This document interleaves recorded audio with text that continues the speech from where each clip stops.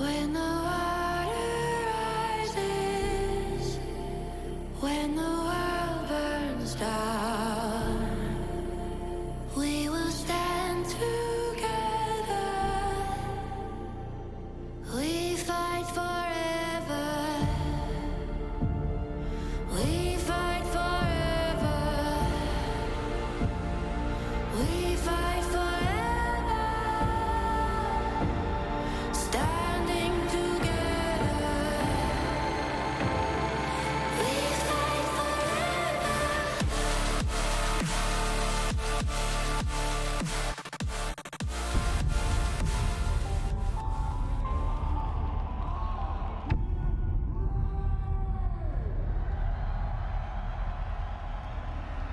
When it comes to sniping, few players come close to being as deadly with the AWP as the Slovak magician known as Guardian.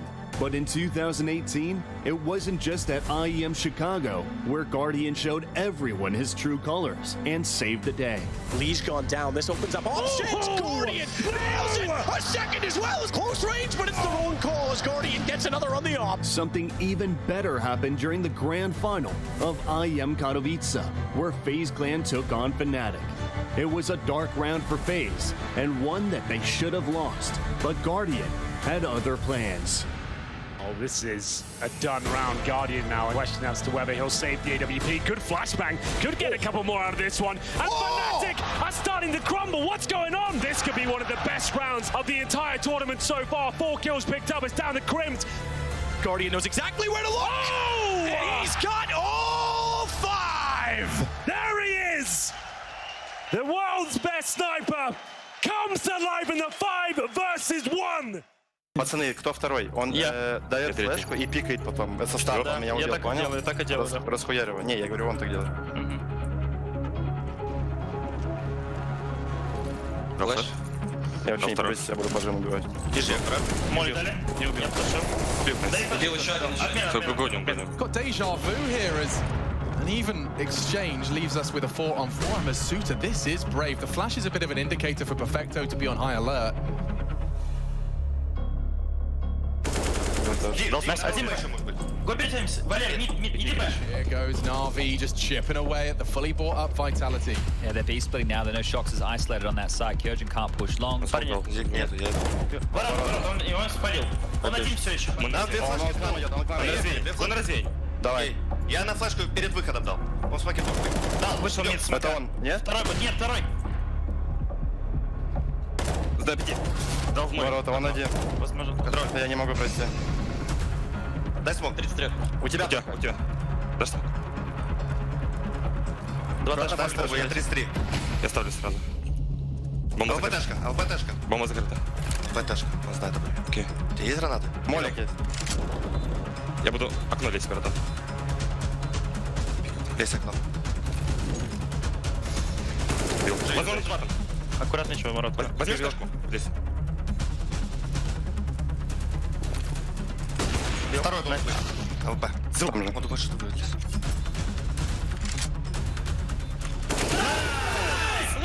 Умница. Умничка, Валера.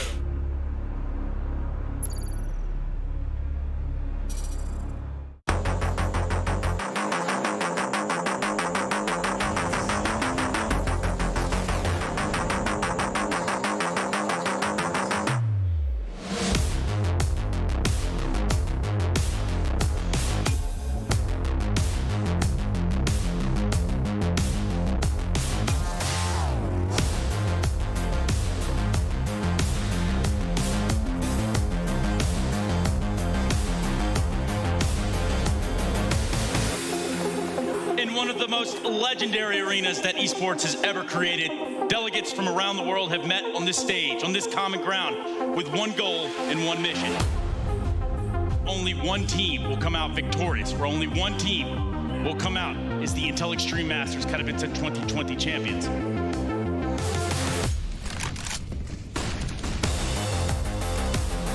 JW gonna go for more and he's got it.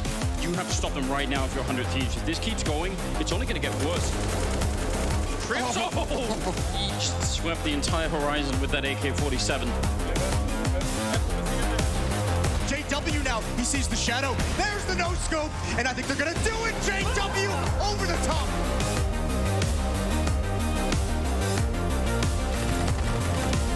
Russia low on health, JKS. He's got the creek. He needs a bullet. There's a headshot to take him down. Nice triple for JKS. This should not be a winnable round for him. He's so low already. JKS on the other side. One bullet will... Oh! No way! 19 to 16 trims. A godlike clutch. This one is going to deliver. Let's get into the action. Na'Vi starting on the T side here. Manages to get away, but Simple actually catching a bullet in the meantime. Electronics farming frags. Just Perfecto and Simple. He needs a multi-kill. First found. Twist aggressing. They have to double peek. He's getting a shot. He's hitting another one. Simple. No, Simple. That's unbelievable.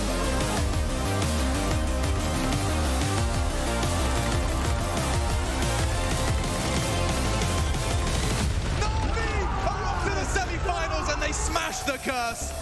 Na'Vi have had the best player in the world for some time now, but they haven't had a team that he can believe, and that has definitely changed. This is their biggest test so far. Australis are waiting.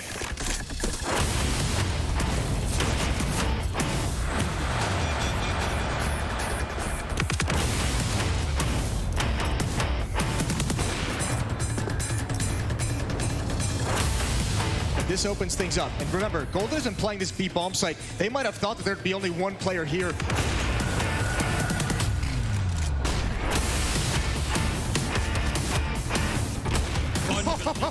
And it just continues. Coming. Oh no! How many does he have him even around? We saw him win one against Liquid versus 4. He's only got to find one and he's done it again.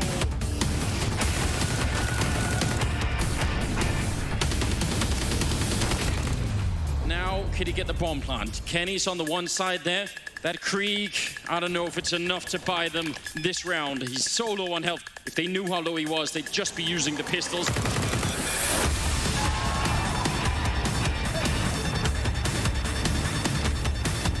Until they didn't check the corner, and a big double spray coming through on the Krieg. He turns 180.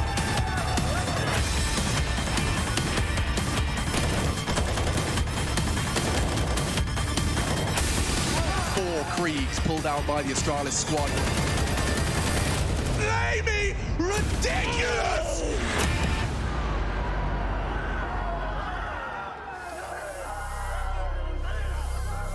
Welcome to the Intel Extreme Masters 2020 Katowice Grand Finals. It's time to see the two teams still standing tear each other apart for the first ESL Pro Tour Masters Championship. Na'Vi has never won an IEM Katowice. Simple has never won an IEM Katowice. Today, they take that stage to change that fact.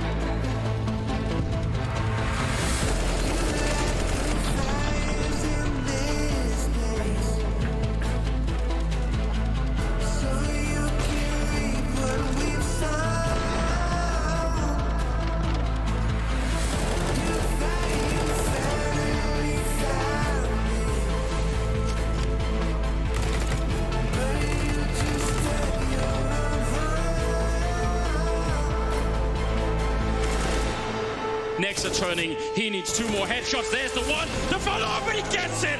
A great triple here for the captain of G2. Will buy them a 9th round.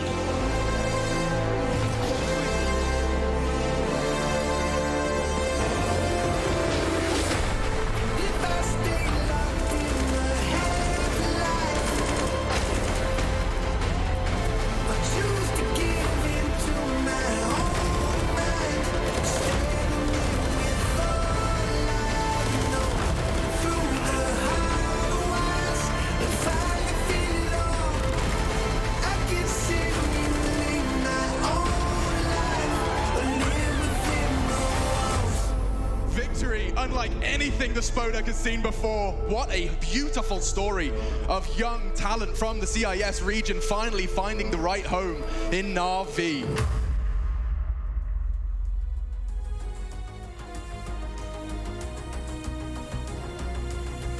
Intel Extreme Masters Katowice is brought to you by Intel.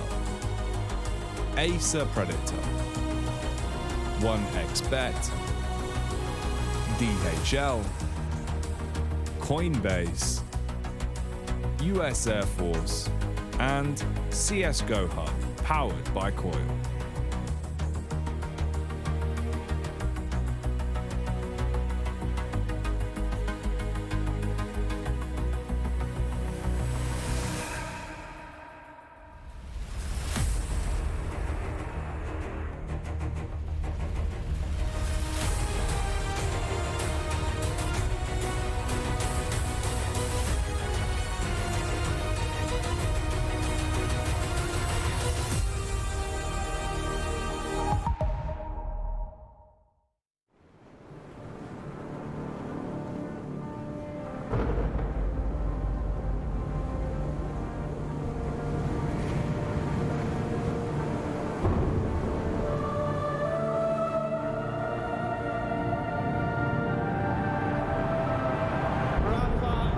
Making history. Absolutely phenomenal. And Ace is the champion of the Intel Extreme Masters World Finals. Storm's still not quite done. MC is going to take this fight, though. 3 seconds left.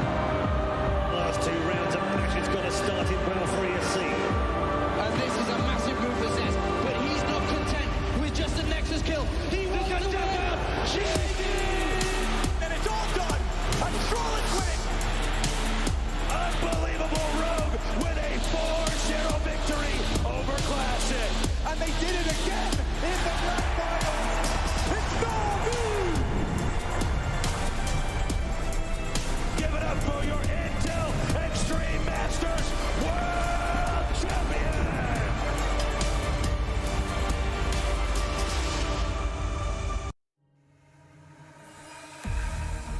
Well, history, lineage, legacy, all forged from the incredible performances by the select few who have, in fact, hoisted an IEM trophy. The best of the best was here, competing on the stage, while the best of the rest watched onward from home because they couldn't quite make it that far. And that's what's going to separate the winners from the losers today in FaZe Clan versus G2, a grand final matchup, a best of 5 for the Intel Extreme Masters Katowice 2022 title. And we welcome you back. An action-packed day and a tournament already filled with twists and turns and surprises. Everything you could have possibly wanted, from players subbing in and filling in for lineups to teams getting knocked out that you would have never seen happened to in a million light years. Now, we're going to go ahead and crown a champion between the two teams, G2 and FaZe. Of course, joining me on the desk will be that of Maniac and Kassad, both with plenty of history in their own pocket and plenty to bring to the table on the desk today. Yes, indeed. Yes, indeed. Final day, Sunday Counter-Strike, the best type of Sunday we can have. It's been a long road. It's been a long tournament, a long event, lots of games. But we finally have our finalists, G2, FaZe, Brussels Shuffles. Actually, it worked out. It worked out all great in the finals today, and I'm ready. Yeah, a bit of a different trip for both of these teams. I think, though, they look pretty chill. Like both of the teams coming in, right? They're coming in with a lot of confidence, with a lot of poise. There really isn't that much pressure on either of these teams to win. And that's why I think this is going to be an amazing final, right? They both played their best Counter-Strike yesterday so far in the tournament. FaZe, of course, as they're used to in this tournament, didn't even know until like a couple of hours ago if they could get Rain back or not. He's not playing, like they will keep using JKS. But yeah, I think it's just going to be a fireworks of a game. They both seem to be reaching that flow state just as about we're going to start the grand final. And surely when we look at the brackets, they're going to tell the story that is them knocking out one of the main contenders for the title in yesterday. And we're talking about Na'Vi being one of those that has been a while since they haven't hoisted a trophy. G2 come out over the top of them, net themselves that grand final. And then there's Heroic as well. I guess individual heroics, perhaps. What do we praise there? It's a little bit hard because of the way they lost against FaZe Clan. They fell a little bit flat. I think everyone was expecting more from Heroic, at least on the individual standpoint. We thought they would be able to bring their A game, and it hasn't been the case. They were outclassed, they were surpassed individually, both tactically as well. Kerrigan was in Caden's head from the get-go. Yeah, and sure, they lost all 4 pistols and whatnot, but actually Heroic in the group stages were one of the were the best team playing their opponent's map picks. They were getting off to like great starts there, so they fell completely flat. Yeah, falling completely flat. It's not the ideal thing to do here in Katowice, in a city that is storied within history books itself for esports. It's one thing to come in as a champion and a defender of the crown within the arena, and it's another to go out. And all of us need to show example on this tournament for whole world. We need to stay together as a unit with our fans, with our friends, with everyone who's gonna watch this tournament. And we all need to stay humans first. So thank you everyone who came. I hope you will enjoy this tournament. Powerful stuff there from Simple, of course, for Na'Vi, and some of the things that they've dealt with coming into this, you couldn't even begin to comprehend or understand. And, well, for us, keeping our eye on the Counter-Strike would lead us right back into some of the performances we've seen. Overall, we could talk about Na'Vi, what they bring to the table, Maniac, and what is it? Yeah, you're absolutely correct. Listen, we cannot disregard the context, but let's focus on the Counter-Strike. Simple kept on doing what Simple was doing. I think the rest of the team was a little bit a step behind. We talk about the electronic, we talk about the bit. It wasn't the greatest Na'Vi, but how could it be any different? I think in all due fairness, they gave a fight, they came on the stage, they fought with their hardest, and they were outclassed by G2 in that best of 3. Yeah, and no one could have obviously accounted for m0NESY and all the things that he does outside or inside the server. Whatever it is, it doesn't quite matter. We're talking about a collects rush segment here, where in which you two have been pitted against one another. Am I understanding this correct? Yeah, I don't know why they always do that. They always want us to fight, Janko, for some reason. They want to break us up, Maniac. I know, they're trying. Our relationship is too strong for that. We stand together in this collects segments, indeed. Yeah, that we do. So, since you guys are the newest commentator pair on the block, take it away, Maniac. Let's go. Listen, when it comes to my team, I didn't exactly have a lot of success with the players that I have. I have Simple, I have Electronic, I have Kisera, I have Zaiwu, but I have Nico. And in Nico, I believe, Janko. Problem is, you also have him. Of course I have Nico. You have to have him in the form that he is in. Simple is there, Zaiwu is there. Listen, Maniac, in this, I don't care about building a team. I'm just going for firepower and players that are feeling it. At the moment, Hunter had a great game yesterday as well. That's why I have him on the team. Not looking good for you, my dude. Not looking good for you. Hey, by the way, we're playing Train. I think it's Train. That's pretty cool. Too early, man. This was my pocket pick, right? And you weren't going to expect this. Smokes flying left and right. Okay, listen, I have Zaiwu in Pop Dog. He's in a prime position right now. Rob's trying to... No, he's going to be fine. He's going to be fine. Look at this. He's going to get the drop on Rob's right now. Zaiwu, what are you doing? That's your timing. He didn't take it. Bomb planted. If only he could hear. Oh, if only he could hear me. He is the king of the clutch, though. Not this time. I'm out. Oh, man. This is the first time I won. Let's go. Well, cue the confetti, cue the fireworks, and you know what, Maniac... We have some left over from Pro League? Yeah, no, I think you left it here last time we were here. Have a trophy for him? No trophy for him, but I will just ask, you know, Janko, you are the winner. So what's the winner's interview say? I think, you know, the boys did great today. We followed the game plan. We played our A game. They didn't really show up today. And, yeah, I'm going to take this bad boy home. Yeah, unfortunate there. Commiserations. For us, we continue to talk about some bad boys. In fact, they're situated in the Spodek, ready to get this party started. We're looking for, and maybe even have found, Moses and Sadakis. Spodek, make some noise for these commentators. Yes, thank you so much, Trace. It's fantastic to be back here in the Spodek for a grand final, a best of 5. And I'll tell you right now, the last time I commentated a best of 5, FaZe Clan in the Spodek, it was 7.5 hours of Counter-Strike, and Fnatic took them down. FaZe failures is one of the focuses we have to put our attention to in this series. They have a chance today. If they win an IEM title, it would put them second on the list behind only Astralis as the most winning team in IEM history. But a loss means they would be the most losing team in IEM Grand Finals histories. And this stage, they have never won on, and they've lost twice. Yeah, and then you go over to the G2 side, it's a very similar story as well. This would be their 3rd Grand Finals loss on an IEM stage as well. Very tough to overcome, but even if you look at an individual level for Nico, for an individual player, he took a lot of those IEM losses when he was on FaZe, but he's got 5 losses overall in IEM. This would be really rough, and this was the team that G2 put together to kind of reverse those fortunes, to get these organizations moving in the right direction. FaZe as well. All these roster changes have been made to perform on the biggest stages and lift the trophies here in Katowice. Yes, and obviously JKS is obviously still in for Rain. He's not going to be sticking around the whole time, but we've got this game coming up. Best of 5, G2 and FaZe to crown our IEM champion.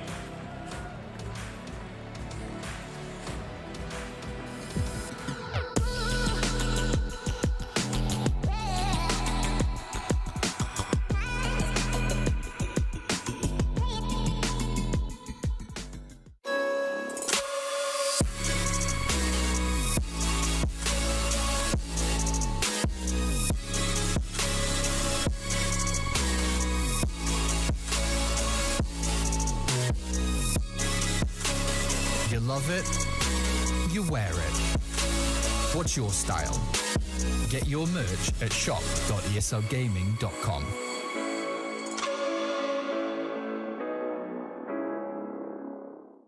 Choose nades, choose a smoke, choose a flashbang.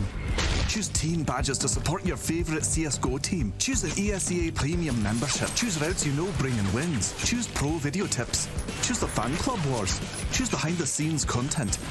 Choose good grades. Choose guns you know you can shoot right. Choose bingo. Choose the equipment you know is going to get your team the win thanks to heat maps. Choose the CSGO Hub Premium, the complete package to help you and your squad achieve all your CSGO goals. Guys, what's this meta that's developed over the last, let's say, 5-6 years or so on Steam profiles with regards to anime profile pictures? I think that's a question for you. Well, I think it looks nice, and it's also the tilt factor. Whenever you die to an enemy with an anime picture, you always start flaming them. Wait, so, Nico, do you have an anime profile picture? Yes. Wow, all right, who is it? Which character? Usually it's Monkey D. Luffy from One Piece. That's my favorite character. Are you even an anime fan, or is it just a random reference? I am a fan. I watch a little bit. Why did you pick Luffy? Because he's my favorite character of all time, for sure. And Hooksy, what do you think of that? You're not into the anime profile No, I'm in the group that gets tilted when I die to anime pictures all the time. I feel like it buffs the aim or something, I don't know.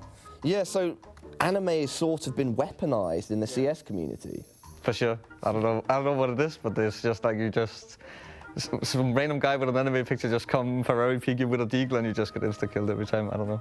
So, in that sense, are you happy that you've got an anime warrior on your team? Yeah, I think we have to. It's an advantage almost. I think we have multiple anime warriors actually. Should fun as well. Yeah, maybe I should try it actually because it's always the hard hitters that have that. So. You see this, right? You know this, right? I see it. You know it.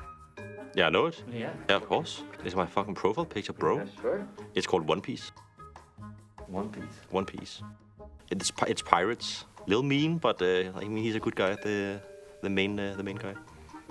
I just think there was one of the. I read the book when I was younger. Not the book. There's a lot of books, but I read a lot of it when I was younger, and I just think that when you have that like an avatar with like something anime, you just automatically play better in pucks.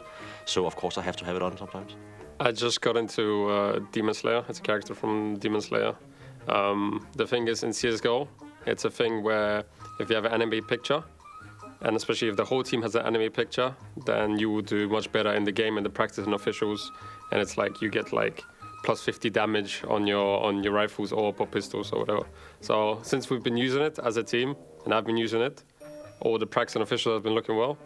So I'll continue using the picture.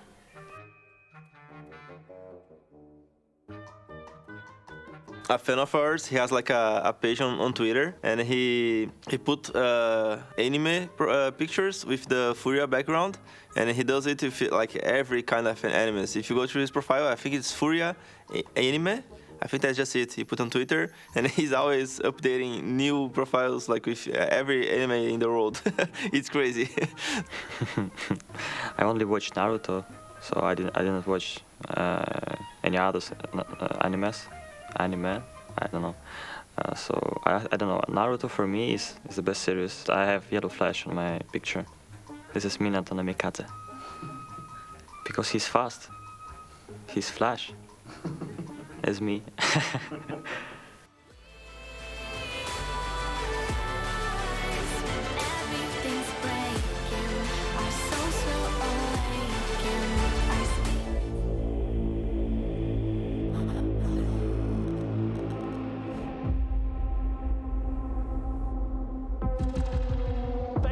At the palm of their hand.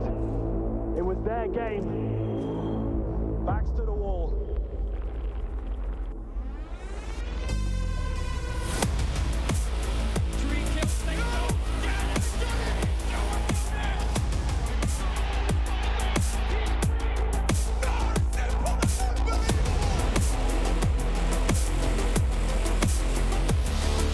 That is one of the most impressive clutches you will ever see. Welcome to the big stage!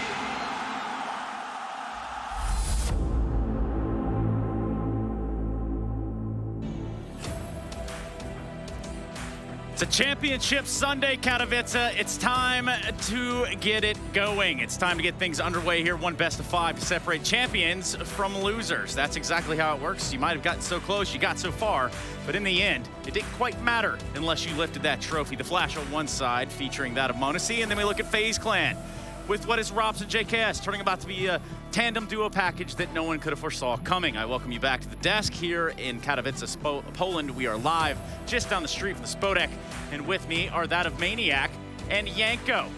Allegiances on both sides of the coin here, perhaps. Yanko, thoughts? Yeah, definitely, you know, former team versus some of the friends that I have in the scene. I think it's going to be great. Just for the viewers, really, the fact that the individuals are on point, right, and they're in form. 4 out of the 5 FaZe players are in the top 20 highest rated for this tournament. G2 has 3 of their own, Nico, Hunter, and Monacy. So, yeah, I think we're in for a big one. Yeah, it's actually quite incredible. Just think about it. Both these rosters have gone through some crazy stuff recently. Obviously, Monacy and Alexi being brought into G2, then Carrion had to play shuffle cards with his roster, and still, they're in the grand final. What about this whole theory of you have to be ready with a team, you need 6 months to be ready? These two lineups are actually in the grand final of Katowice, almost only based on pure individual and brilliance from the IGL. Which is a scary concept when you think about some of these individuals, Yanko. There's a lot of firepower. We say firepower a lot, but there is a ton of it within just the players in the server right now. Yeah, and we saw that yesterday. I mean, in both games, really, against Heroic, FaZe getting off to a good start, just not doing anything too fancy or flashy. It's just like standard default style, getting the opening kills time and time again, putting the pressure on Heroic. And, you know, when you're up 7-1, the game does become much easier to call, to play. Your players have all the confidence, right? It's a completely different ball game. Yeah, also, there's something to be said about these individuals being able to play in front of the audience and showing their best Counter-Strike. And that, to me, is always going to be one of the key features when it comes to a team.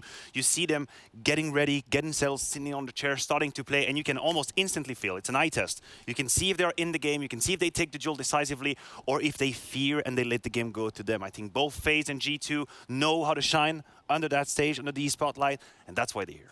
And where there's thunder, there's probably lightning. Probably flashes as well. Believe it or not, we have that right here with Monacy. That's right. He's in the server, and he's proven that he can do it here on LAN, and he's going to be a big contributing factor. He's been unbelievable. I mean, the 45 kills on the first map on the stage, right? Like, basically carrying the team. You know, Nico wasn't really showing up in that game, but Monacy did, and you know, just that 1v3 against Navi. I mean, the sheer speed of that. Like, the kid is, you know, I'll let you take over here, Maniac. Look, this round right here, that's the clutch that completely blew my mind away. Oh, no, that's the actual 45 drop against VP. I was waiting for the Kenny S quote. That's why I threw it to you. I mean, I'll be out there and I'll be talking about Kenny S and Monacy for as long as I can be. He's obviously the fastest sniper I have ever seen. And I know exactly the words I'm using right now. But what truly is fascinating and brilliant about this player is that we all knew he was talented. We all knew he had mechanical skill. That was not a question. But the fact that he's able to deliver in some of these high-pressure situations, in these clutches, to be able to put Nico on his back to carry him through the playoffs of Katowice, that to me is the mind-blowing thing. I mean, of course, don't get me wrong. Whenever I see Monacy play right now, I just look at the top of the score so I can see if he got him or not, because I cannot see the frag. And it's actually, to me, it's the mechanic of the recovery. After he hits the shot and he's back with it. It's like a quarter speed. It still looks kind of fast. It is still rather crazy. Some might even say that Monacy might just be a freak of nature when it comes to the AWP. But for us, he's also going to be one of our Colex players to watch.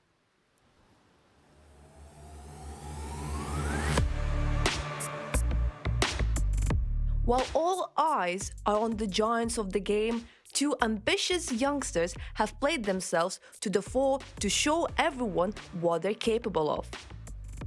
Before the playoffs, Monacy has never felt the energy of the crowd, but seems born for the arena. 40 kills on his first map on stage gives a taste of what we can expect from him.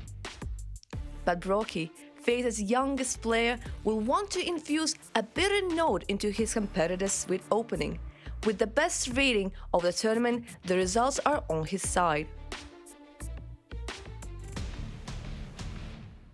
As remarkable as Monacy's lightning-fast frags are, to match Brocky's stats, he's going to have to step it up a notch. Who will become the dominant AWPer in the grand final of Katowice 2022? Well, we are just about to find out. That much I can tell you for sure. Now, Maniac, just to revisit that one point about Kenny S. Prime Kenny S or Monacy currently, who's faster, and will you sign your name to that? Honestly, it's faster. Honestly, is faster. But look, there's a man obviously mentioned in this video, Brokey, that I want to talk about. I think we need to talk a bit about Brokey because he's almost an unsung hero. Dude, he is at the top of the stats right now. He's the highest rated player of the event, 136th, slightly above Nico. He's having an MVP performance.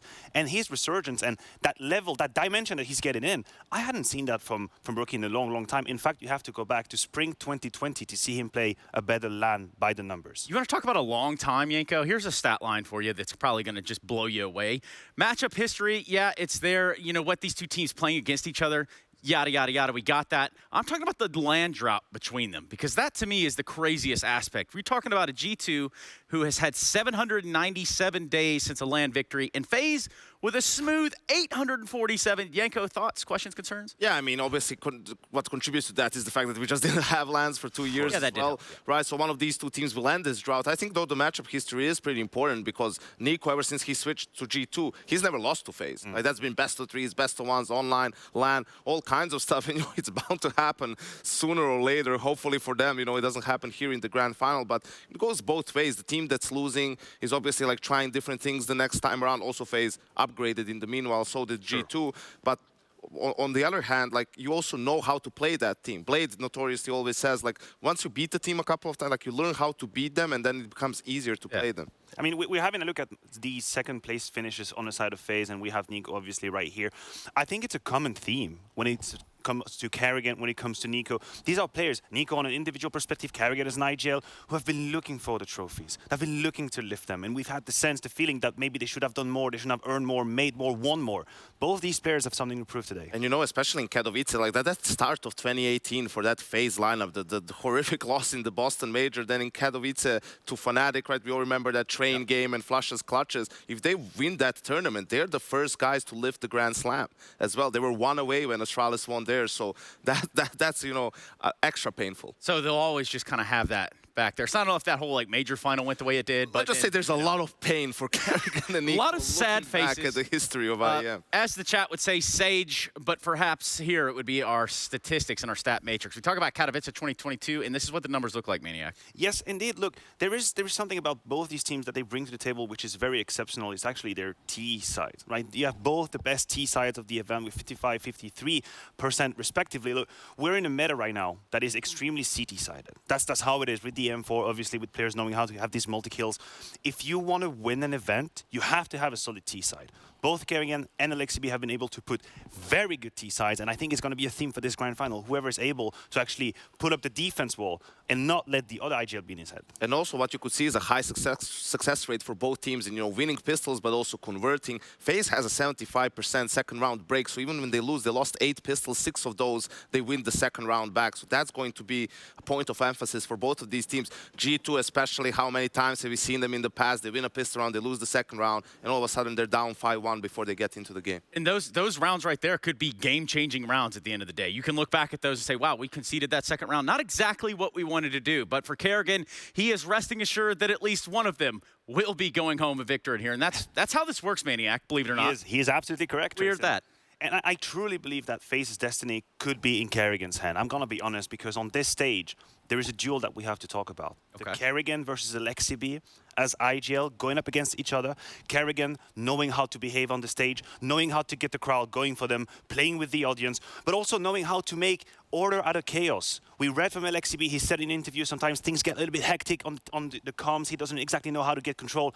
Karrigan knows how to do that. Karrigan has more experience as an IGL, and the mental warfare between these two is going to be fascinating to follow. And also seeing here Nico and Karrigan head-to-head, that's going to happen on the map as well a little bit, right? Like, especially we're going to see Inferno there. That's going to be the battle in Banana. Both of those guys, when they're on the T side, they like to kind of push as much as they can with those peaks, try to like bait out utility, try to apply pressure. And we saw from FaZe just, you know, rolling over Heroic yesterday based off of that, like just getting opening kills kind of. And that's the name of the game for FaZe.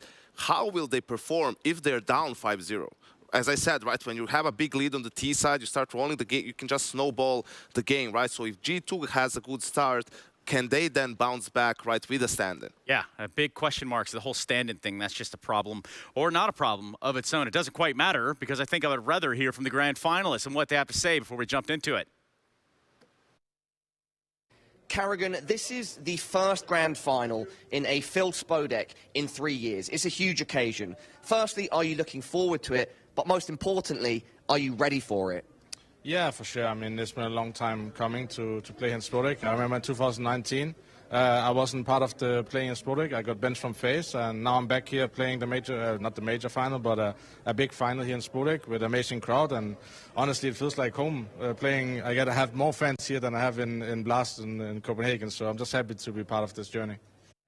Yeah, we're definitely looking forward to it. As you said, it's been 3 years since we didn't play here in front of the crowd. So it's always nice to be back in such arena. Here, crowd is special, the event is special. It means a lot to everyone. I have lost 2 finals here, so I really don't want to lose a third one. I mean, same goes for the FaZe guys. Some of them, you know, they also lost 2 finals while we were together. But yeah, I guess the better team will win, and I think we are ready. I think we showed a pretty good result yesterday against Navi. I think if we keep up the performance from yesterday, I think we will do very good today. Manesi has been performing well beyond his years. How will he impact these grand finals? I think he will do good. I think he will just do as good as he did the last 2 games, because I feel like for him every game was the grand final, because it's the first time in the arena in front of the crowd, you know. So I think for him, like, every game is just the grand final, you know.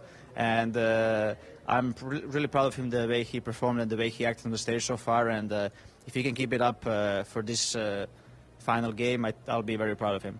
Brokey has been performing well beyond his years. How will he impact these finals?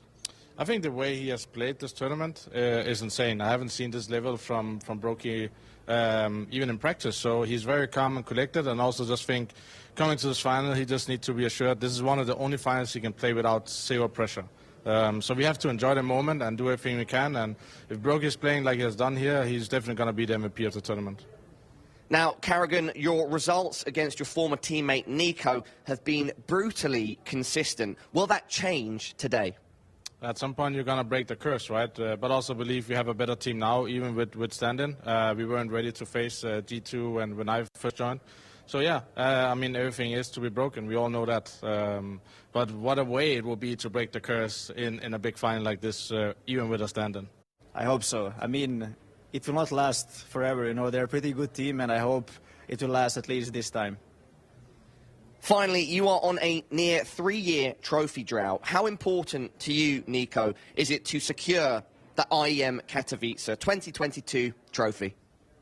It's super important. As I said, it's one of the biggest events. It's one of the most prestigious events. It's like after the major, you have Katowice and Cologne, you know, that you always want to win. And yeah, it's always special to play here. My parents are always coming here to support me as well, and I also lost 2 times while they were here, so I wouldn't like to let them down the 3rd time as well.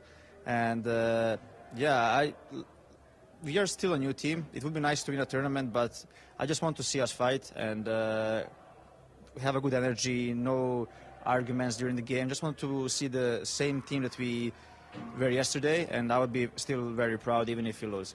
I will be big, and I think Robs told me when we played the first game on the stage, last time he played on the stage, he won.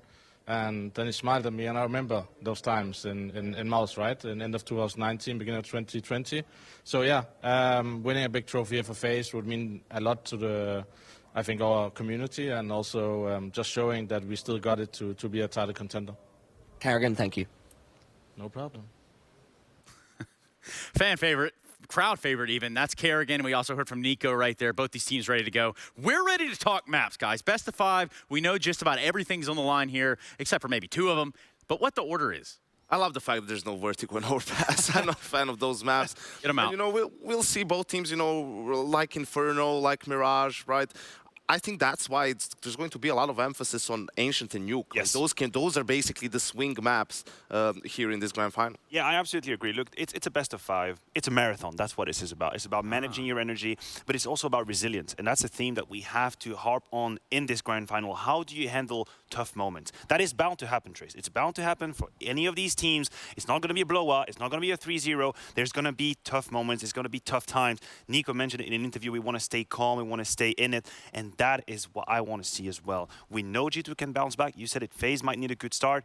What does this team can offer if things go south? Yeah, what is there on the table? Well, I don't know. You better pull your plate up and get ready and get adjusted, because the time for the grand finals is now.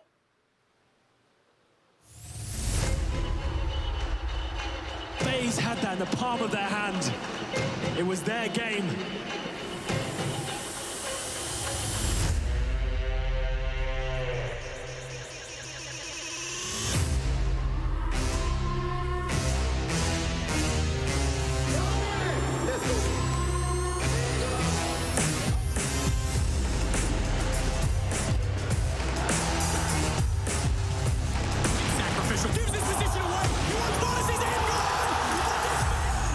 Thing is, of course, great winning Navi in Spodek in front of the fans, in front of the crowd. It's amazing.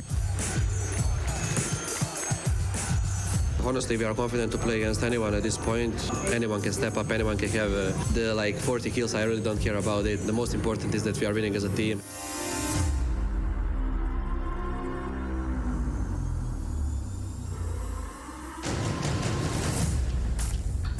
The situation we have been in the last 14 days, coming here, beating Gambit 2-0 in the quarterfinal, and now Heroic 2-0. What can I say? I'm really proud. The way that the Brokey is clutching, and if he's not clutching, we have Robs ready to clutch. They drop onto him. There's the first. And Robs, it's another. You know, Munesis versus Brokey, that's an AWP duel. The best two AWPers at this tournament playing against each other. Brokey, this isn't even a clutch, but he's doing it all alone. Being in the final and bringing FaZe back to where they belong and lifting a trophy for FaZe once again, that would be so amazing. This is definitely one of the biggest one in the world.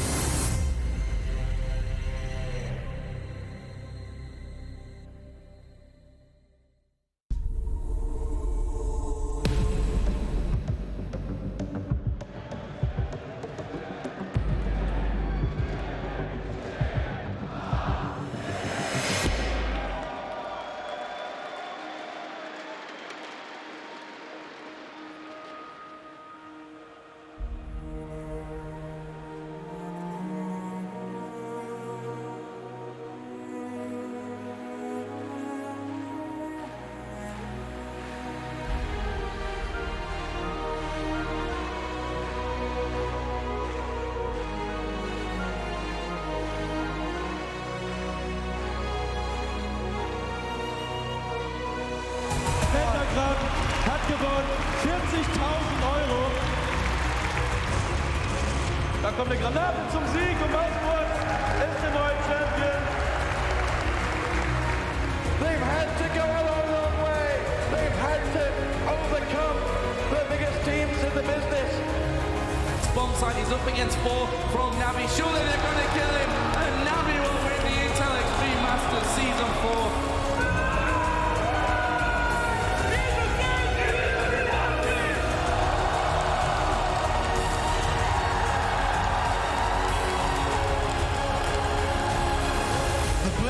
Here, they all know that this stadium makes legends.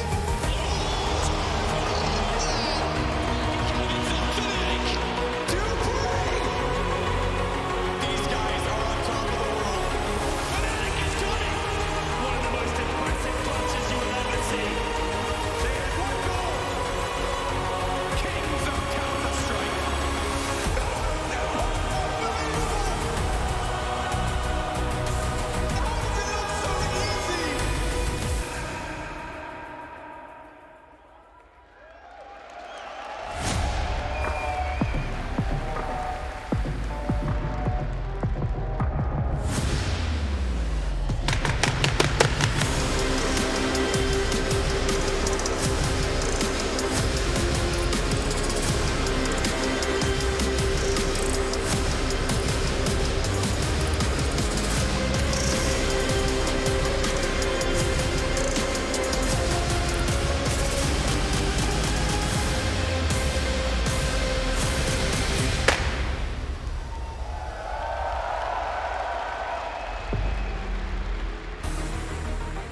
Oh, Katowice!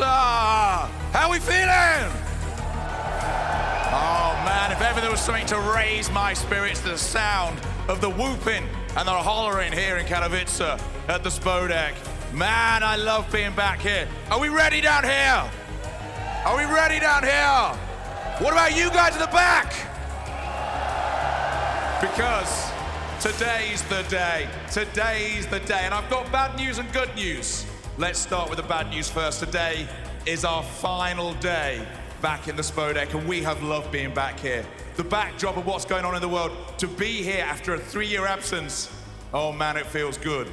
The good news, if today's the final day, who's ready for a grand final? And what a grand final it's going to be as well. 2 teams that have curses. They've not won here. Players who want to win here. And if we're going to win, we need a trophy. The trophy stand is bare. Let's bring out that trophy. With the trophy, he is the Mayor of Katowice. It's Marcin Krupa.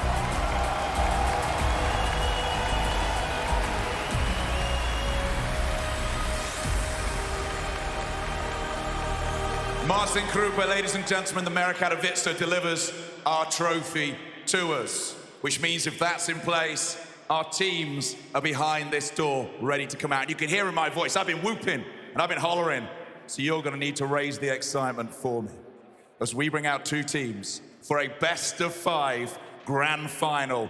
2 teams that have never won here, 2 players leading them who have never won here. The stats of how many times they've lost, they've tasted disappointment on this stage, in this building, at the Intel Extreme Masters in Katowice. Today, that changes.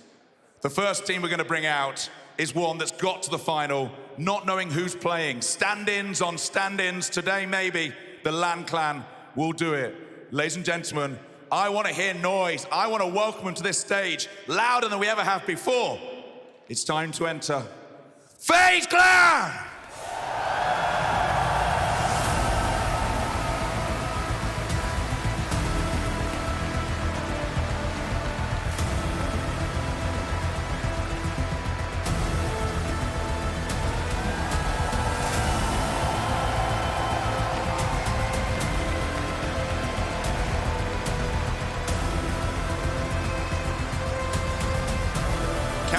Wearing the hats. He's got the scarf. They're still without rain, but this is the lineup that's got them to the final. Can it get them one step further? We're about to find out as the noise rings around this bear pit. Let's bring out the team they are playing against. They have never won here. They have a player who's never won here. Everything he's done in his career to this point, he's been so successful, but today, he wants this trophy, backed up by the quickest player we've ever seen. Ladies and gentlemen, please welcome G2!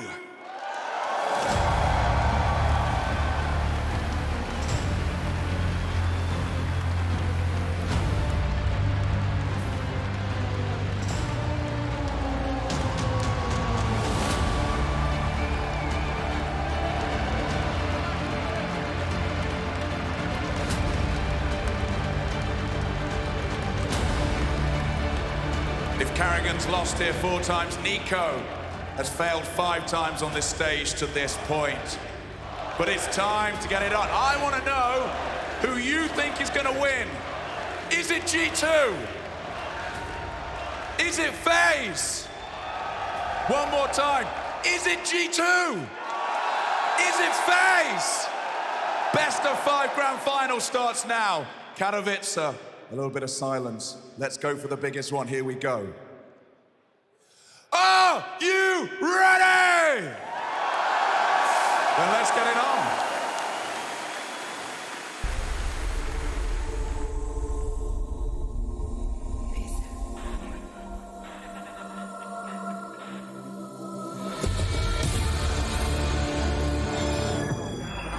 claim he's gone down and out. Just perfecto and simple. He needs a multi-kill. First found. Twist aggressing. They have to double peek. He's getting his shot. He's hitting another one. Simple. Simple. That's unbelievable.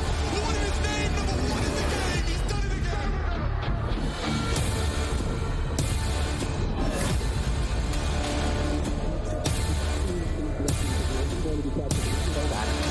Blast off. Works though. Limited vision, limited weapons. Doesn't even matter, dude. Oh, the fourth as well. How sick is this round for him? And he's looking for the eighth.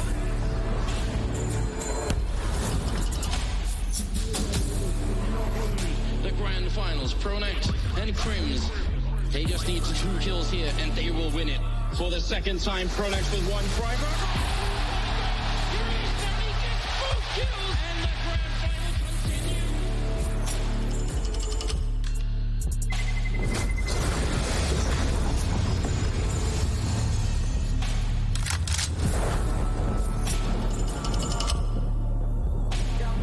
What a big kill. And he's got the C set out, goes for more, takes the pre. He's ready with the off. He's got the swing. Oh my god. Takes down Device. He's going to get gutted and Harrigan. Really good here, Virtus Pro. That is massive. Stacks. He's walking around and just walking in a stack from the land. Oh, look at Frank. He waited. From forward. Okay, tags up. 1. He's gonna get... Oh, I'm starting to believe as well, Henry, because he's got to take it from... Stop blowing my mind!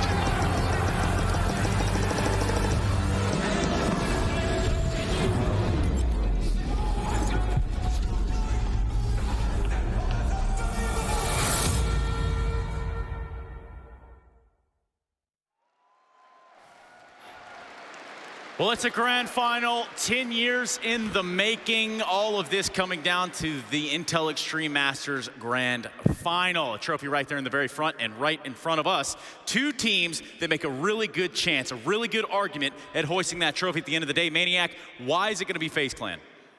Because they have so many playmakers. That has to be the angle you attack when it comes to FaZe. If you ask me, do they have players that can step up on that stage? Hell yes. Absolutely they can. Every single one of these individuals we have on our screen has displayed brilliance at times. Brokey with the most clutches, JKS with the entries, Carrigan with the leads, of course. They all can provide. They all can step up, and that's what they need to do. So, Yanko, opposite side of the coin. G2, a team with Amanek standing behind them and Carlos out in the crowd. They do not want to disappoint those two. What happens? What happens, Trace, is that FaZe is not playing against an online team for the first time in the arena, right? I think G2 is a completely different beast than the opponents they faced so far. They're going to put up a lot more resistance than Heroic and Gambit did, and that's where they're going to get truly tested. FaZe wasn't tested yet in the playoffs at all. Well, G2, despite 2-0ing Navi, that was a close game. They had to beat VP 2-1, right? And I feel like, you know, all these players live for these moments. We said that we just haven't had a lot of arena tournaments in the past 3 years, and they're all going to just soak in. And I think we're going to see some elite level Counter-Strike. Yeah, it's really beautiful, Trace. These are the moments that you live for. These are the moments that you practice for. You train for so many hours, on endless, because you want to be on the stage. Because you want to play your grand final. Because there's no better place to be than in Katowice, Poland on this stage right now, Yanko. I'm looking at it and I'm seeing 2 very qualified teams that are up for grabs here. Who's going to be coming home feeling and looking the best? Who's going to be changing the tide of our landscape after the outset of this event? This is really a coin flip type of a game, right? Like, I think both teams, their individuals are playing extremely well. They've shown some good Counter-Strike too. Like, it's going to come down to the usual, right? Who makes less mistakes in those crucial rounds, in some of the after plans, which player is going to step up and kind of lift their team up. I think also they're going to be playing for the teammates that can't be there. You know, Rain has to sit this one back in the hotel room, and Extas as well. The guy finally makes playoffs. He didn't make playoffs in Katowice with Vitality, and then he can't be in the arena with his team. You know, I'm sure they're going to try their best and kind of bring the trophy home for the teammates as well. I don't think we quite comprehend how crazy that is, what FaZe had to go through, and the fact that they actually are sitting right here in the grand final. From the play-in to roster shuffles to headshots on the stage, they are ready. Yeah, they are ready, and I would imagine that you're ready as well. Spodek, Katowice, Zerupce, Hawas! Oh, yeah, that's right. It's time to get into a grand final. It's a best of 5. It's FaZe taking on G2 for the Intel Extreme Masters title. And we're ready to kick it off right now with Sadakist and Moses. Thank you, Trace. 10 years of history in Katowice. On this stage, there is not a single major winner. 2 teams that have been all X's, but today one will finally get to check this tournament off. Inferno, Mirage, Dust 2, Ancient, and Nuke. And I have a feeling we will need all 5 of those maps. Strap yourself in and get ready. It could be a long but incredible battle in Counter-Strike nights. Yeah, that'd be a beautiful thing, establishing history all throughout the afternoon, the evening, everything. FaZe and G2, Pistorana is live, and G2's gonna kick it off. Monacy, Nico towards the top of Banana. They're gonna encounter some trouble. Monacy with the dualies. We love that. He turns a little bit late. Nico's got his back. He's got the opening kill. An area where G2 excelled yesterday. And there it is. Alexi B comes in for a double as well. They're all chiming in early. And G2 looks to be securing the pistol. And that's the aspect of G2 yesterday. It was all chiming in. Not just early, but throughout the entire matchups. At one point, Na'Vi was down, I think, 10-2 and had more multi-kill rounds by individuals because G2 was so successful at getting trades, at playing efficiently, and this time it's down to just Rops and Brokey. G2 played one of the best Infernos we've seen this whole tournament yesterday in the semifinals, so it's very, very bold for FaZe to be picking into it on the opening map. 2 versus 5, and nobody from G2 is really even touched. Nico just shrugging off the 11 damage he took earlier. Those dualies, they've been involved in the action, but they haven't found success. They do now, and Nico takes down Rops. On point for G2 to start the series. And once again, Monacy comes out with a kill in the opening round, which is good again, but I don't think stage fright's a factor anymore for him. No, it's been the wild thing coming into this. We usually give the young players a little bit of a pass their first stage game in front of the big crowd. We usually, go a little bit soft on him, and he's just stepped up to in such a massive faction. There's no reason to even have that discussion. He's been an absolute phenom, and we know we're gonna see some fun out of him today. And Nico has been loving it, sitting next to him on the stage as well. Round number 2. Now, FaZe is so dangerous in these rounds. After losing the pistol, they actually win these second rounds more than they lose them. So G2's got to be on top of their game.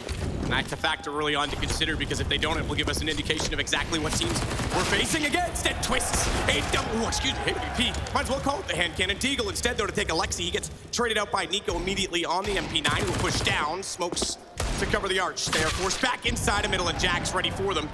As Monacy waiting as well in the crossfire. Player above, one below, they'll swing it out, and not this time, not for FaZe. They will not get away with that incredible statistic that has won them and gotten them so much success in this event. Good teamwork from Jax and Monacy there after the initial kill from Jax, boosted up on top of the roof. They both slide out to maintain the vertical stack to make it difficult for FaZe, and that's in the second round.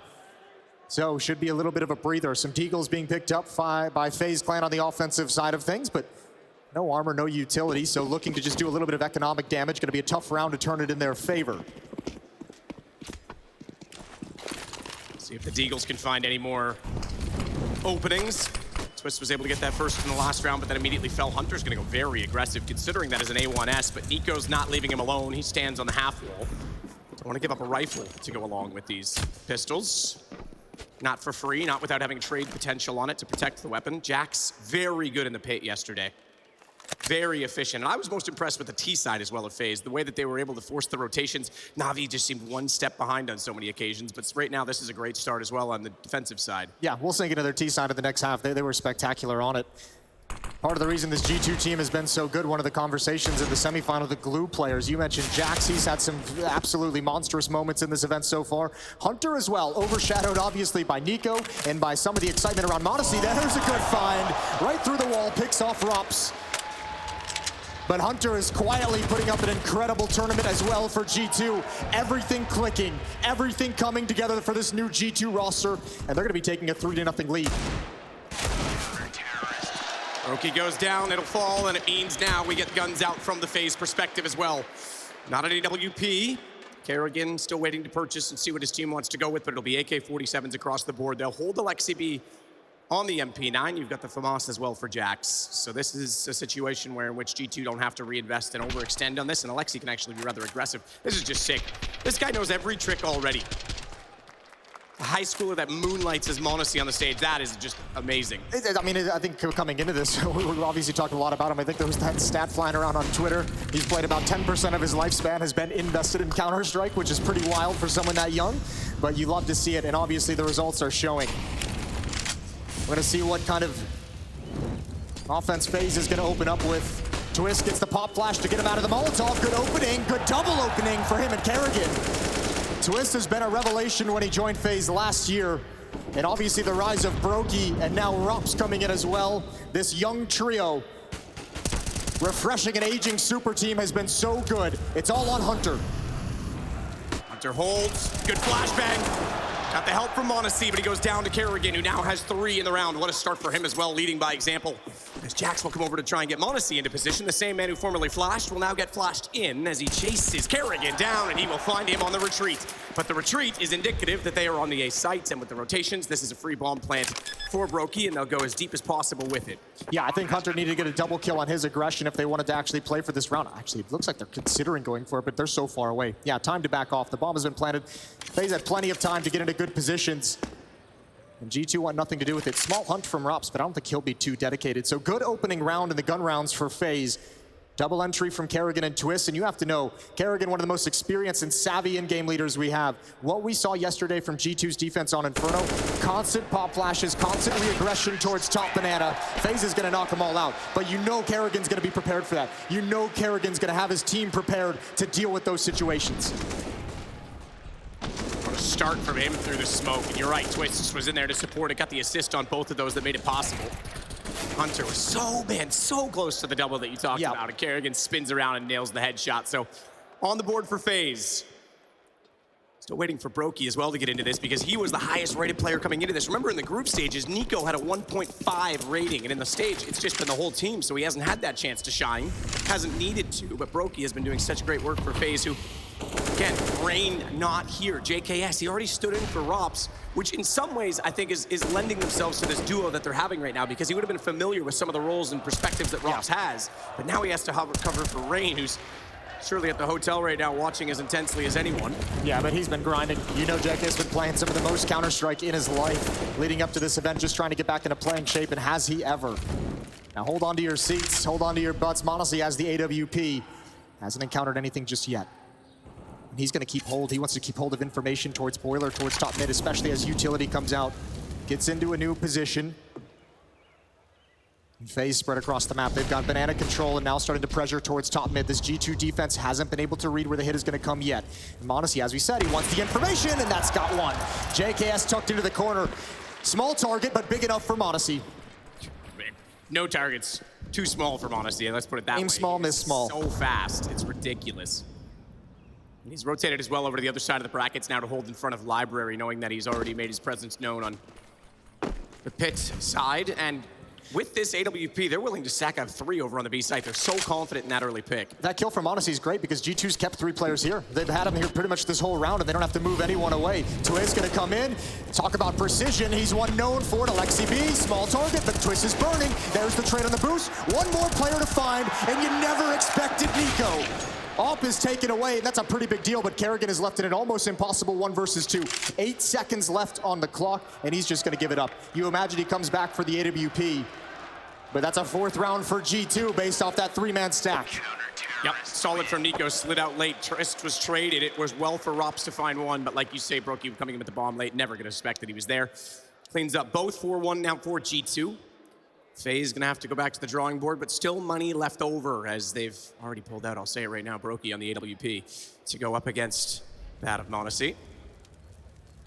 Well, m0NESY's not gonna have one this round. That's at least maybe the one positive that FaZe can take away from the round, is that Kerrigan was able to cut him off in CT spawn and take that weapon away. So now we get to see Brokey, and as you mentioned, candidate for MVP of the entirety of IEM Katowice. A great performance here in the grand finals would all but secure it. Twist, flash through the smoke, and he's found Alexi again. Good opening provided for FaZe Clan. Able to slide away as well. Nico doesn't try and spray him down through the half wall. He wants to see if there's a gap in the smoke instead. He gets it clean, walks right out, and Twist never saw it coming. Nico gets it back, and now they have Banana to play with. Brokey has to get away because he was sitting in the open far too easily to be picked off by that AK-47 as well. Yeah, lucky that grenade went towards tree. Nico even sticking on top of the car, peering over the smoke, has the information, a deep smoke as well. That brings Hunter over, shores up the defense at the A-bomb site. He'll be blocked off by smoke. And here comes the attack, Rops. Just a quick peek and falls away. Jax missed his chance, but there's the push. There's the star factor. Nico getting aggressive, taking matters into his his own hands, and G2 cleaning things up at A. Still looking strong on Inferno. Nico with 3 in the round, and they lost the opening pick. He pulls that all back, and he sits on 8. He and m0NESY leading the way. m0NESY as well. Hasn't even found much on the AWP aside from the 1 kill toward the brackets. Influential kill nonetheless, because it forces them to rotate off. He's just going about business with every weapon right now. A little bit of a breather round for G2. Deagles back to pistols. They'll know they have a huge economic advantage. Can't fully sleep at the wheel against the Deagles, but they won't be encountering a whole lot of flashes or smokes from the attacking side. So a round that G2 is expecting and hoping they can build up some bank. They know they're going to need it for later. Still very early on. Plenty of chances for FaZe to recover this half. Just down 4.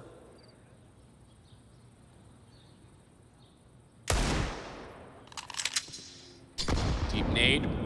Kerrigan forced back off of that. Does have armor, so he would take not as much damage as potentially JKS or Brokey would in that situation, as well as Twist for that matter, but still trying to get a lucky shot toward the barrel's position. Twist's there with him now, could also start spamming. They've actually pushed up, knowing that they're back toward the stairs, and Alexi B is going to work his MP9 into play. He might even get flashed. He has back down. I expected one to come over, but Nico's not going to give him one.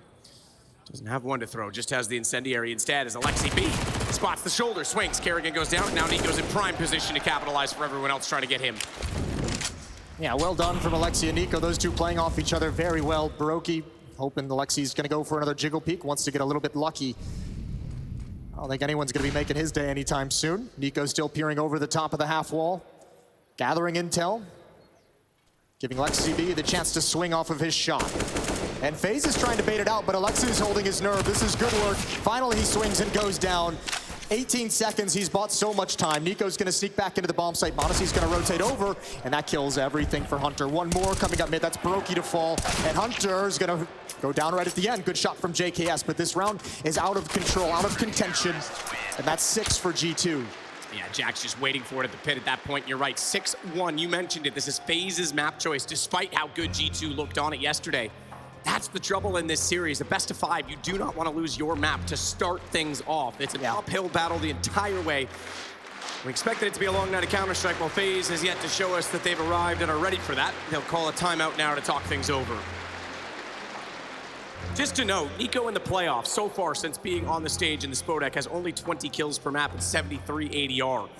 Far less than what we're used to seeing for Nico, but so far in this game leads the way, so maybe he's going to take the finals under his wing and go with it. He's another one of those players that has the unfortunate task of always being measured up to just inconceivable standards, but he set them himself.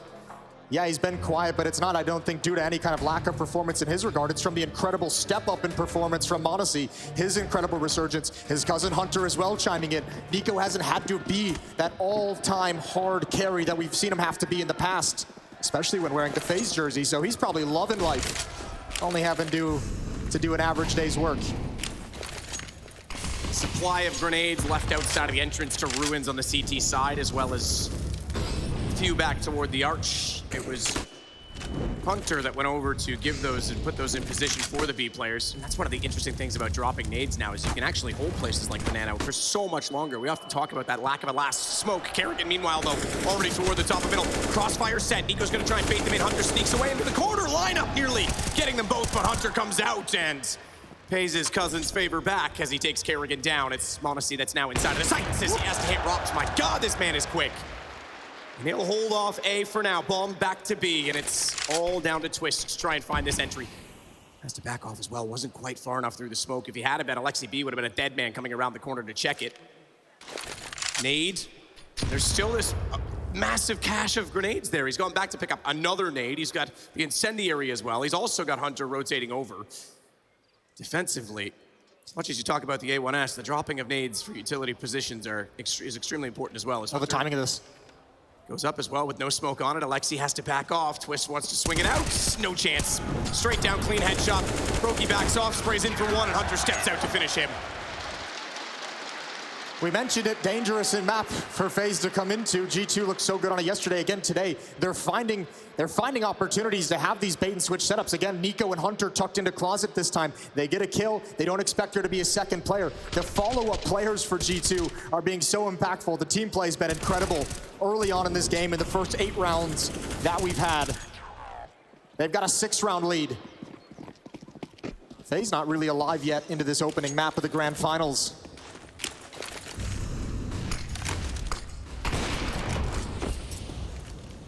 m0NESY down toward the bottom of the stairs. Twist hears that shot, and it's warning enough not to peek back around the corner. Nico as well with the smoke just behind him. Preemptively fires again, and that will now be covered off. The position no longer available as Twist instead will look for a Molotov to clear position to try and get something back on the map, but so many smokes down, it's not going to do anything. In fact, it just extinguishes itself around the corner. They have gotten toward top middle, however. Rotations have already gone back the other way, though. Jax, again, from the pit. Finally, they'll rain down on top of him. As the nades land, Rop's able to get m0NESY as well, but they haven't found Hunter in the corner, and this is a problem because the rotations from B. Alexi down toward top middle. Hunter getting the last but one to find as Alexi B comes in, and Twist is a dead man as well. Hunter's got 8 HP. If he doesn't nail that headshot, he goes down, and then maybe they can get a plan. Who knows what happens from there. Still a huge advantage it would have been for G2, but they hold on just barely. That round had an element of danger to it. FaZe knocking on the door, back with AK-47s in hand, still looking for their second round. G2 recovered the first gun round loss so quickly. It's been 5 rounds straight for this defense. And now it's time, again, we talked about the experience of Kerrigan, one of the all-time great in-game leaders. A lot of pressure is gonna be on his shoulders to find a solution to these problems. Against his former teammate in Nico as well, who they shared the stage together here, having lost to both Fnatic and Astralis. They lost to Cloud9 in the mid push. Final. This is a huge push. You're absolutely right. Hunter down toward the bench can cover off the entire position at alt middle right now, including that where Rops is going. If he sneaks into the apartments, it's not going to be clean. Hunter's going to go instead, though. So that's revealed. He's low, and he will fall, but does further damage on a Kerrigan as well, finding a dink. That's massive. Yeah, that's cool. That's calculated as well. That's just, you're sending him on a mission that he's not coming back from, and Hunter's able to find one, plenty of information, the extra damage. And think about the confidence it takes in the young Alper to make that stroll down mid, allowing him to cover you with the AWP. G2 start to dig into that defensive playbook. Again, they're going to leave Alexi B alone just for the moment at the B bomb site. Nico now just shuffling back. Rops trying to distract, trying to give an image that the A bomb site is going to be the final plan. Utility used over towards B to stall things out just a little bit longer. Nades, well timed, nearly gets Kerrigan in his completion as he goes down to 13, but a good shot. JKS finds Nico, forces Alexi B back, but not before getting a kill in return, and a clever smoke will cover his transition between both Nubox and the pillar. Transition is the name of the game for FaZe, though. 27 seconds, they were on the horse. They're going back through middle. No smoke for m0NESY. Rotated, and you're absolutely right. m0NESY is ready, and he's never gonna miss that shot. Rops around the corner, immediately gets taken down by the flash. Jax holds off on the pit, and m0NESY's rotated. Speaking of the flash, though, he's flashed off the angle, but back he comes, and down goes Kerrigan.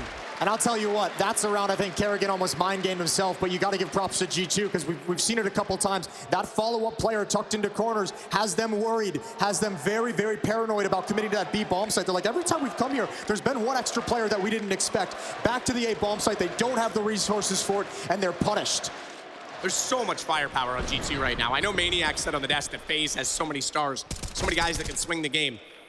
Not when you have an Opera that's this fast, that's rotating this well, considering the age, the inexperience. You've got Nico finally going off on the stage as well. That's just another component that's so hard to deal with. Jax playing, in my opinion, the tournament of his life. Hunter's really been incredible in his performances and improvement over the last while. And look, Alexi B is no stranger to this. Another man who's been in a final on this stage and not won it, with Ents, obviously a major final in that case. And he would like to go the next step and take the trophy. Having an Opera of this caliber is something that the G2 team has always been missing, and it was one of the biggest problems they identified last year, so you got to give props to the organization for going out and making sure they can get that young phenom into the team, and boy, is he delivering. 8-round lead now for G2, and it doesn't look like they're going to slow down at all. I don't really have a lot to talk about for FaZe so far because I haven't seen anything positive. It's giving me a feeling they can actually overcome and break through this defense, but they got to keep trying. A bit of a scuffed by. Galil on Rops, AK-47 on Kerrigan. He was going for some entries. Got to imagine he might pass that over to someone like Twist or JKS, but Not quite yet. A little bit of utility in the hands of FaZe as well to work with. Certainly something that they've talked about on the FaZe lineup.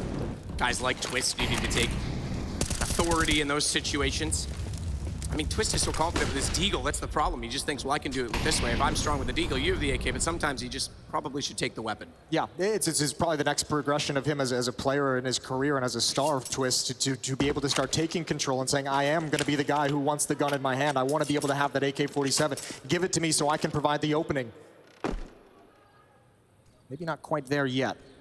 Alexi looking for information, jumping over the half wall. Flashbangs come out. They want to pressure. They want to take it. Alexi's going to get blinded. Molotov to cover his retreat if he wants it. They're going to put it out. They're coming through. Alexi, he goes down. A little bit of damage, but Nico's here. Nico's still in play. Water position is tough, though. He knows the flashes are going to come through, so he's staring at the wall. They're going to walk toward him, not spot him up, jumping and spraying. He's going to find two because JKS wasn't on his feet. Hunter comes in and dies in the same position that his cousin did. Twist at range, at distance, will take down m0NESY, finally missing. And it might give FaZe their second round as the ball in play at 24 seconds. They'll go back to default because he knows that Rops is holding off for Banana, but that's exactly where Jax is coming from. It's going to be tough.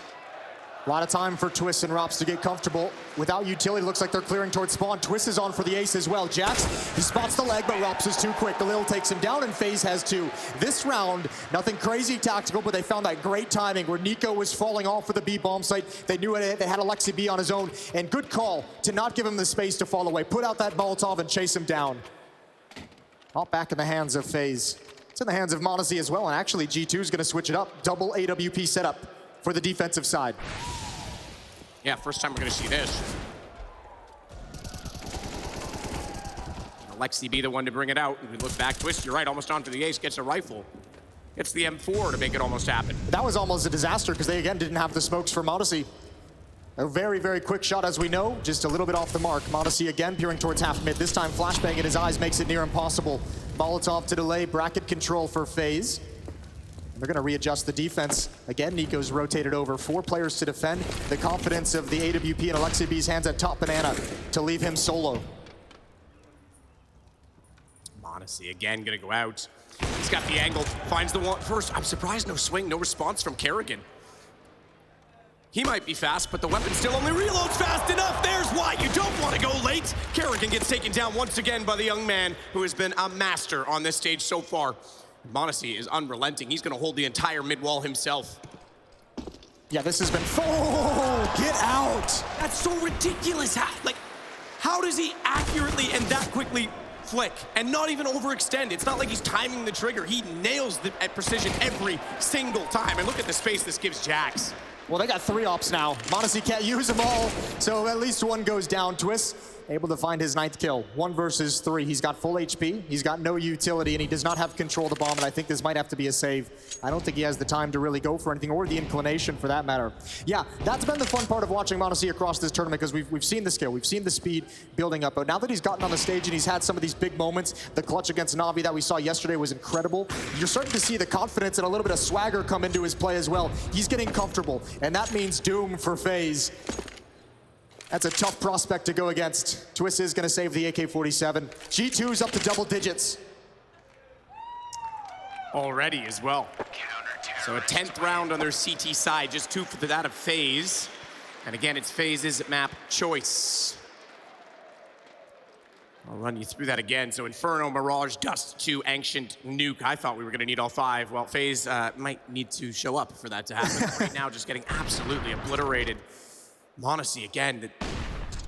This on Kerrigan's fast enough, but the one on Rops is even more impressive. This is incredible. This one right here, that's pretty wild. Nice shot. Rops, no slouch himself. Pretty quick also. Hunter, looks like he wants to push mid one more time. He's got the cover of the AWP, but this time he's going to chill at bench. He knows it's a full buy. He's got to be careful. Flashbang comes out. Twist is there. Able to shut him down quickly. Nico finds the equalizer in response, avenges his cousin, and we're in a 4-on-4 scenario. Just to note as well, the rounds that were won by FaZe, Kerrigan got a 3K in the first, and the second round they won required Twists getting a 4K. So it's been individual performances. The team game has not been there. No, but this is what has made G2 so scary after we saw yesterday. That's what kind of had me a little bit worried for this grand finals, is tactically G2 looked so on point. And that was the piece of the puzzle coming into this event I was worried about. I was like, yeah, of course we know they've got the skill. I don't know if they're ready with a new coach, with a new in-game leader, but it's looking great. Jax delivering a double kill. Doesn't even need to be up top anymore. Robs, he's got to be put into action, but it doesn't matter. And there's m0NESY to clean it up. The A defense holds strong yet again. They don't miss. G2 is not missing. The one time they did, Twist takes down m0NESY and they get the round. Other than that, everything has been perfect for them. Opening duels, by the way, Twist is 4-0, and yet they still can't get things done, even in those rounds. I mean, there's been a number of times we saw Banana. I think it was round 2, he starts off with the Deagle, he gets the opener. Yeah. Round 5, he gets the opener against Nico, who pushes back down to get a 3-kill. They're getting all the positions back, G2.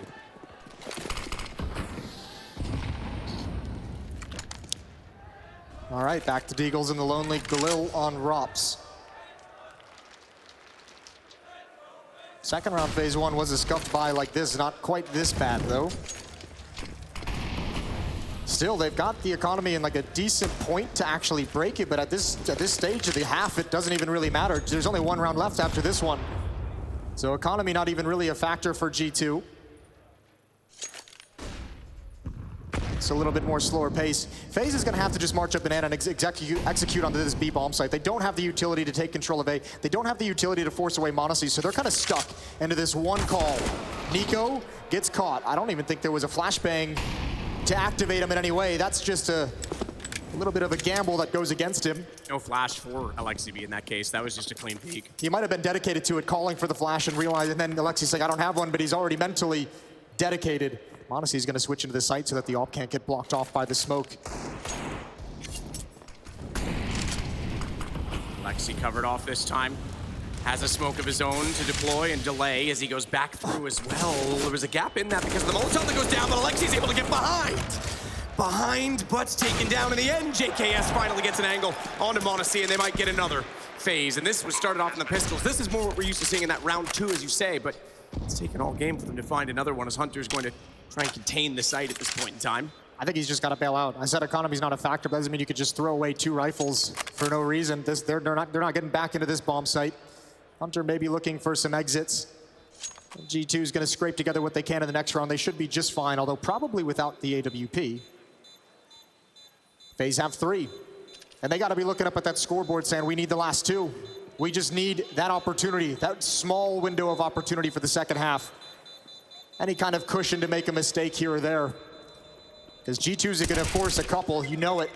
Hunter finds Kerrigan on the exit. Again, quietly Hunter, 15 kills. Yeah, that's kind of impressive that he's at 15. Leading the way. When all the conversation on m0NESY's shots, Nico, the multi-kills from Jax as well. Hunter again is just quietly top of the scoreboard.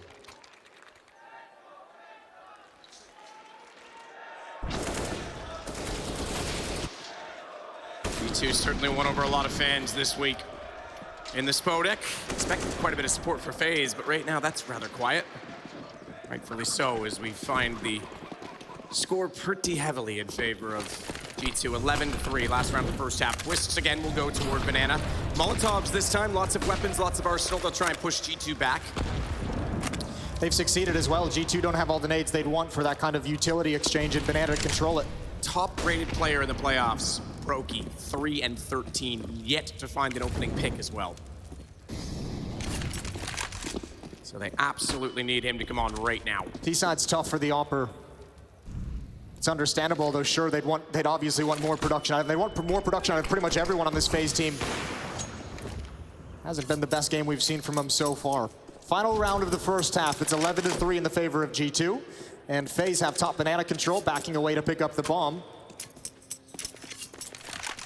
And I think, I mean, if you look at the rounds of success they've had towards this B bomb, so you can understand why they're coming back to it again. This is where they've had all their success in this first half.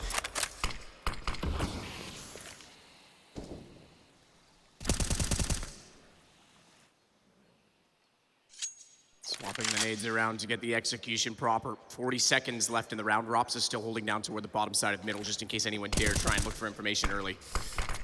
m0NESY's already on the rotation as well. m0NESY's already towards CT at this point. He's smoked off in that position, so he won't be able to get a clean shot when they cross, as Nico gets in behind. Nubox has Alexibi still at the pillar. He pops out late. His teammate already deceased, but he determined to try and shut down the take on his own. No AWP this time for Monacy as he sprays it. Brocky's above, and Twist knows exactly what that means. He swings out to take him down and keeps Brocky alive, and that means now he can set up and hold as Jax falls. We might get a 4th round for FaZe before this is over. Hunter, we said he was quiet about business, that he was leading the way with 15. Well, now he's going to have to be loud. All attention on him this time. We can't possibly miss frags as he has to find 3 to close back the round. He'll find Brokey to start it off. Picks up the kid as well. Give him cover to cross. Tough position to clear. Here comes Hunter. Doesn't look left. Twist up top. He's got the headshot. Twist closes out the half. FaZe have got the final 2. They've given themselves a chance. But what a task they have ahead of them. Down 7 at half. We'll see how it goes when we return from the break.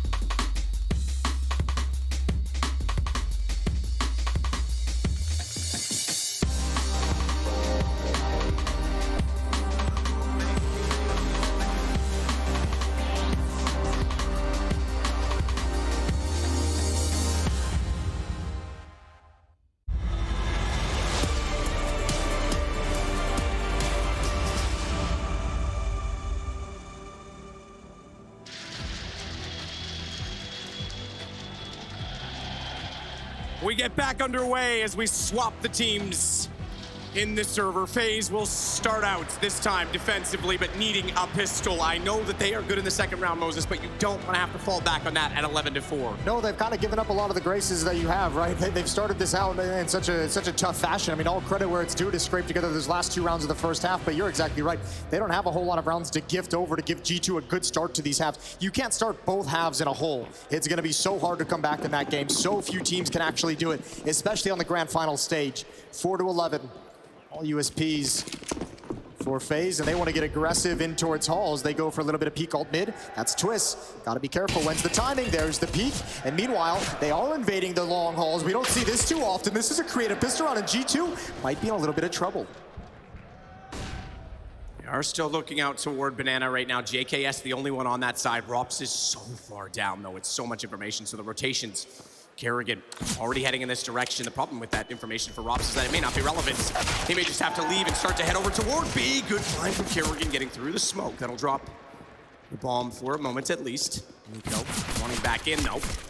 Kerrigan finds Hunter. That was a nice shot toward the back of the site because Nico has to pump it back out. Look at the HP on Twist and Brokey. They're in red. This is going to be so difficult. They don't have to plant the bomb for the moment. Jax is looking for the flank. Oh, what a shot. Now you get the bomb planted. There's Brokey again. HP don't matter if you hit him in the head. It's all on Nico. Nico's nightmares in Katowice, trying to take those back right now. Never neglect him in these situations. He finds Brokey. That's one of the 2 low HP players. As you say, Twist. Defuse, it's stuck. You're right, they stuck it the whole time. Twist was defusing. They let the high HP player fight. Nico didn't hear it. And Twist will even take him down after the round for good measure, 11-5. Yeah, I think Nico might have heard it, but he didn't want to swing quite yet. He didn't want to take the fight. He knew he was swinging that 1v2. He's trying to call the bluff, trying to get them off it one more time and hope they're going to peek into his crosshair. That's a tough pistol round for FaZe to win. A great recovery, because Hunter snuck in right beneath the gaze of JKS. They're very fortunate, FaZe, to come back in that round to even begin with. 5-11. FaZe not done yet. But neither is G2. Hero AK on Nico, although they do have the SMG on Hunter, upgraded pistols as well, plenty of utility. A dangerous second round for FaZe to encounter.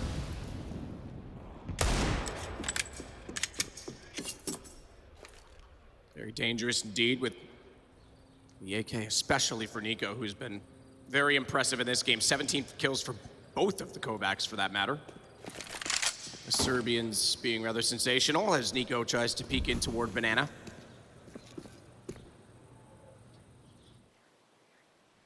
Slow and steady. Minute and 11 on the clock. Bomb waits at the bottom of middle.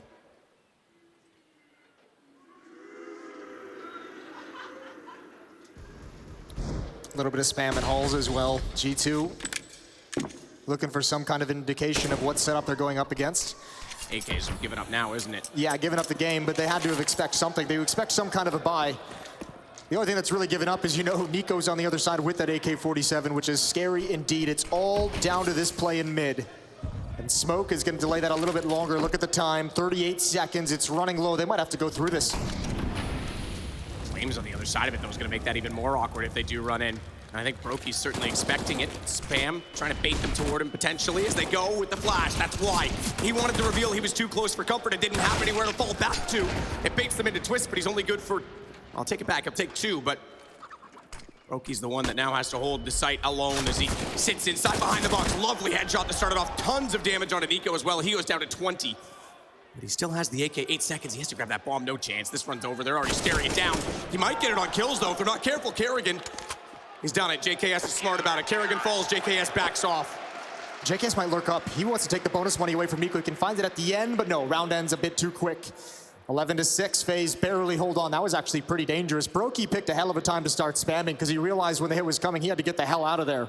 At least took some attention away with him, but he wasn't involved in the fight until a little bit later.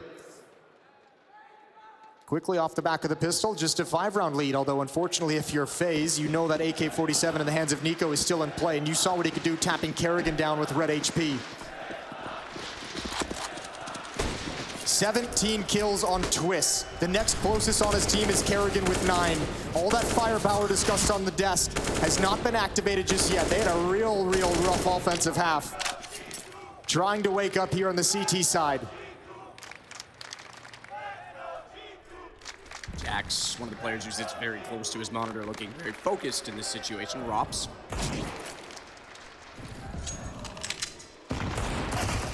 Swings out, Jax goes down. Man who arrived late to this event, but certainly making his presence known now that he is here. And what a mix internationally we have on the stage right now as well. When you consider, Jason, you go back to 2015 when CSGO was starting to get massively popular. It was very much national rosters. All regional, all by country. And now, yeah, you've got an Estonian, a Latvian, 2 Serbians, a Canadian. Not that I'm biased in any way there. Of course not. And a Dane. JKS from Australia. I mean, this is the most international stage you could arguably say we've ever had in a grand final, as this round, just Nico to worry about on the AK-47 is already down to 57, and they've lost a man Look, anytime Nico has an AK-47, the round's still in play. 30 seconds, it's gonna be tough to boost up. Hunter's given that away. He's found the information of that boost. Nico spots nothing, and he can't get anything done. Alexi over the top, drops down. JKS has got him with the jumping SMG. And is even gonna upgrade to that AK-47, 11-7. They're clawing back into it.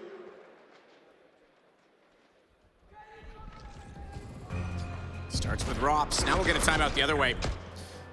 Starting to see a little bit why FaZe would pick this map. CT side looking very strong indeed, but it'll be the first timeout from G2 in this series so far. Again, yesterday, if you want to get into it now, Jason, we certainly can. It was the T side that was incredible from G2, so they're going to be a little bit worried they didn't quite get that start yet. It was the opening kills that they were providing, that they were getting, you know, especially on Boomage towards Banana. They did a great job of overtaking that part of the map, but more than anything, the follow-up on those opening kills was so convincing that Na'Vi couldn't even play for like 2/3 of the rounds in the half. They just had to bail out and save their weapons. So again, if G2 is going to find those opening kills and start getting FaZe moving around the map, start thinning that defense, and with some of the ways we've seen FaZe quietly kind of creeping into this game, they can deliver a pretty early knockout punch if they're going to have success in that aspect. We'll find out. First gun round is underway. Alexi B relegated to the MAC-10 as he's dropped a rifle over to Nico. Alexi B already deep inside of the Banana position. Smoke gonna go deep to mid. And they are pushing again. JKS and Twist toward the apartment. Hunter's about to find this out in a bad way, but Jax already has the cross now. He's perfectly positioned. That was so well done from G2 to take that back. A moment from disaster, and suddenly they pull it around in their favor as Rops has to come back inside of Boiler. He'll get Jax down. Ooh, almost ate that nade. Yeah, wow. Almost perfect timing. Going right at Hunter's position. Him and Jax were heads up looking for exactly that. That's the second time we've seen that Halls push, and now a gamble from FaZe, trying to make it over towards the B bomb site as quick as possible. I don't think G2 realizes it quite yet. This is one of those rounds. They come B, you got a chance at winning. They go A, you just save the weapons. But Nico's here. Now the MAC-10 is going to get activated. Nico, this is a good kind of baiting. This is letting your teammate figure out what you're up against, and Alexi's got the final. Great round from G2. Kerrigan so close. He saw the nades being thrown. He saw them going over top, expecting the smoke. Somebody comes around the corner thinking he's got a free kill. Nico's the one that's holding the angle against him. That's the last person I want to run into with an AK-47. And also, he realized he didn't have the timing to wait for a teammate to flash him into it either. This was the initial hold. The second player following it up, going to trade Jax, but Hunter's still over in Halls. Those two Halls pushes we've seen from FaZe in the pistol, then in this round, they haven't really yielded FaZe a whole lot. Actually, I'll just say nothing. It's a good point. Yeah, because Rops, again, you just touched on it, the pistol was so deep down there. They still managed to win out that round, but it... Not based off the Halls push. Exactly that. It was inconsequential.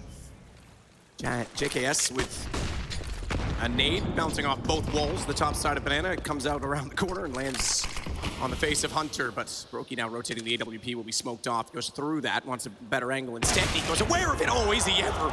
That is so smart to read the smoke and know what you're up against with the AWP on the CT side, and he's not done there. JKS gets removed. And I think the B site is completely open for business right now if you're G2. Yeah, the entire mission here is to get Kerrigan out with that AWP. There was a hero AK-47 for G2 in the second round. FaZe pick up a hero up for Brokey, their star player who's been performing so well, and he just can't handle the shot. Nico takes his head clean off. 13-7. Back to a 6-round lead for G2.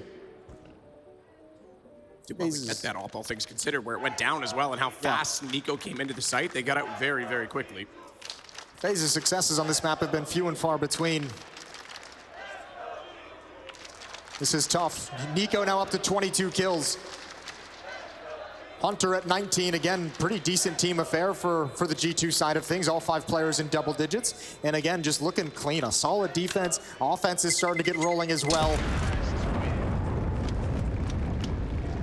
We mentioned those 4 rounds that FaZe was able to eke out in that first half. That's all to just give you a pocket of opportunity, just to be able to kind of cover for one mistake, give you a chance to rebound. They don't have a whole lot more chances. This FaZe defense better get ignited right here, right now. Sick shot from Nico. Just a fraction, a fragment to shoot at. It's all he could see.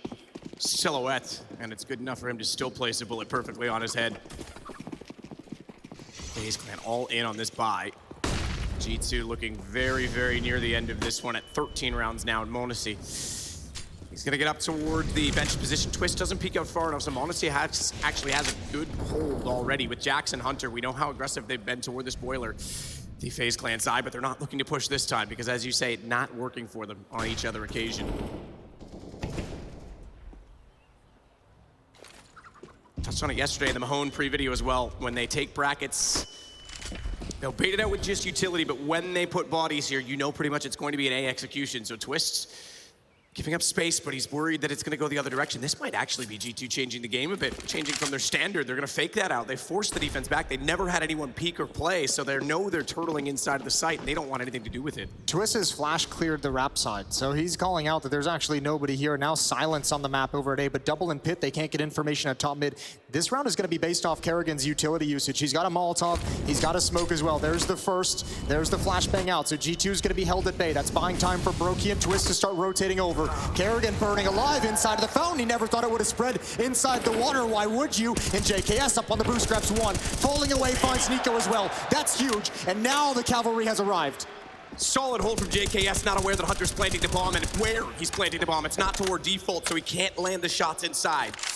Hunter's going to elevate himself as well toward the emo box. His Twist's waiting as well. The rotate needs Rops to clear CT. They didn't have the information toward mid-late, so they are late to arrive. JKS even getting desperate enough to fire through the ruins, the chapel window. Giving up a ton of space on this. Kid in play. Rops the one to hold it. m0NESY out early. Twist will take him, but they're not ready for Jackson. He has the crossfire with Hunter as well. They need to clear both angles. They do it. They spin fast enough. No time. The bomb? No time. Absolutely not. Rops is nowhere nearby, and G2 will take another round. Oh, that's so rough. It just took a little bit too long. A little bit too long. Looking for that mistake. m0NESY gave it to him. m0NESY gave him the mistake, although born by the fact he's so deep into the bomb timer, he was almost probably confused. Oh, it's got to be gutting for FaZe. Successfully finding the kills, but just not going fast enough. This one hurt for Kerrigan. He puts out the Molotov in front. He never knew there was another one coming behind him. Brutal, brutal way to get killed and a brutal way to lose a round. Shoot through your teammate if you have to, but unfortunately it doesn't yield in the round. They were slow getting in, slow to rotate, held up at middle. We saw Rops and Twist. They were so concerned that someone had actually gotten inside of the arch. Yeah, very concerned. You have to be. Twist had good information. He was continually peeking, but one definitely could have slipped by the net. 7-round lead. G2 just 2 rounds away from taking the opening map, starting these grand finals with a 1-0 lead. Then FaZe trying to come up with one final adjustment to get them on the right path, to see if they can take that first step towards a comeback. So 3 to beat to start it off. Twist will be deploying the reserve utility, as we saw G2, and I think everyone in the future are going to be doing. It's become very common.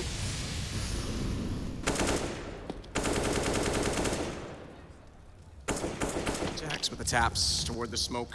Rops way back, windowsill position, not even playing top quad. He can drop quickly, but it does rely on support from apartments, as Twists will sneak up underneath instead. No one this time at the arch side of the brackets, which is an interesting thing to consider when last round that was also where they lacked information. Ooh, Nico the spam, okay. Exchanging damage. This defense is all to stop this play, is all to stop mid control. And I think Jax with that boost, it's given away the indication. They've got numbers here. Maybe they don't want to do anything with it, but Twist sticks around. Couldn't get away in time. A 1-for-1 trade, and Brokey's shifted towards CT spawn. He wants to get involved in the action. It's time for him to step up, but m0NESY has him closed off entirely. Flashbang, and Jax could get 2. Doesn't expect Rops in that position. I just swing it around quickly, couldn't do it. Rops already back up behind the box. Hunter's got him down already, as it is just JKS. These hits from G2 are so nice. They've got this defense scrambling to get into effective positions, and there's nowhere safe. This is for map points. FaZe's map choice as well, and he's not even gonna go for it. He's spotted Hunter, thankfully, and rather was not spotted in return. Just wants to get the AWP further back. He's gonna go for it now. I think he's expecting that he's gonna be pursued. He's got a one-on-one. Right. Nico's already bailed out. Do this. He actually could sneak in on it. He's got a kid to play with. There's still enough time on this bomb, and he's got the AK. With that single kill, he's gonna work his way toward the site. m0NESY as well, already looking to get down toward top middle. JKS could be sneaking in completely undetected. m0NESY spots him, comes back in, and now the fight ensues, and now the time will run out. JKS, I think, goes down with this bomb as well. He's gonna try to run. You gotta admire the effort, but unfortunately it means they've lost the round. They've lost the chance of saving the AWP, and Nico was always going to be hunting for the whole time. I actually really admire. That's a legit effort from JKS. That's almost, I mean, with this kind of a scoreline, yeah, why not go for it? You get the kill on Hunter, you show like you're backing away to save the AWP. Nico wants to chase that down, so kind of clever from JKS to go back for it. I actually think Modesty as well probably wouldn't have rechecked site, but Nico was so far over toward B and saying, I still haven't seen anything, you might as well just take another peek. That's the other X factor, right? Is the trust to having the rookie up on the stage to watch the bomb in that fashion. Modesty delivers again, 15-7. Brokey left just with the Deagle. Same with Twist, same with JKS. Tick of damage, the Molotov gives Alexi B away, he'll burn alive. Kerrigan even hunting down with that MP9 will upgrade onto an AK, so they had the opening pick again, and Monacy as well tagged onto 44, will have to fall off at his angle. FaZe can slow this early advantage down. Well, G2's done a pretty good job of finding equalizers after losing that opening kill. This one might be a little bit more tough. Everyone from FaZe has kind of fallen back. Passive at the A bomb site as well. No one really exposed to danger. Same thing's happening over at the B bomb site under the cover of the deep smoke. And one more time, again, bodies in a crossfire set up by FaZe to stop this mid control. They couldn't do it last round. Here we go. Brokey turning from flashbangs. 4 players are here. There's the opening kill. G2 in trouble. Hunter springs to action. Modesty can't find the shot through the smoke. It's all Hunter. It's all Hunter bulldozing around mid. Now attacking Rap, and that means Twist has to address his aim in this position. It better be perfect. It better be stellar. Now he knows. Graveyard under attack as well. And so many people to find. Kerrigan's still the one that holds the AK as well, and he's removed. He's far over toward the B site. He needs to hurry up. You give Twist the AK in that situation, which, again, it's situational based on where he grabbed it from, but that's a clean kill. Monacy holding and trying to work with his teammates, doesn't want to overcommit to the peak. Bomb is up above. That's the hard part in all of this, is that they got to swing around, but they've got the clean kill. Hunter looking for another, they now know where Rops is. Monacy up close, and he's not even going to bother with the scope. He tries to get in quickly, clips the box, and turns it around. Monacy's monastery prays once more, as everyone has to just witness greatness, but unfortunately it's not enough for the round. Time expires, and Kerrigan will carry the AK over. Tough round, close round. FaZe does just enough to stay alive. But still, 7 rounds back. That's not even a reason to be hopeful yet. Good shot from Monacy in the closing seconds of the round. 7 more in a row for FaZe to force overtime. Don't rule them out of that situation. As Maniac said on the desk, there's so much skill within both of these teams individually. And at any given point, someone can turn this game on its head on their own. Twist is the one that's relegated onto the MP9, and again, it's not the one you'd want to be on that weapon, typically speaking, so is that still an issue and a concern? Kerrigan removed already. What are you supposed to do about that? What can you possibly do about that kind of a peak from Nico? 5 on 4. Bomb is way far back. Jax is going to pick that up. There goes Alexi B, but Rops is brought down low. And look at how many players from FaZe have come over to address this problem. They're so scared of this B bomb set at the moment. They've used all their utility, all their smokes to delay this hit. There's a minute left in the round and only 1 flashbang left. And they've left Twist as the one to hold, so he's trying to play this off angle inside of the cubby because all he has is the MP9. That's why Brocky's going to go directly past him and actually head toward the site himself. He's got to work up some courage and actually get into the bomb site. You don't have the resources for any kind of a retake. Brocky does have the only kit. He's so worried, so paranoid, and also you're right, with an SMG on Twist, probably wanted to stick close by just in case. Now he's finally found his way into the A bomb site. Now the question becomes, is that even enough? Twist trying to take advantage of the smoke at least to get that SMG into a much closer position. No movement yet from the players on B. 23 seconds, Twist goes through, he finds Nico, that's an upgraded gun. Brokey as well will find Jax, but Monacy's turned around to take down Twist, and now Brokey just trying to buy time.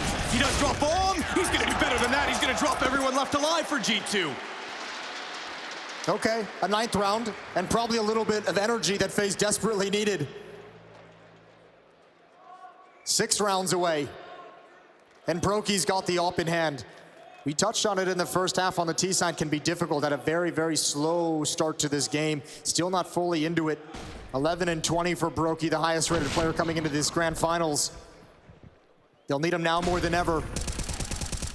The cousins for G2 leading the way, 23 kills apart on both of them. Rops just spots a lot of intel. However, the economy from G2 has been ripped out of their hands. It's just unarmored pistols. So a little bit of breathing room for FaZe, a little bit of a reprieve from all the pressure that's been on them. JKS again going to be pushing down. They have started to look for consistent pressure on Banana from the FaZe sides. Broky starts. AWP top side of Banana. Surely there's no one else deep, so this could be beneficial for JKS. That's the setup in the play. It's the ambition. Ops even going back out, knowing that they're not inside of the arch yet. He'll take the fight from top middle. This is a slaughter. I know it's against pistols, but this is good ambition from FaZe as they have every angle covered off and they work in tandem.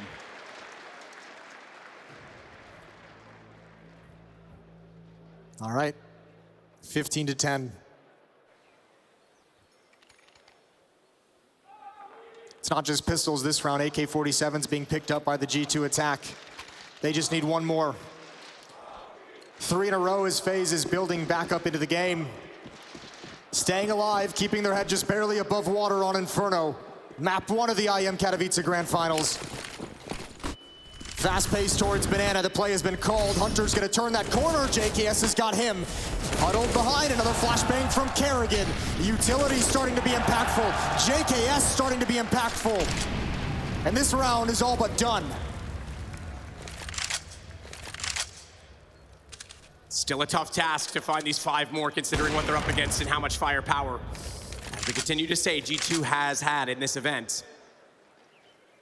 But it's a long series, and arriving in this fashion late will certainly build them into it. They're not done with this round, certainly as the bomb sits in their possession. Broky expecting a boost perhaps, and likely they know that he's going to be on the corner somewhere holding this angle. So a boost might not be out of the equation. JKS sees the flash, makes no mistake on it. Jax will at least punish him back in return. However, that's the only kill thus far. And with 50 seconds left and not a whole lot of map to use, Jax is really just waiting his time out in this one. Yeah, quad kill for the stand-in, that's magnificent. Ooh, good shot from Jax. Nothing gets taken away though. And you gotta, I imagine in the G2 camp, they're starting to feel it. They're starting to feel a little bit of pressure building. This is now 4 rounds in a row for FaZe. Coming back into things. This round was convincing. Last round, they didn't really have a whole stand into the bomb site either. A pair of rounds now that has just fully slipped away from them. Round 27 is live. Weaker investment as G2's economy, without access to these bomb sites in the past 4 rounds, it's been completely busted and they're being kept as low as possible, even with the full losing bonus, not able to fully invest. JKS getting more and more confident in this position, just pushing down. He's now 1 in 6 in opening kills. I know that's not a great statistic, but at least he's gotten one in his favor in that situation, but also he's tied with Twist and Rops for the most amount of multi-kills, his 5th in the previous round. So he's definitely having the impact, as you say, Jason, getting closer and closer to a tied scoreline and trying to force out this overtime. Nico gets a spot toward top Banana, but doesn't land the shot.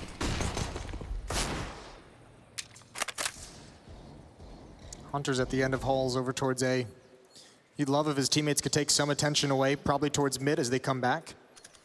Gonna try and lurk, and if there's an opportunity to hop out and wrap around in lane, that might be the opening provided, but Rops has his eyes trained on it for the moment, and that also depends on his teammates having some kind of success. There's the move. There's the shift into position. I'm not sure if Rops realizes it. Molotov out towards lane. JKS with another opening kill. Let's make that a second. He's doubled up. Over towards Rap side, it's Broky. Just a standard shot, but he makes it look good, and oh, Monacy's jumped right past him, and the pistol comes out. Actually, he hit Jax all the way behind. A missed shot that still hits, he'll take it. Not bad, right? Yeah. Exactly that. It's, why am I catching strays back here? As he actually hits the second player that was inside of the smoke. Either way, that works beneficially for him as he takes the pistol out to close the round. We are now 3 apart. Second timeout called by G2 as well. Time to talk things over. FaZe now leads in opening and multi-round kills. Now, the multi-round kill statistic, we go back to what we said yesterday with Na'Vi. It's because everyone on G2 is firing, so you're not going to get as many multi-kills if everyone's contributing. But the opening kills for FaZe is both impressive and worrying, because they haven't been able, especially in the first half, to take advantage of those man advantage situations, those 5-on-4s, those 5-on-5s. Yep. Yeah, poor Jax never had a chance. No, he didn't even see it coming, did he? Just a homing missile. It happens. All right, 15-12 out of the timeout. What's G2's call? Where do they go with this? m0NESY is going to have the AWP back in his hands. FaZe got a little bit of life in him. 3 rounds remaining in this map, or it's overtime. 3 more chances for G2, and boy, have they had so many. Hunter burning down very, very low. Going to evacuate the position away from the flames. Remember, they started with 8 chances to close out this map in regulation. That's dwindled so quickly. And it's confidence inspiring for FaZe. Even if they don't close this now, you know that Kerrigan, with all his experience, with all of the leadership he has, first thing he's going to say between maps is, hey, we came back. We had a slow start. We play like that earlier, we win this game. Exactly. It was just a slow start, guys. Let's just come out flying next game. It's going to give them just that little bit of motivation they need. That's the future speech, but now for the moment, this speech is all about 1 round at a time. 5 in a row for FaZe. Looking for 3 more. Nico at the half wall. They have banana control. Hunter with that HP is just going to have to lurk. He's got 1 Molotov as well. Marching up, JKS and Brokey to defend, and they have another smoke between them. I think G2 might have to come through at least 1 smoke here. Time is running low. There's the flashbang. Here's the hit. JKS tucked into the corner, blinded, but Jax doesn't fully clear it. He didn't spot things. Nico's going to wrap around, but there's going to be no one available. Ooh, this is going to be tough to break into. 1 kill towards CT spawn. Still 2 defenders to address inside the bomb site. Alexi B's trying to keep his head down because he's buying space for the wrap. Now Nico will be known. Brokey can only do so much. How does he find Nico as well as Hunter? Oh, you almost thought he was going to land that too. Rops will come around. m0NESY falls. And it is just Hunter remaining with balls, trying to plant to keep his head down. He had to hold. They were in the reds. 9 seconds, but he's now dead, and it's going to be FaZe 1 round closer. Talk about gaining energy and gaining confidence in this comeback. That brought Kerrigan onto his feet. There's Brokey arriving, finally making some noise in this game, having a huge impact. If he doesn't get Nico there, that round is done. It's over. He's kept him alive here, going into round number 29, 15-13. Oh, absolutely spectacular the way he stays alive. What a great adjustment as well. m0NESY not quick enough to handle Rops. He's cooled off on that T side. Both offers having rough T halves. Yeah, absolutely true. And look at the buy that G2's got. Even with 2 rounds remaining, only one of them is going to be a gun round. We haven't really seen m0NESY as well. I mean, every series we've had so far on the stage was 2-0. We haven't seen m0NESY be in a position where he's under pressure, where he has fallen off. And you could argue in the first series, the second map, he didn't have to do as much, but it wasn't like there was suddenly a focus on the need for the op. So how does he actually overcome that? I mean, there's still things we don't know on this stage from him. He's passed all the other tests so far. JKS is certainly passing the test of being the most incredible stand-in you could possibly imagine, but hang on, Hunter's wrapped. Kerrigan has to look in both directions. He does get Hunter down, but he's lost a lot of HP in the process. They still have the 1-man advantage. Bomb is planted, however, for G2. And an M4 picked up for m0NESY as Jax is going to try and cover him with the Deagle. Double peek position, Kerrigan, clean, concise headshot kill, and Jax wants the weapon back. If he picks that up, though, Kerrigan's going to identify that immediately. Instead, though, he'll play on top of the bomb, knowing they're going to come from both directions. Shot out, can't quite catch Kerrigan. He's off the mark, and we are now 1 round away from a tie game. Oh, that's so dangerous. G2 has actually found success at wrapping around this bomb site in towards ruins, in towards construction, and making that portion of it work, but they have not really been able to cleanly take that bomb site, even with that solid position. 1 round left. 7 straight for FaZe. Most of this map was scratching your head, wondering if they were ever going to show up. And here we are, round number 30.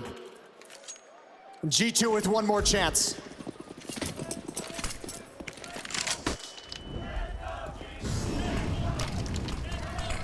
Trying desperately to marshal G2. Don't subject your fans to overtime. Don't subject yourselves to overtime. Not in the first map of the grand finals, not when you had such a lead. And look at the confidence instilled in Brokey now after a quiet start to the game. Now he's pushing up in towards halls. He's getting information. He's shrinking the map. Oh, miscommunication though. That's a disaster. An absolutely crumbled defense. Thank God for the trade, but man. Hunter gave that back, nade out. You're absolutely right, that could have been catastrophic. You do all the work to get back in this situation and 1 small detail missed. And the other aspect of this mental game is what we talked about getting back into it for FaZe, but Nico's nightmares. Again, on this stage, does he start to crumble? Where does his mentality go? We've seen so many times the emotion that he has. Well, they can't punish the evacuation from Closet. Twist, oh, goes down. Jax is blind. Unfortunately, I think he spots him just before the flash pops. I'll tell you what, though, you want to talk about mind games. Kerrigan over at the B bomb site says, we've stopped you here so much in this comeback. You have to go back towards A, but that's crumbling as well. Ops is in a huge amount of trouble. He's going to try and take matters into his own hands. Couldn't find the second shot fast enough, but Jax, he drops in. Oh, talk about an Estonian. Oh, talk about a superstar. Talk about the elite. Rops is on a romp, and we're going to overtime, baby.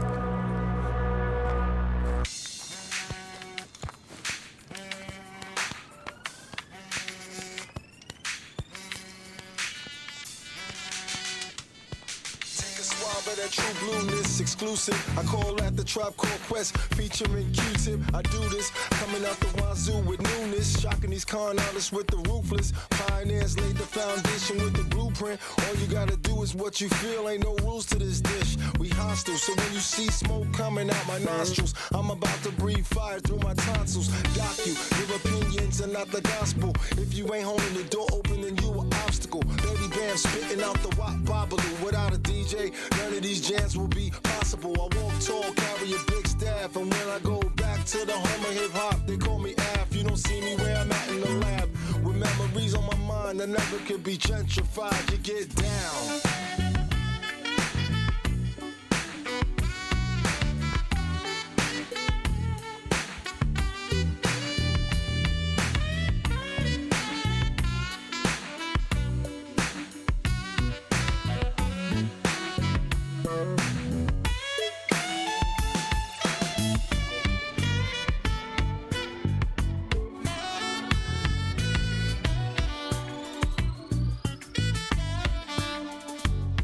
Seen rock fights turn into gunfights, but now we rock mics. I used to roll dice, but now my flow's tight. I got some cold rights to hold me down till my dough's right. Back on the road, I tell myself this is your life, your life, your life. Whether I'm at the bottom or top billing, I still got a ghost face killing. Don't catch feelings as long as my milk is chilling. If not, then bam, make 'em run DMC, cause you be illin'. Real talk, I got so much funky ish inside my brain. Black thought, how many years these brothers been up in the game? Support, just drop the beat and quest level, make it bang. Report, the JB's gotta go against the grain. Ain't no play-ish, we on some payday-ish. Before that Mayday hit, I dropped the mixtape quick. Before that due date hit, put on the boot camp click. Jump on my iron horse and feed it heyday quick. I'm still the Sonic on stage with the hip-hop.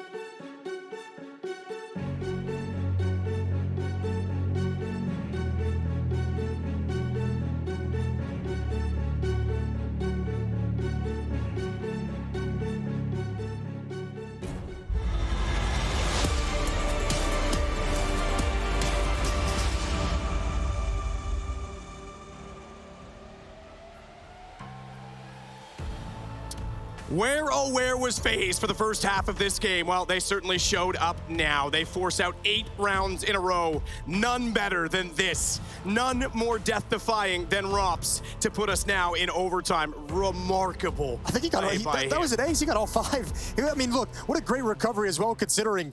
I think he was the one who kind of miscommunicated and let his teammate die, let Brokey die up in hole. So, I mean, he stepped up. And you have to remember, that's one of the hardest positions. That's some of the hardest multi-kill to have when you're getting wrapped upon from behind. That play jumping out of balcony in towards lane is the direct counter to that. And he still handled the situation just so perfectly.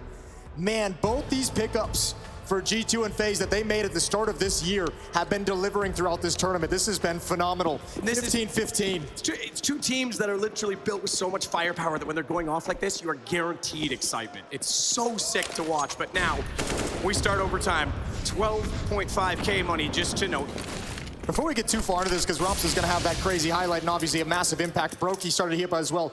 I guess let's make sure we're giving some props over to Twist, who is carrying FaZe in terms of fragging, in terms of impact, really early on in this game, allowing his teammates sometimes to wake up into the series, wake up into the first map of the Grand Finals. G2 have lost 8 rounds in a row, all of them on this T side. That conversation, that communication between regulation and overtime had to be a nightmare, and it continues. They've lost everyone, this time through smoke. Nico goes down. Brokey looking sharp as well. CT side certainly been the stronger.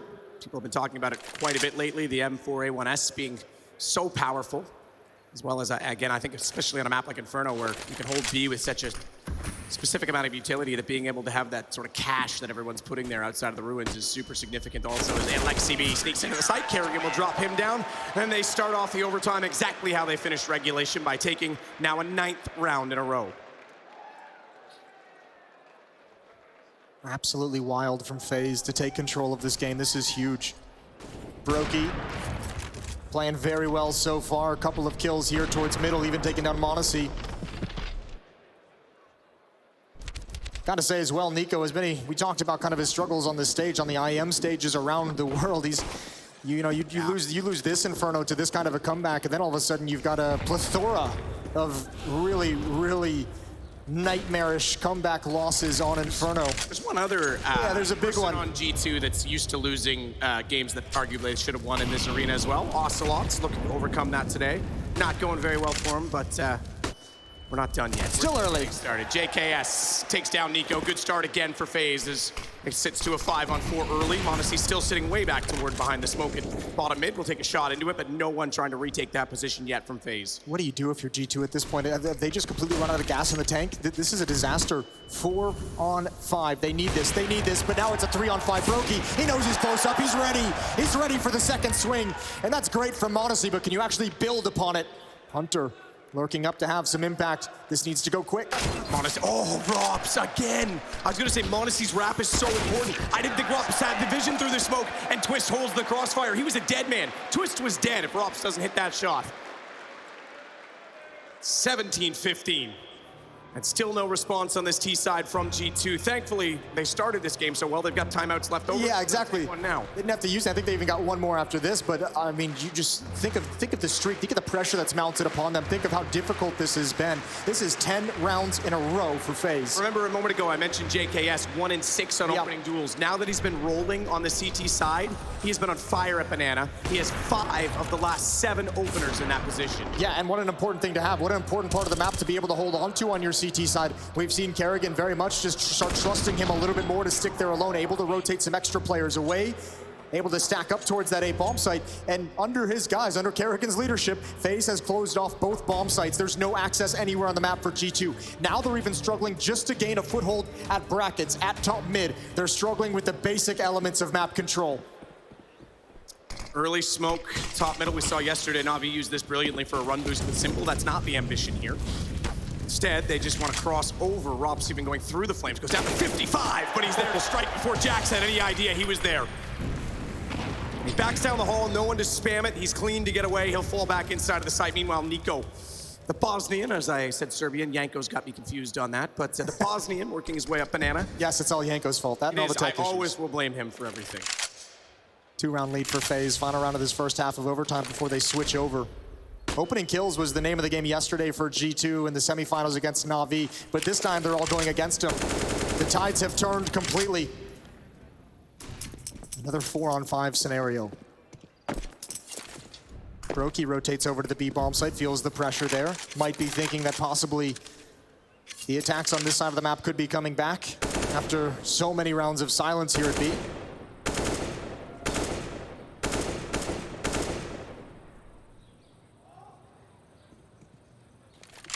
Slower pace to this round after that opening kill that came quite quickly from Rops getting to the position, but now It's looking like we're going to be heading toward the A side of the map, and Kerrigan, oh, this is perfect. He's pushing down Banana exactly at the time they want to set up.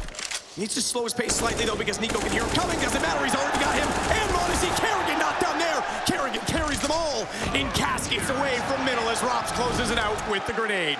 Oh, that's so brutal. That is absolutely insane. I have no clue how to recover if you're G2. I don't think they have any clue at all. I think all the ideas have been taken away from them. I think they've been ruined. This is like mental victory as well, right? This is map 1 of the best of 5. You have a huge start, and then FaZe come back right now already. Ooh. And you brought up a very good point, obviously. They haven't felt this level of pressure throughout this run of the Spodek, throughout these playoffs. This is a whole new animal. This is a whole new thing up on this stage in the grand finals, trying to overcome all the demons in the past of the organization, of the individual players. We talked about it. Nico has lost the most IEM grand finals of any individual player that we have in the scene. There's a lot to overcome here for G2. There's a lot of baggage that comes with this grand final. That is certainly something you have to look at in Nico's career. I know a lot of people are considering him now in the argument for greatest of all time.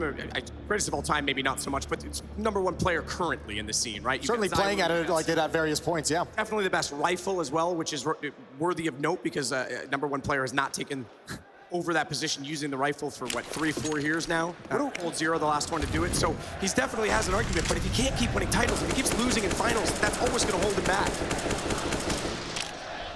This is a team loss, though. I mean, I don't know what the conversation is going to be. FaZe has won 11 in a row. If you drop this map with an 8-round lead in regulation, 12 straight rounds for FaZe, I don't even know how you begin to recover for the next map. Here we go. FaZe lining up. Hits coming in. Modesty has to wake up this second half on the T side. He struggled. Can he get his confidence back on the defensive side? G2's defense was a wall in regulation. Hunter's going to carry it on here for the opening kill. Be in for a long night on just the opening map, but the T's finally coming alive. That's the side that's been haunting for them. Modesty can't step up this time as he tries. He lags. He does all the damage. Kerrigan's on 1. Brokey's on 14, but it is just Nico and Alexi B that remain as the bomb is planted. Rop's already in good position. Sprays in. Damage is there. Alexi B is on 12 HP. He's got 12 kills in this game, and no more this round either as he gets taken out. That nade is well placed from the grave. Not going to matter. It's over as FaZe somehow turned this back. And it's Rops again. He ends regulation to bring him into overtime, and he ends it there as well. What a stunning performance from FaZe. That is absolutely brutal. I have no words for the pain that this has to be. It's just map 1, but there's plenty coming. I just don't know if we're gonna see it. G2, they better find a way to reset, and it's gonna be the hardest reset of their careers. We'll be right back for the second map.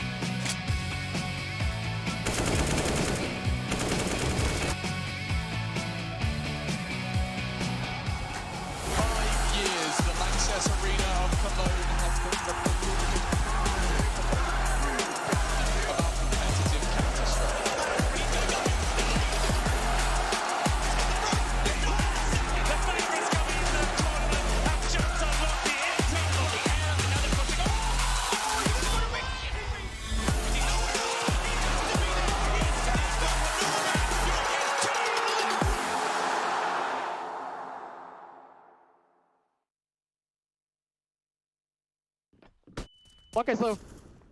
Got apps. Out apps. Let's go. No!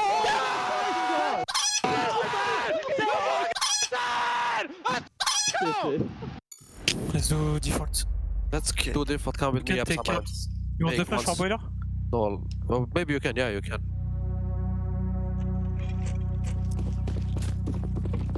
I will do molly and flash Ava for... Okay, 1 flash. Okay, save both. Save 1. I will do flash second with myself. Hold the smart 46 next, okay? Yeah, I do. Please be ready for setup mid, guys. Okay. Flash molly deep, flash, flash, flash, flash. Flashing. Get ready next time. I'm ready. I'll call the flash. Wait. I have weapon. Flash. I'm full blind. Broken. Molly mid. I'm dodging flash. What is the boost? Nothing. Fall back. Volley depths. Nice. 1 HP. He's easy to watch out. No, depths. Watch out short, Aman. 1 HP on D, guys. Oh, sorry, 3 on the B bomb site, and alone is Magiska on A. Nico, you have to send us. Next have fake. Next have fake B. Give me C4. Jackie, fall back. Jackie, fall back, please. I want you to search next as well, okay? Yeah, go. Tell me one. Wait. We need to wait for Jackie. I'm going up. Start faking on 32 next, okay? Yeah. I flash for you, cheminée, okay? Enter and Amar. Don't just jump, Jack. Get ready, Don't guys. flash for us. I'll flash. Jackie, go down with Aman. Flash pit. I smoke small pit. 2B. Short. Nice. They're 2B. One more short. It doesn't even spoiler. One more has to be A. Nico and it's Hunter. It's the two cousins left alive for G2. Pit. Touch smoke. Touch smoke. Spike came out flash. Now, he's got to keep the hopes and dreams of G2 alive with the man in question. Mam flash za kratko, daću ako vidim nešto. Ej, tal flash. Kuća možda. Kratko. I poču dugo uskoro. Kratko i Gam vreme sam. Daj to. Nice. That's why they've got these guys in G2. That's why they want to be. This is pro-ups. Guys.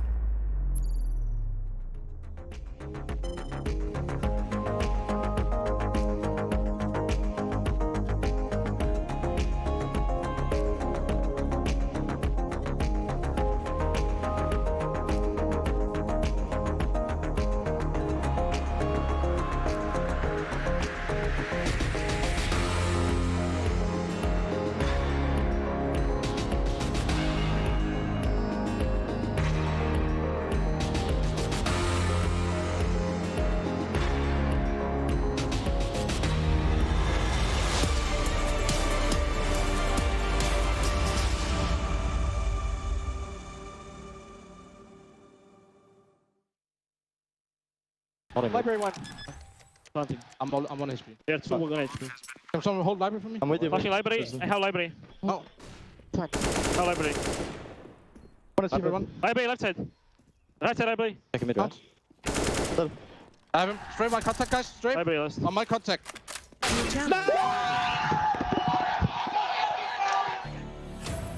Oh dear, ladies and gentlemen, I'm not sure how to break this news to you. From FaZe 11-4 down at the half to G2 blowing a 15-7 lead. That's right, Yanko Paunovic here and Maniac on the case with me. And that is not how we saw this one ended up. 100%, this one looked a little bit more concrete for quite some time, Maniac. You want to talk about emotional warfare? Well, G2 just had the absolute worst start possible of a grand final. It is as simple as that. Very simple words. Things clicking at the very beginning. You catch the wind behind you. You have full speed. You have momentum. You think you're going to do it. And then you just see the victory slipped away from underneath. That is so hurtful. I would like to be a fly on G2's wall right now to listen to how they're going to try to come back in. Yanko, you've got to ask, WWCD, what would Carlos do? In this moment, I don't know what Carlos says about it, but what does G2 have? I think if you're a Maniac and you're a fly on that wall, you wouldn't live for very long because there's a lot of like slamming and throwing things against the wall. I can see that right now.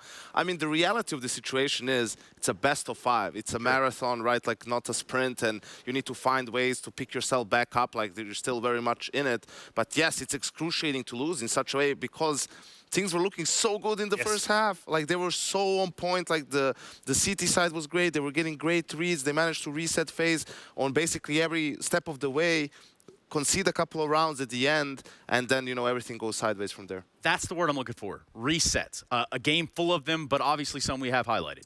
Yeah, absolutely. They win the pistol, they lose the first gun round, G2 does, but in that reset round number 5, right, like you can see, m0NESY finds the entry kill. He was great in the first half, and if you look at the radar, there's 3 players on B, so they're reading this very well. Like they understand what FaZe is trying to do, and it's an easy cleanup here in a very important round for G2. Second time around, again, round 12, another recent round. m0NESY again is the focal player. He gets a triple kill, but look at the setup again. Even without full banana control, G2 is playing 4A. They just left Alexi B alone on B, so they have like a really good read on FaZe in these situations. Yeah, that was G2 being a step ahead. Absolutely, and you mentioned it. It starts with m0NESY. It starts with that re-peak, that regathering of information, making the difference, and then Alexi B a step ahead, having the right setup. At that point in time, it felt like G2 were locked in, absolutely locked in. But then there's this guy, and he goes by the name of Robs, and he might be the coolest cat in the whole server, no pun intended.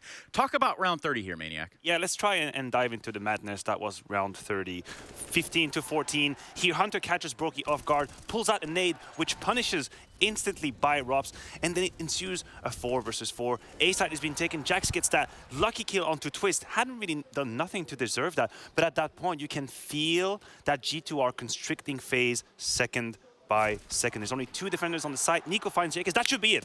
This should be it right here. It should be over. But Robs will maneuver this 1v4 in an absolutely phenomenal way. The spacing from G2 is wrong. This is 4-1v1 at a time, ended up in a beautiful way. Yeah, the 1v1s, that spacing, Yanko, it fell apart. Not the right way to go about it?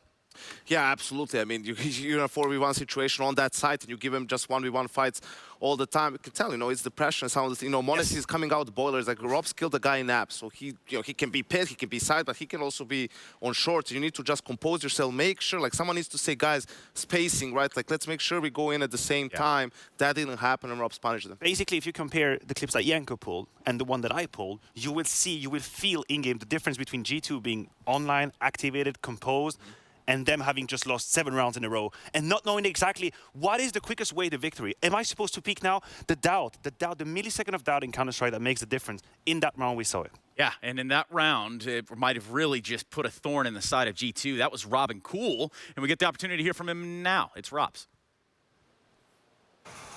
Hey everybody, right now I am joined by Robs, by the man, the reason why we got to overtime. Robs, can you explain what was happening in the comms in like that round that got you to overtime? The round started off good. We got the trade frag on Brokey, but then it kind of fell apart on A, and I mean, I think I just had a really insane position in short, and I played it, I guess, near perfection. I managed to get, I think, 4 1v1s in short, and I just isolated all the angles, and I think that's just peak CS right there. That's definitely peak CS. Well, yesterday you won against Heroic, and on the T side you managed to get like 10 rounds, but here right now against G2 you took only 4 rounds on the T side. Like, do you feel like they were like really prepared against you? Not really, actually. I think we managed to get a lot of entry frags on the T side. We lost the Bristol round, okay, there was 3-0. And then we had a lot of entry kills on the first few con rounds. But whenever we tried to advance on bomb sites, we just couldn't get the refrags, and they were superior in that sense. And yeah, they just won the 4v5s, I feel like. If we win those, I think it could have been a much better T side for us. But yeah, they just played better Team CS, I think, in the beginning. Well, the next map is going to be Mirage, and we already saw like your team play against FaZe. I mean, I'm sorry, not FaZe, against G2 on this map. And last time, unfortunately, you guys lost. Do you think now, with all the roster changes, you'll be able to win against them? I mean, I have no expectations. Honestly, the arena here is incredible. The support for both teams is insane, and it showed now what Inferno was like. I mean, if Mirage is that as well, then this is like one of the most amazing matches I've ever played. I'm hoping for a win for us, hopefully. But whatever happens, I think we will put up a great show. Awesome, then good luck. And while the teams will get ready for Mirage, let's check out Plan of Attack with Mahoney. Hello and welcome back. I'm going to go over the key tendencies and strategies that can be found when preparing against FaZe's Mirage. Starting off on the T side, we want to look at the key positions and who plays them. We should be looking out for Rots to be towards the A side, Rain to be contesting middle, and Twist as the main underpass B extremity player. Now the first thing we want to look out for are these double smokes for jungle and connector thrown by Rops. These smokes are often used in tricky ways, but the most common approach FaZe have is to throw these smokes, have somebody fake B with nades, and then 2 people pop out of Palace. Watch out for this potential double fake when these smokes are used. The second thing we want to look out for are FaZe's 4-1 hits when Rain is solo at middle. When this happens, typically Rain comes up middle alone to establish control, while the rest of the team either hits the A or B bomb site. It can be a simple pop or even an execute. In the most recent matches though, whenever FaZe do this 4-1 hit, they've preferred the A bomb site more than the B bomb site, so we'll see if that continues to be the trend. Now over on the CT side, we also want to know the basic positions of players on the map. We should be looking out for Rain as the A player, Kerrigan as the B player, Twist as the short player, and lastly Robs and Brokey floating in the window connector area.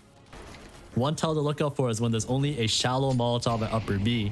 Whenever there's only a shallow Molotov, it means that Kerrigan's alone at B while Twist is at middle, and that's because whenever Twist is at B with Kerrigan, they double Molotov, both shallow and deep.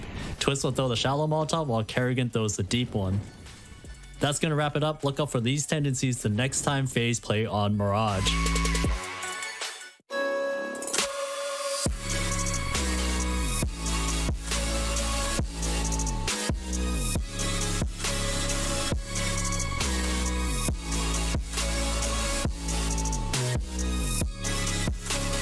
You love it, you wear it. What's your style? Get your merch at shop.eslgaming.com.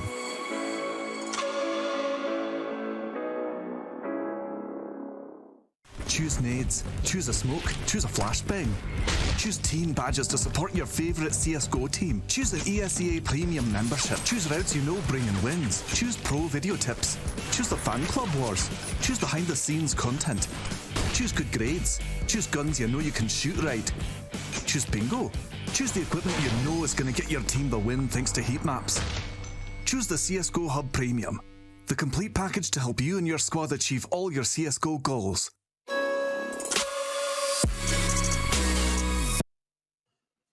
Hey guys, I'm going to be showing you a couple of tips and tricks on the Mirage and connector. I hope you enjoy it and let me know how it works out for you. So I have two ways to open the round. One is starting from CT towards A, then connector, and then starting from Inter. When I start towards A, I usually use my Molotov at the start every round for the guy on A, so we stop the rush. Like rush there, sometimes I jump, sometimes I pre-fire because the upper can be holding this line or if they're boosted, so you should be careful about it when you cross. When you have the diverse spawn, try to maybe sometimes flash or nade in the Molotov so they don't see you crossing. Then you can do a couple of things here at the start. You can put the smoke and just hold the listen a bit if they are rushing out mid, if your teammate is smoked off in window. The most important thing when you're coming into connector, the first thing that you can get in your face is the guy pushing a catwalk or pushing down here, but you have a smoke here. So the only thing you need to be focused on at the start is the guy who is peeking a cat. So just kill him or to be aware at least of that guy. So you don't have to smoke immediately. You can smoke on the timing when you hear the steps close, or you can do the shoulder pick from here. And once you spot someone or you see smoke top connector flying, you can just smoke down connector like this, and you can still play around it. I guess this is the most important smoke when you're in connector, and you should know how to play around it and not waste it just for nothing, because always try to have purpose of the smoke and how you play around it and how you delay the opponents, peek above it. So just learn a couple of ways how to play around it, and you're good to start around it at least. You cannot really stay in connector the whole round, because if the opponents wants to take the connector, they will take it with their protocols, with smoke here, molly here. So there's no really space for you to stay around connector except of this box, but it's not really great angles to fight when you're here. So it's the best, after your smoke disappears, it's best that you leave this area and you try to play from around the jungle or window. Couple of angles that you can hold is this one. This kind of an off angle that you can kill people if they're coming up. The second one is that I'm using sometimes is this one. There's not many people are really clearing that angle, so I think you get an advantage here as well. It's the way I'm killing people. And the third angle is I'm sometimes holding window like this and checking palace and if they split like this. So this is the three positions that I'm using around this area if I'm alone. Sometimes I'm here, but this position is not great because they see you first if they clear you from this side. So if you're here, you need to play smart and make sure to always check this position so you don't die for free basically.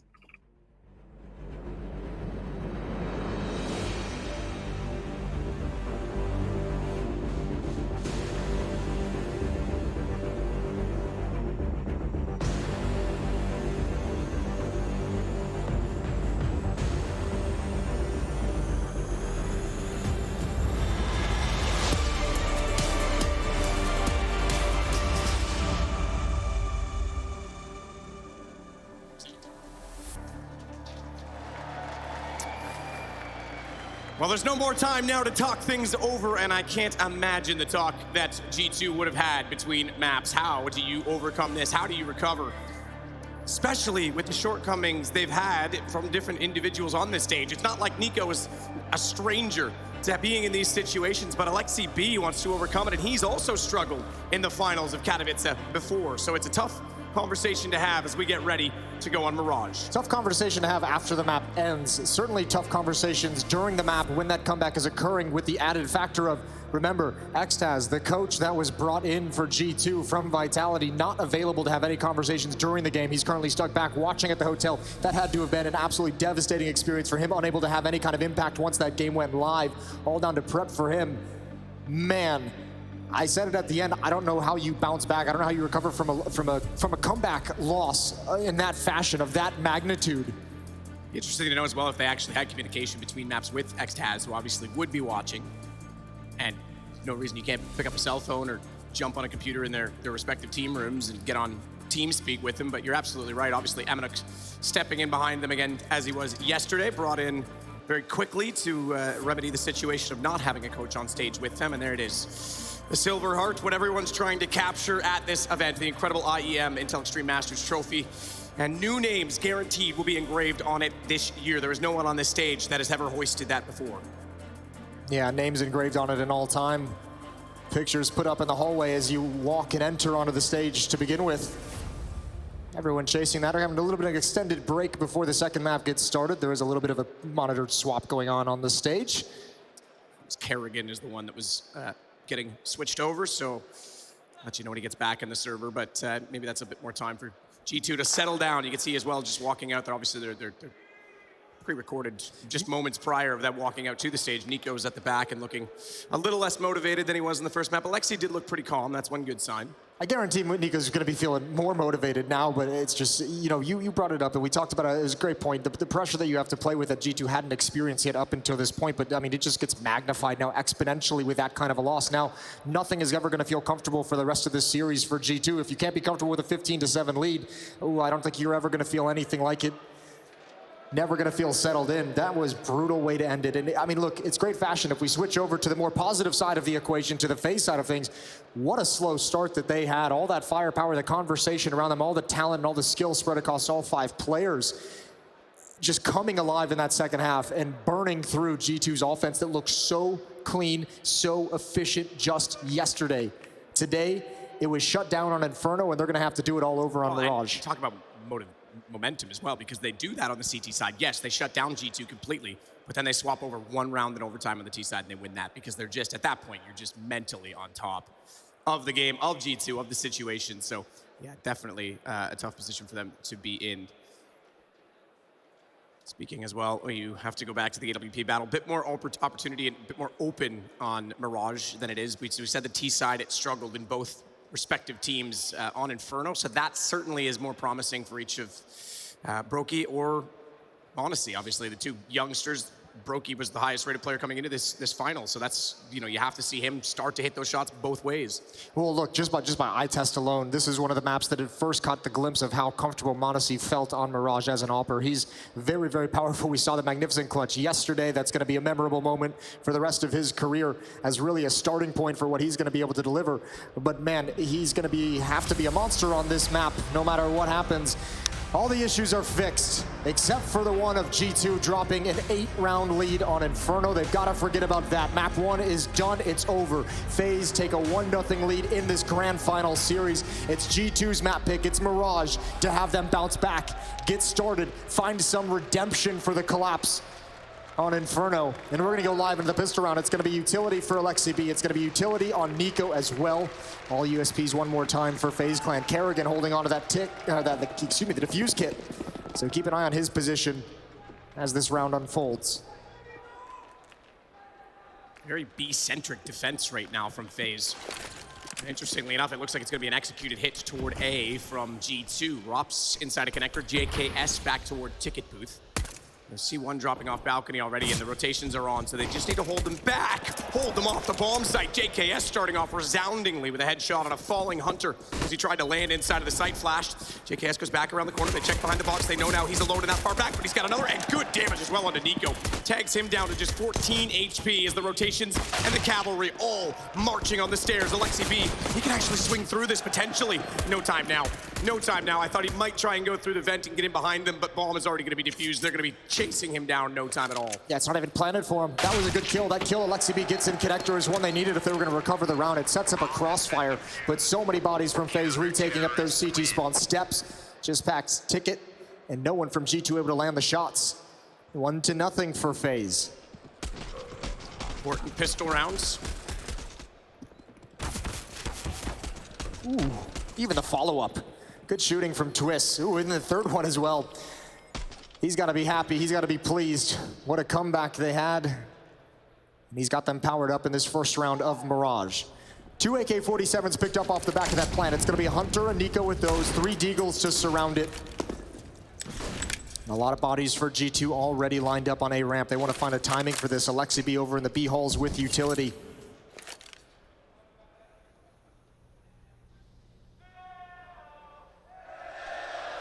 Nico looking for the gap.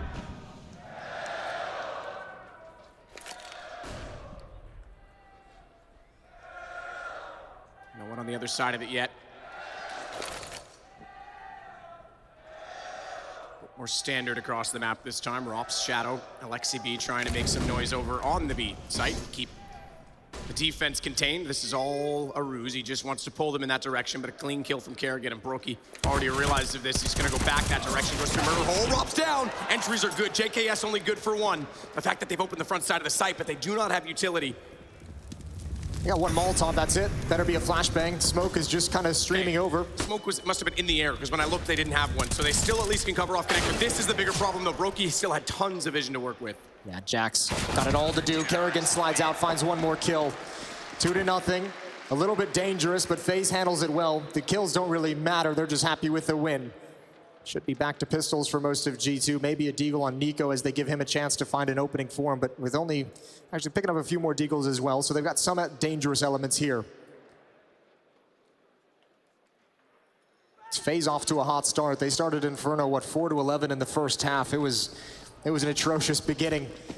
But they've come alive in the series. Nico gonna head towards top mid. And Brokey's gonna drop down into the underpass on an information play. He's only got a USP, so no real, Rops is gonna be there as well with the SMG. Here we go. Hunter sees the leg, connects the shot. Brokey the follow-up. He didn't expect that, but he adjusts. Okay, now it's a problem. Massive problem. Twist needs to hit these shots as well. He's getting tapped.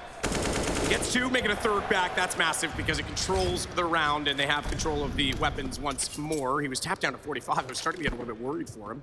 But Hunter is still alive in this round, and he already showcasing that he can hit the headshots with the deagle. Is going to try and do exactly that. 3 more left alive, and Twist has backed off the window and switched over to connector instead. Only 8 HP for Hunter to work with in this situation. Twist could get the ace here. 3 kills.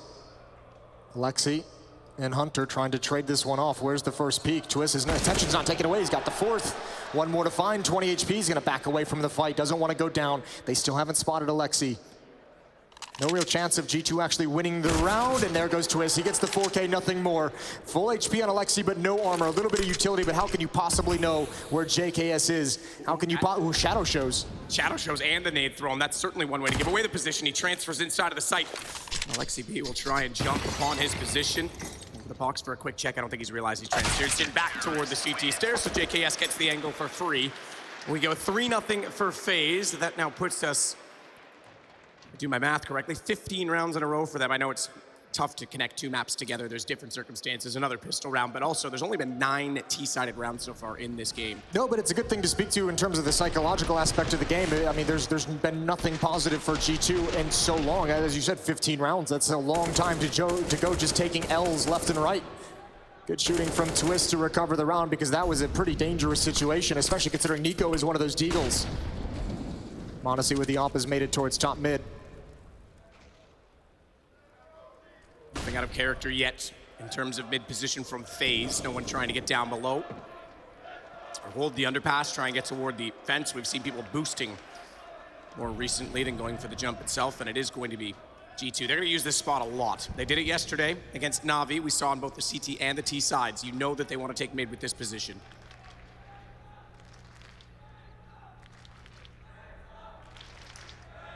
Honesty as well, just waiting to hold this angle as Hunter's going to clear it. Oh, does he look?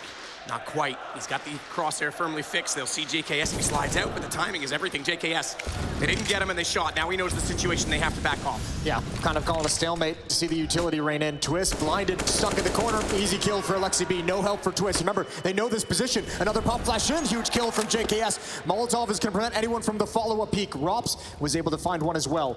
It's a 3-on-4 for G2, and Modesty cannot find the equalizer. Had the chance on a JKS.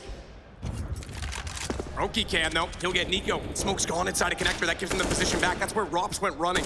He already found the one kill and slid away toward the window, but Hunter, again, the one so far stepping up on G2, trying to find them their first round. Just 2 more kills would put him in that position as he swings through connector once more. He's not sure where Rops has gone, but knows that's where he existed. He has that information, not where Kerrigan is, and that's good enough for him to slide out. And with full vision, he gets to the easy kill. Yeah, Kerrigan just looking for the timing, feels no pressure, knows his teammate doesn't spot anything either, and just finds a nice peek out for information. 4-0 for FaZe, looking good on their own CT side. Brokey's gonna have the ult back in his hands as he finds Nico trying to lurk up into the A bomb site. Good job from FaZe, maintaining pressure on mid, despite the fact that G2 had a pretty good hold on it. And not enough utility, not enough safety for Hunter coming up connector.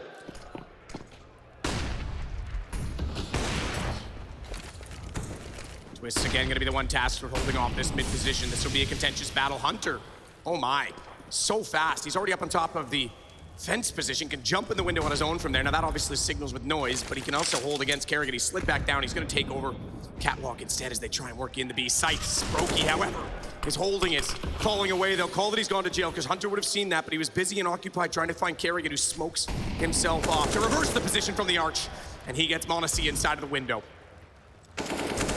There's really no access for anyone. Hunter through the smoke, would love to find it. Kerrigan's got that. Double kill in the round for Kerrigan.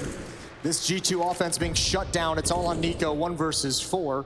And just with the deagle, Rops jumping up. FaZe started to look real powerful. Another buy round coming in next for G2. What can they have? Again, mentioned at the start of the map, coach not able to be with them. If they need to find some adjustments, Almanek behind him is going to be familiar with the playbook, and a lot of pressure on Alexi B to adjust his calls and adjust his strategies on the fly.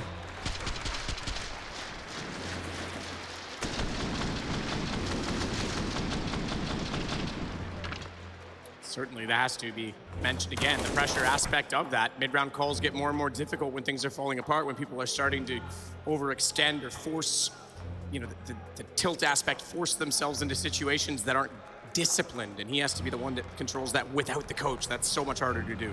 Yeah, I mean, it's G2's turn to just start this map not only slow as a team with 0 rounds, but I mean also even just individually, where we saw FaZe kind of very quiet at the start of Inferno. Now here on Mirage, it's Nico with 0 kills, Monacy with 1 kill, Jax with 1 kill. Still early on, obviously plenty of time for them to recover. This is not what you want if you want to forget the horrors of Inferno. Window jump up on top. Alexi, he didn't spot it at all. I thought he would have seen him. I thought Rops was clear as day. He disappeared underneath the smoke. There was a chance there for a pick. And now it gets dangerous because Rops, he wants action. He wants a fight. Smoke gone. Underneath, we know that they like to play that position. He's going to go forward surely. He has to. He drops down. He needs a double. Trying to do utility damage to clear out the corner at the very least, but once again, he's gonna have company down below any second. Hunter didn't look straight up. Oh, Hunter didn't look straight up. Rops is gonna get away with it. Hunter could have easily had the kill, but didn't have the information. I cannot believe how long he stayed up there and kept that fight up, even using utility to try and flush Alexi B out. Even when the Molotov beneath him that was protecting him, G2's gonna look back and realize, how didn't Alexi spot him? How didn't anyone coming from underpass spot him at all? So Rops rotates inside of ladder. That gives him access back toward the window. Again, that's smoked off, and they're even pre-firing his position, but that means Kerrigan takes the long rotation. Instead, though, JKS pushed all the way through Patlas, has now cut off the A side of the map. They certainly could still try and battle back by twists. And if you don't have palace control, there's no way you're making the call to fall back towards the A bomb site. That's the bomb down inside ladder room. Rops is gonna find an escape route. He's gonna tuck himself, make him a small target. Twist gets activated. He gets involved, remains aggressive. Rops peeks out. Way to juggle the aggression between these two players. Rops and Twist, difficult targets to find, and Jax falls last. 6-0. G2 is gone, girl. Where are they? This is not at all the start we definitely had on Inferno. Nico's 0-6 right now. I don't know when exactly it happened on Inferno, but they were knocked completely out of their game, and they have not been able to recover. As you said, 0 kills on Nico. This is where you'd want 20 of your star players. This next gun round better be huge. Maybe G2 can steal one here, but the next time AKs in an AWP get back into the hands of your players, you're looking at someone like Nico, you're looking at someone like m0NESY or Hunter to give you the kind of play that gives you some energy back into this lifeless team at the moment, because FaZe's defense is so dynamic and so assertive at the moment.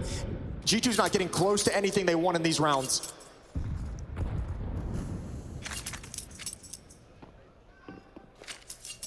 JKS as well continues to be impressive. 7-0 in the last 15 rounds, specifically on the opening duels. 17 rounds and counting. Make that 18, excuse me, and counting, and 17 alone on the T side. And again, I have to bring it back up because yesterday against Na'Vi, now I know Na'Vi circumstances, they probably weren't at their best, and I'm not gonna excuse them, or excuse me, I'm not gonna fault them for that. But G2 looks so good on the attack. So where has that gone? Don't have a good answer. I don't think they do either yet. m0NESY and Alexi, base of connector. They're gonna have Twist to contend with. A nice little headshot angle for him, and this is what he specializes in. They don't want to mess with it at all. There's the peek. Good find from Alexi. Good aggressive swing, but there's still 3 defenders here. Oh, that kill, it pulls some of them away. Nico can't connect with the Deagle. There's a low HP player inside of the site. It's Rops waiting. Will they actually clear him? Moving around, Jax knows nothing. Jax has no idea. He's about to get absolutely sideswiped from Rops. That's gonna be the bomb down, and with 15 seconds, how do you recover? 3-on-3 here, and now the rifles step up next. It's all FaZe. That's spectacular from Rob. Sliding out from behind Firebox, never detected, holds his nerve, and springs the trap at the right time. They were even searching for the CTs. They were running out knowing, hang on, we got 15 seconds, and they leave the planter alone. No response, no trade. And Nico is now 0-1-7. That is, that's gotta be pressure. Surely that has to be pressure. It's not great, but remember, he's playing the alone positions on the map, so he's kind of relying on some of his teammates to find some kills that can activate him, right? He wants to find some 1v1s out of Palace, some 1v1s coming up A ramp, and to do that, you need to find a kill in mid to make sure the support system at the A bomb site isn't gonna be there, and Nico's never been able to really find the fights that he's wanting quite yet. Not fully excusing him of that, but it's been very difficult for the entire G2 team on this side of the map so far. 7-0 for FaZe. This round, they go for some aggression down A ramp. They're letting G2 have control of middle, where they fought for it previously. This time, they're fine letting it go for the moment. This is an interesting little battle that's going on back towards spawn as well. Nico was inside Palace, heard them flash inside of the ramp and run forward. So he thinks, because remember, they had this position 2 rounds ago. They actually pushed all the way through and cut off the rotation. They lost any chance of falling back. You mentioned it. He has to clear this, despite that he had to give up Palace just to do so. He might have just told his teammates, good, they're aggressive in A ramp. Come back, rotate back around. I need a pop flash. Let's go clear this out. We have them right where we want them. Aggressive, pushed forward. Nico's gonna line up the flashbang for his teammates. Hunter, Alexi to lead the way with the AK-47s. It's everything here. Flashbang, oh, it misses its mark. It misses its mark, but they still get the trades. Thankfully, the other cousin steps up to the plate. He's not done there. He's got to go inside of the site. 38 seconds. He'll Molotov toward the jungle position. Pop flash toward the connector, and the smoke will land. Kerrigan had vision knowing no one's in front, though, so he goes straight through it. Brokey, he already finds the first shots. Nearly missing out on the aim. Kerrigan turns it back, and Nico drops, but m0NESY steps up finally with the AWP. He'll double it, and we've got a round for G2. They needed it. They needed something. First step forward into the game for G2, but how stressful. How much of a struggle. Good double from m0NESY, but a better double. An all-important double kill from Hunter, turning the corner. Flashbang, it just misses its mark. It does not bounce the way he would have wanted. A missed lineup for Nico. Add that to his kill total of 0. Tough game, tough start. Unforced error, but they do recover it. Smoking window again. Twist heads over to the connector position to play off with Rops. They've got a doubled angle. Rops not being aggressive. That means JKS will move up inside of the A site instead, and Monacy goes to middle with an AWP that has its direct counter, the antithesis of Brokey watching off from the corner of Catwalk.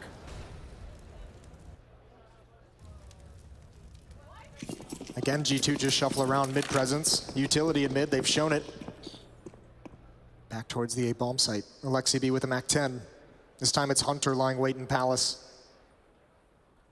Rops and Twist, what a powerful duo to have at the center of the map. They can be everywhere all at once, it seems like.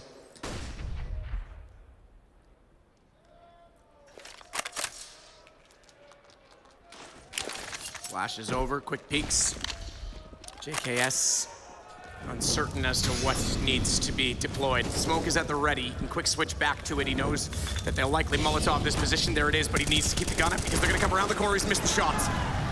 And hardly damage as well. Jack still stays with 74, Lexi B on 65. That's a bomb. But Rops absolutely does take the bomb for the moment. Nico's on the board. He's gonna double it up there as well as he finds Twist. And you better hope he arrives because that's exactly what G2 need, but he's gone in this round as Kerrigan comes back in. Another multi for Kerrigan. And it's all down to Brokey. He finds Monacy just in time before he tried to recover and get the bomb planted. There's still time to do so. 17 seconds. Jax has to go back for it, and that means he is occupied.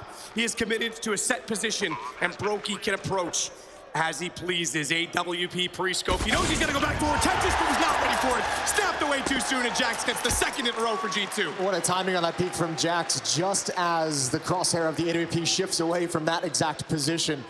Tough. You got to admire, though, Nico. We've said his name. We've called him out a couple of times for the 0 kills. He gets a double kill there that's absolutely massive, and you got to admire that he just goes back to it. He has that killer instinct. This first kill here, he gets that one's easy. He sees the peek from Twist, and he comes back for it. He knows he's got a fight that he likes. Absolutely perfect, and Jax with a big boy clutch. 5-round lead for FaZe. They're back to pistols. G2 have found a way to chip down this lead and hopefully close the gap. Hunter. Now they're rolling with it. Seems to be momentum is very much the case in this series, and he's got 3 looking for an anti-eco ace. Does get caught off by Brokey, who has the pistol inside the window room and popped out late after he cleared the angle, but Monacy now has that information. Oh my goodness. Brokey just took the AK and assassinated Monacy with it. I'm not necessarily sure they can actually still win this, but this would be huge if they can find Nico. There's no kit, there's no armor. Oh, Nico didn't see him. He is looking at, he is staring this way. He's considering the possibility, but it doesn't matter. Oh my goodness. Brokey may have missed out on the last one ever so slightly, having looked away at the last possible second, but he could steal this one back. He's got 3 already. They know Jax is in the B bomb site. That's why Twist hasn't moved. He doesn't know how to actually make it into this bomb site to make the retake doable. There's the kill. There's the kill. Remember, no kits though. Alexi, he just has to play for time. The bomb is his teammate, and they're gonna back away. They're gonna back away. He's done it. He's just held his nerve long enough. But what a round from FaZe. What a powerful round.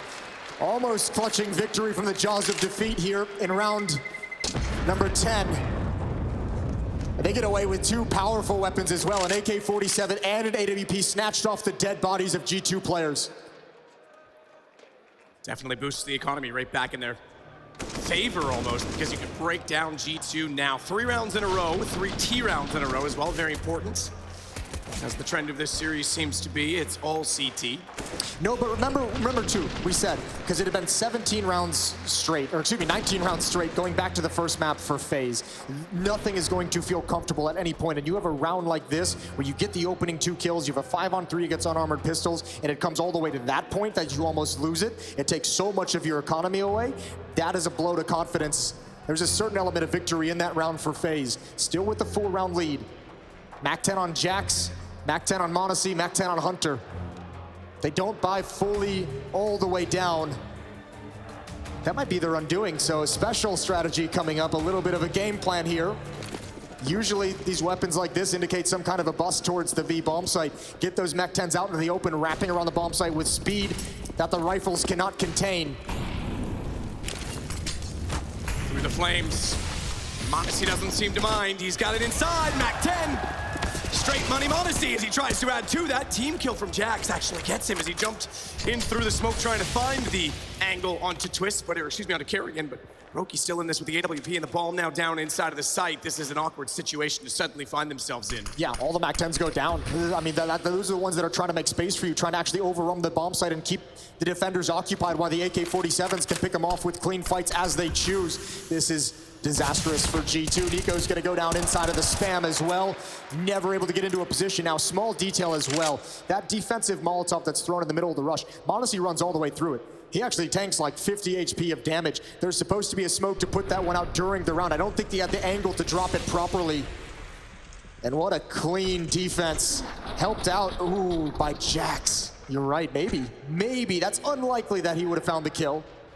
Yeah, he was airborne at the time. Did have a MAC-10, but look, you gotta take those shots. You can't really blame him for that situation. You're always gonna try and go for a kill, even at the expense of your teammate at times.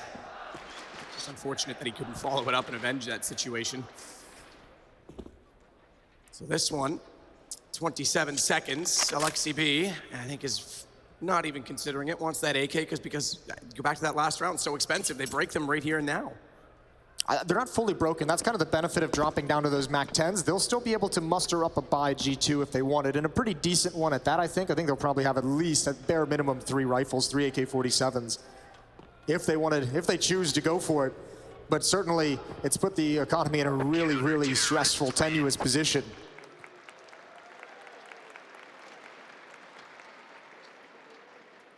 Five-round lead. FaZe looking good, up 8-3. Round 12 coming in. Does G2 want to take a timeout and call things over? Because they are going to buy into it. They are going to invest everything they have left into this one single round. AK-47 dropped over to Nico, who drops a Galil back into return, and it's stronger than I would have expected. 3 AK-47s. Not a lot of utility, though.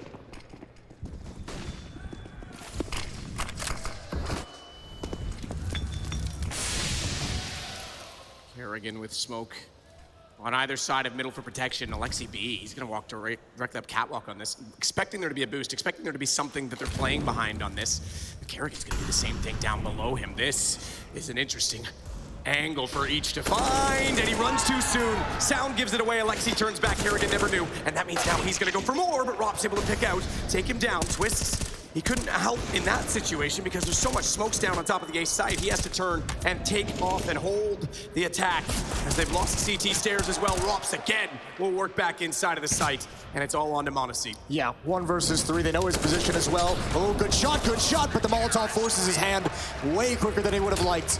And Rops has him pinned in, 9-3. FaZe continue to roll in these grand finals. And now the money's gone. Now you have that economy situation that is just no fun. Nicely done from JKS, just playing it passively, grabbing a pair of kills, not going down himself.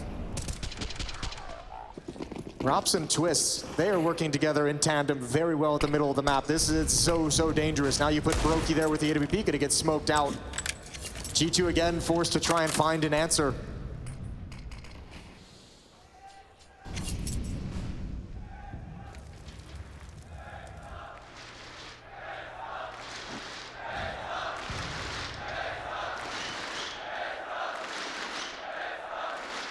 JKS timing. Smoke still down. He knows that there was only so many opportunities for him to go back. Oh, they spotted him. They spotted him. Props. His head shows JKS didn't see them cross because as he's transitioned back, it's exactly when they snuck through. So that's a bit of a misplay. It's going to cost them as well as Kerrigan falls. And they've got the advantage, although not by much if you consider the HP, but they have the man advantage for G2. Bomb plant, nothing watching CT stairs. They're late to come around the corner, so they'll get away with it.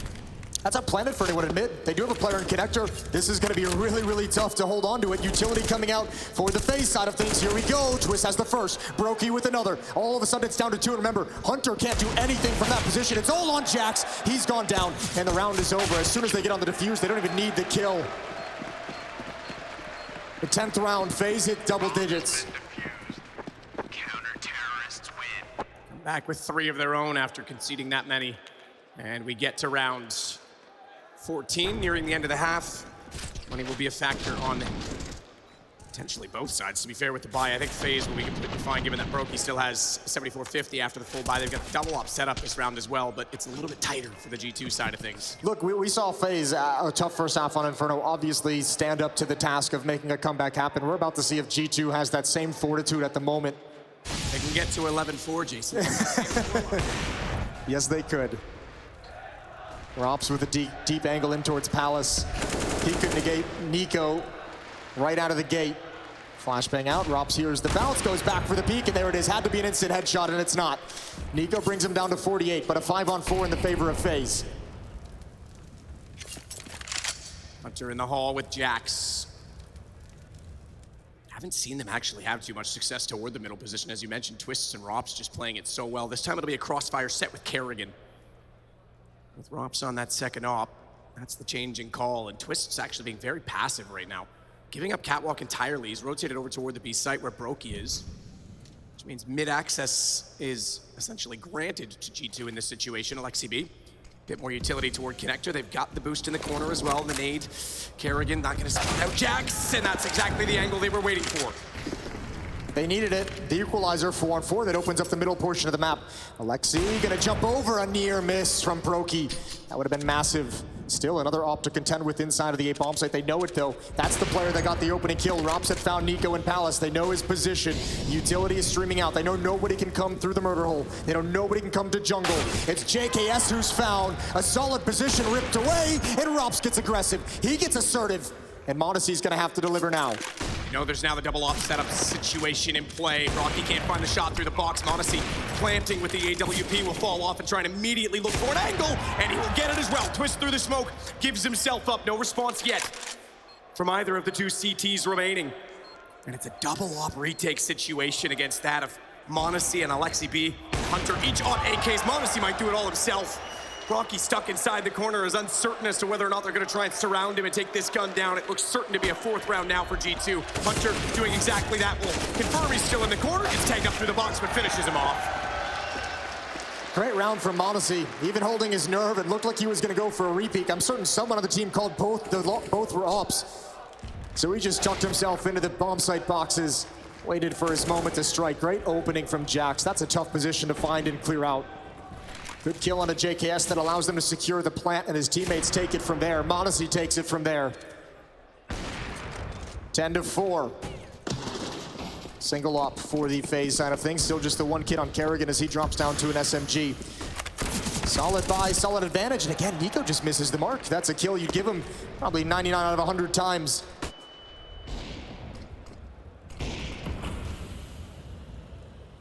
Sneaking in though. Above the smoke. Oh, he spotted the gun barrel. He saw, oh, but he's looked away. He thought maybe he was transitioning toward the window. Instead, he'll look back, and it's a tag. It must have clipped through the wall. Yeah, just barely unlucky for Monacy. Is he going to expect this boost over the top of the box? Or excuse me, not the boost, but just the position over the top of the smoke.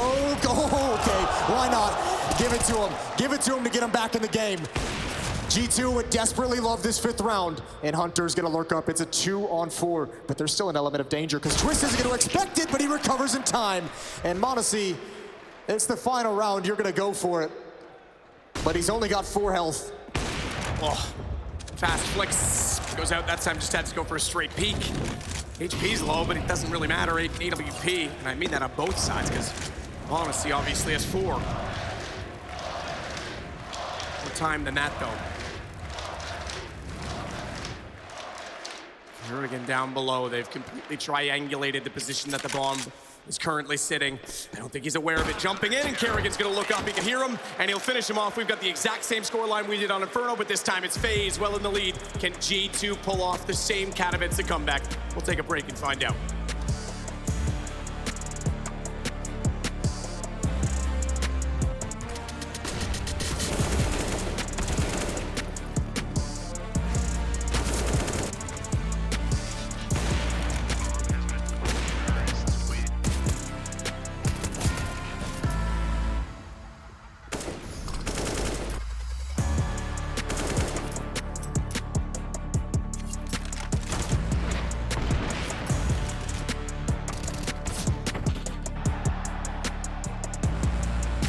I fucking love overtime. People are getting a little bit shaky.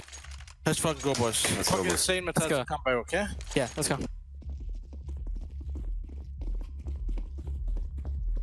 You smoke mid. Smoke. All along. Flash playground. Flashing mid.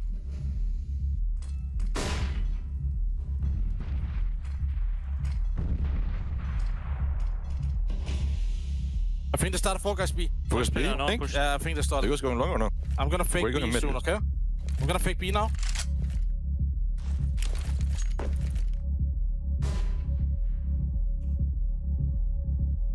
Push jump. Yeah. Rock.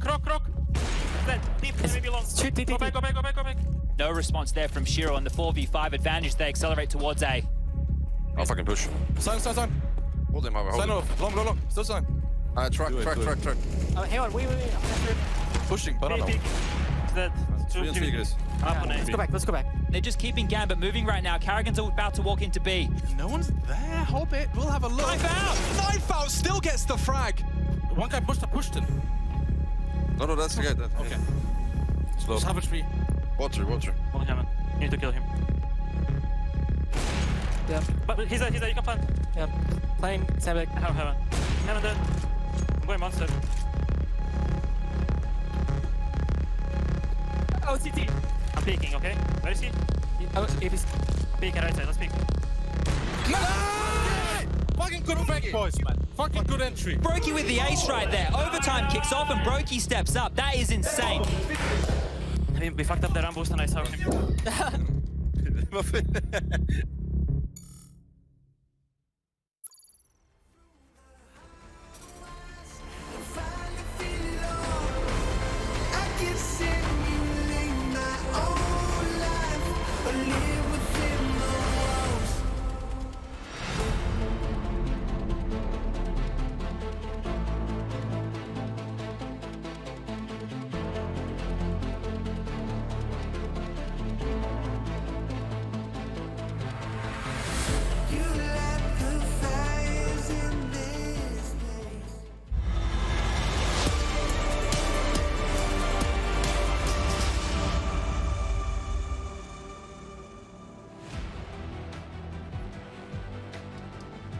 Good grief, G2, what a turnaround this series had in the middle of Inferno. It's 11-4 this time for FaZe Clan. G2 need exactly the same miracle and same circumstances that they were served on the opening map.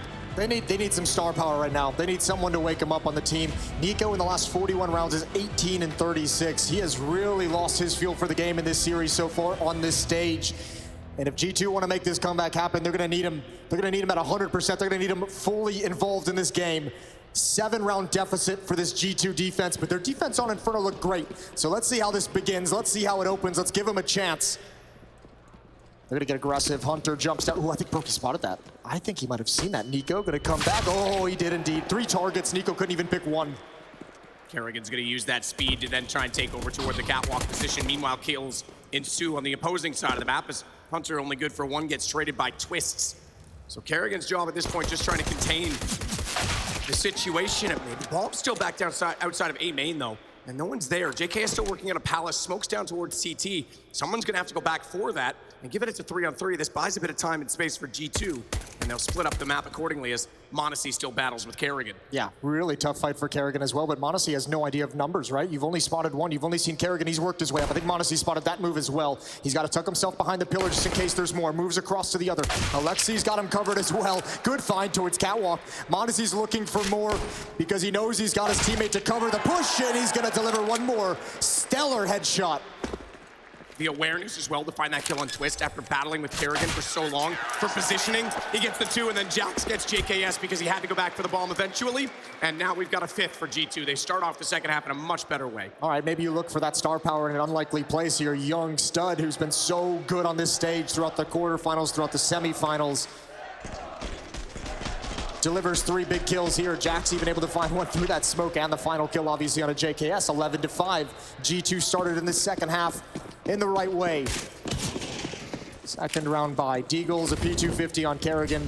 Some nades to play with as well. That deep Molotov is probably making JKS very uncomfortable. Oh, Nico didn't see him over the flames. Thankfully, Jax is there. Brokey's found one in mid. Oh my goodness, Twist. Oh yes. Nico as well. Jax drops. The 2 on the Deagle brings it level as Alexi B is trying to lurk and find out where the information can be for the CTs. MP9, they call that murder hole for a reason. Don't dare go through it at P250. That range, no question, you hit the headshot.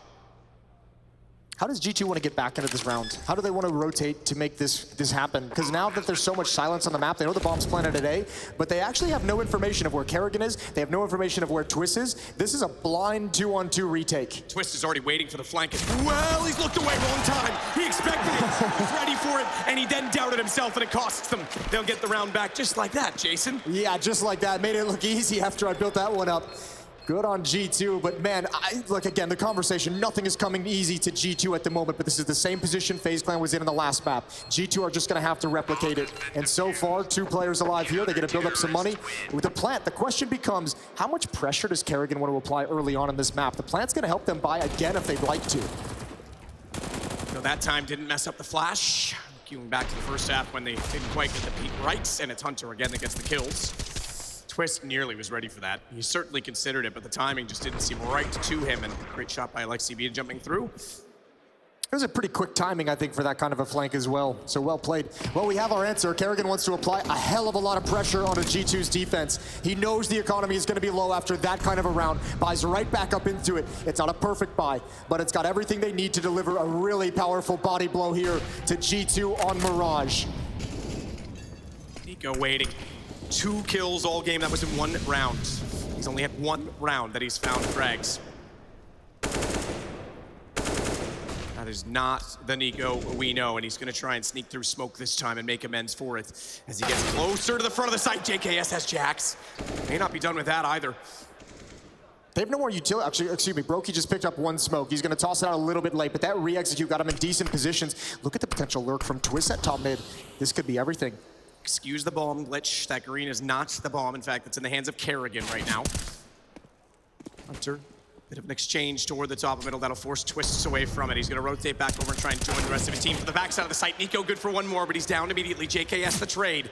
Khalil doing work, and it's Brokey from way downtown to take out Monacy as Hunter holds. Crossover, that's information, but JKS couldn't swing because they had jungle covered off. Hunter's still alive and well, and Twist, the man who rotated back, has 2 low HP players to clutch against, but no vision against them as the smoke been deployed. He has bomb picked up and can try to maneuver this. The time is certainly in his favor to do so. 27 seconds, he'll plant safely. Nade to go over the top will tickle him at best. Oh, I take that back. Did significant damage as well as the spam through the box. He gets taken down to 40 HP, and he has to try to reposition with the AK. It's Alexi B coming from the same angle that Hunter did last time, and it's a 1 and done. If they time this, as long as they don't line up, Twist will be immediately found and taken down. They'll even elevate their positions. Twist trying to use the gap to see through, spots him, sees him, easy find to the kill, looks down, Hunter not looking the right way, and Twist has both. The Canadian kid in Katowice has 12 for FaZe. That's such an incredible clutch. What a heads-up play to look above for the information. G2 could not react fast enough, and with the low HP, they had to go for a little bit of trickery. They had to go for the long rotation through T-spawn. It just doesn't pan out. Everything up to this point is G2 clawing themselves back into a losing situation, and Twist takes all that success away, puts it in the dumpster. 12-6. And a good bold call, knowing the economy was in a precarious position from Kerrigan, gives FaZe a huge advantage in this second half, in this second map.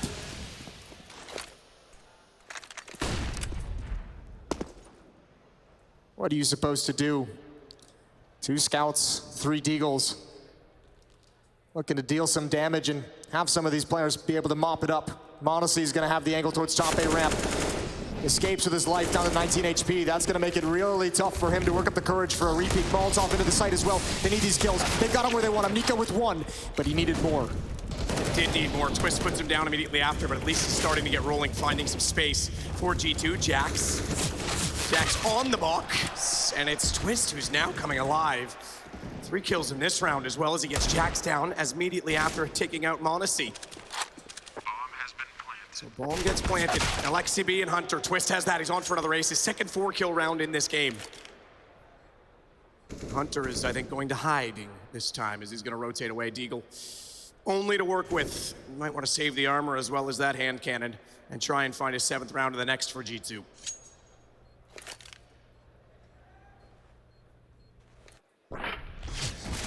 Well, what can you say? G2 needing to find an avenue back into the game. Next round isn't going to be any kind of a pretty by either. Twist is starting to take over the map. He's starting to take over the series. Remember, I mean, this is 2 maps he's putting together in an incredible fashion. He was the one player on FaZe at the start of Inferno that was delivering him, that was keeping them alive, that was buying time for his teammates. Now on Mirage, with everyone kind of marshaled behind him and having their support firing on all cylinders, Twist is just taking over. Great entries here in this round, a phenomenal clutch in the previous one. Working magic on the big stage. 7-round lead for FaZe. 4 kills in the previous round for Twist. It's worth noting that Alexi B only has 5 more ADR than Nico, despite having 6 more kills, so. This has been a very, very tough game for G2. I mean, we kind of brought it up, like how do you mentally reset from such a catastrophic opening map at a grand final on this stage? How do you do it twice? Yeah. That's the bigger thing, because you didn't come out and do that. Now you're going to be potentially, if you can't collect it in the next few rounds here, you're going to be down 2 maps, 1 away from a loss, and that's, I don't know if you can. Yeah, you can forget getting deleted out of a map if that's what's going to happen here on Mirage, but you cannot forget dropping such a massive lead. Now, G2 have a real chance here. Stack at this bomb site, it's the weaponry they're lacking. 3 players all going to go down. Twist again going to step up, being aggressive inside of the bomb site. Nico has found another good dink at range, but Brokey won't fall. 14-6. FaZe just 2 rounds away. 3 T rounds versus the 2 only so far for G2, those starting rounds that they got. So starting to see now potentially some more T-sided action. It was starting to look like a pretty one-sided defensive affair in this final, and I know that's certainly, again, been a point of conversation with the M4A1S. Economy in the dumps. They've invested everything, as they have to, G2. They have the op in m0NESY's hands. Those M4s across the board to surround it. And he's going to get aggressive in towards Palace. Peeking in, nobody's home. Nobody's here. Jax to defend with him. Nico to main presence in window room. Here comes the hit. Kerrigan not wasting any time. Utility flying over. Jungle's going to be smoked off. Top Con is going to be smoked off. Jax is going to be the initial point of contact. Molotov, he held onto it. He didn't drop it. A little bit dangerous. They're gaining space. That flashbang actually holds him back, but Kerrigan's in. Jax recovers in time, but the Molotov didn't fully hold things off. He goes down. m0NESY's still alive, and this position is so strong. So strong, but a Molotov will keep him back, which means he cannot combat with Nico right now. That flash timing gave Jax so much space as JKS is going to try to at least buy time as well. CT-sided smoke. They want to try and take the site back before the bomb gets closer. This lets Nico get a bump and leveling up his game now as he goes above this cloud to find JKS. Rops couldn't get the response, and he still knows m0NESY was there. What he doesn't know is that Alexi B is also behind him. He's got the kill easily on the M4, and it's just Twist remaining, and I don't think this time he's going to have quite the same tantrum against G2. Yeah, you can see that position from m0NESY. It might be the one thing missing from that hit from FaZe was somebody in Palace to try and take care of that, because if m0NESY is going to be comfortable, stays up there and you know it, look at the way it just freezes the attack. There's no route forward because you know at any time he can pounce. You have to keep eyes, you have to keep a body on it. And just the positioning alone makes that defense so strong. 14-7.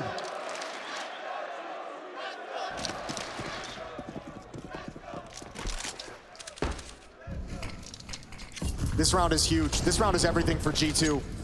They finally got FaZe Clan to buy in a way that there's no money left in the bank afterwards. So if G2 can win this, they get a bit of a reprieve. They get to close the gap in the scoreline potentially, as long as they don't fall prey to Deagles. But they've got to get there first. And a loss here with the money that G2 has themselves built in the bank. Good response from Hunter. m0NESY forced off the angle. He goes back and makes sure they can't get mid-control. Absolutely right, though. Economy's certainly a factor. This round is the difference between G2 being able to start and build upon this potential comeback, or FaZe just perhaps taking map and going up 2-0 in the grand finals. Rob's just working in. Ooh, to Jack's spot he did. Sprayed in, so the shoulder shows. Hunter forward to that smoke, takes Kerrigan out with ease. Now keep in mind, Kerrigan was the one on the P250, but nonetheless, it's a 2-man advantage. JKS spot Nico going reverse fire because he certainly has the crosshair placed there, not wanting to move at all.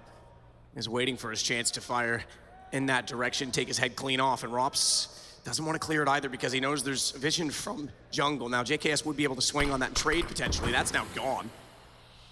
But the Jax is also still in shadow. Now he goes. Yeah, the information was definitely there. They know Nico's in position. He's going to take him out. JKS got Hunter. He came through the smoke. That forces Jax's hand. And he's alone. He's alone. There's no one here to help him. He's got to do everything. Oh, Brokey misses a chance. Tries to get creative over the top. Rops. Oh, he goes down as well. Jax. Oh, you hero. So massive. He got the bomb out of that situation. You're right. They knew he was there the whole time, and they couldn't do anything about it. Low HP as well. No mistakes for Jax in that situation. What a way to step up. 14-8. G2 is just 6 rounds back, and they've got what they've wanted. They've at least passed the first hurdle because the map could have just ended right there in this round. They've survived a little bit longer as they try and build into the comeback. Much in the same way of FaZe on Inferno, trying to replicate it. Back to Glocks for the FaZe attack. Might have saved the game himself, Jax.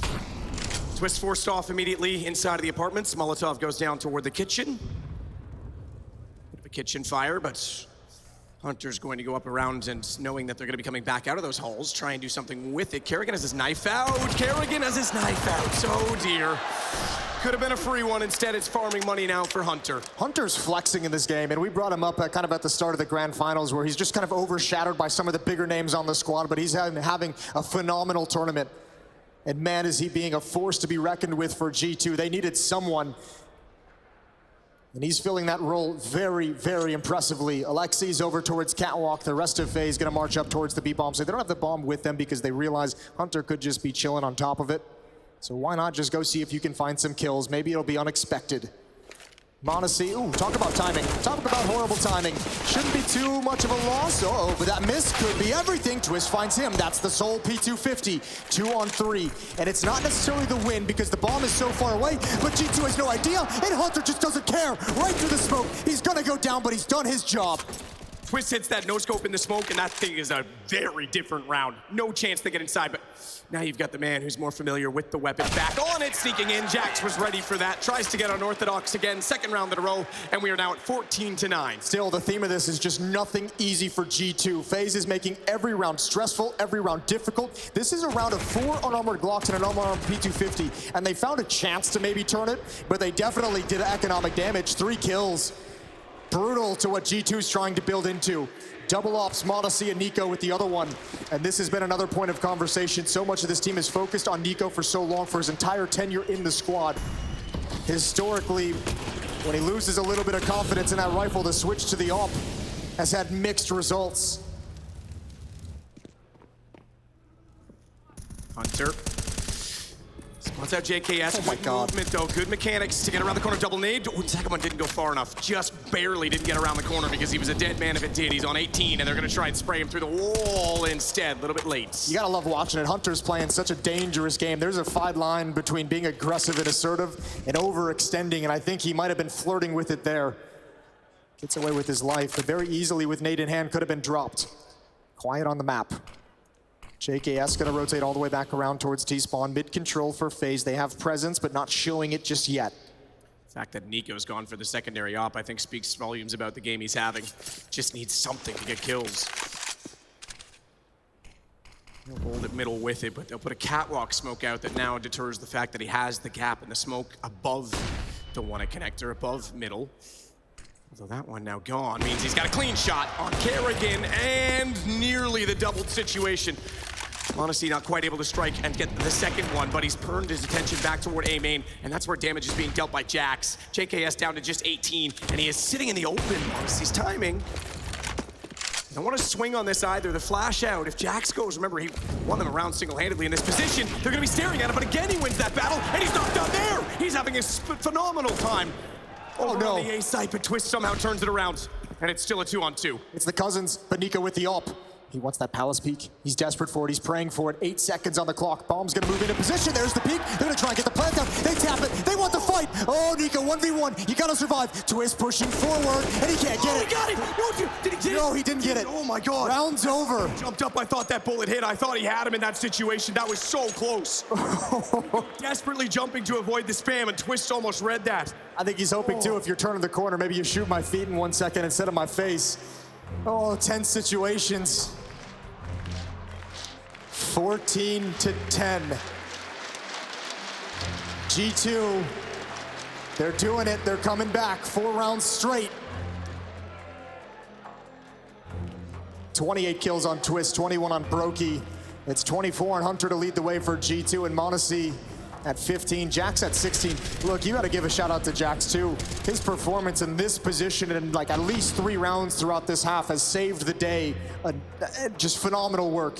Where does this last bullet go? I thought he nailed it when he snapped it. Oh, gee, he was just behind when he came back down. That was so close. Yeah, like Nico has no idea that he's not able to actually swing around that position with that much time, right? So he's jumping to avoid that. It actually exposed him and gave the opportunity to Twist to be able to find the kill.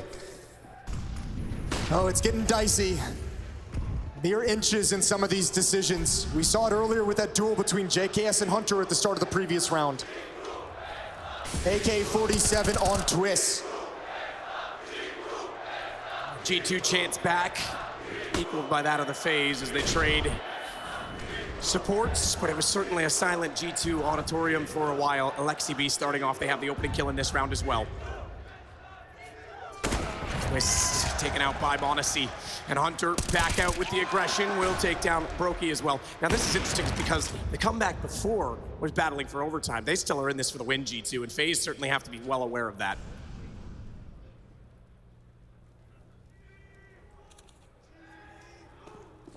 JKS undetected. Uh-oh. Should be able to change the fortune of the rounds. That might. Okay, an opening. 1 shot from this Deeg, and this round turns on its head. Just one more high-pressure situation for G2 to recover from. AK, and does he hit? Okay, I thought he was gonna go for the jump, using all of the movement mechanics to get back toward that bomb because it is down on the catwalk. That's the one part of this. Rops has to designate time just to go get it. I thought maybe Jax knew that he had JKS pinned down in this corner. Or maybe he's second-guessing himself. Maybe he thinks maybe I took my eye off it for a bit too long. Nico, the swing for information, he's got it. He can't hit the shot, but at least he's got intel. Oh, he misses another one. That's not great. That's not great either. And look at JKS. Remember, they forgot this position. They forgot that he was here. Jax is looking for it. When does JKS peek? Oh, there it is. Oh, there it is. Triple kill for JKS. Oh my goodness, talk about a standing that has stood up in these situations. Nico's lost. His nightmare is back, and it's FaZe Clan on 15. What a way to clutch around. And Rops running to B hits a stunner, and Nico missed 2. Someone better sign JKS when this event is over. I'll sign him. I'll build a team around him. Yeah, you might as well. A gap in the defense. I don't know how he slips by, but those 2 kills are massive, and 2 monumental misses for Nico.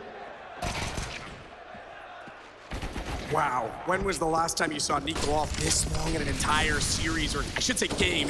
Oh, look at Kerrigan. Furrow, this is fast. Kerrigan out. Jax again, though, using the ladder to perfection. G2 might escape. The pace. Kerrigan, you're right. He wants to put the absolute nail in the coffin and just bloodbath G2 on this last round, but it doesn't work. It backfires, and it's Rops versus 4.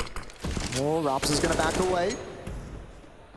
G2 survived again. Look, that's always a call from an in-game leader. That kind of a rush at 15-10 in this fashion to end the game right here, right now. That's always going to be a call that's judged based off the outcome it delivers. But I love it. I love everything about that call. Deliver it quickly. Go swift.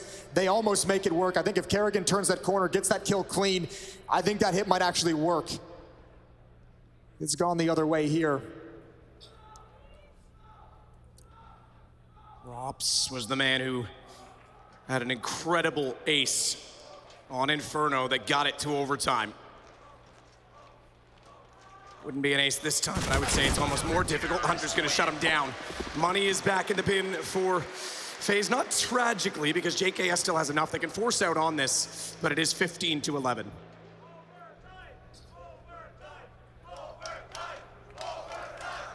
G2 need 4 more rounds. 5 in a row to force OT. We had it on the first map. This defense has been rock solid outside of the P250 from God in the hands of JKS.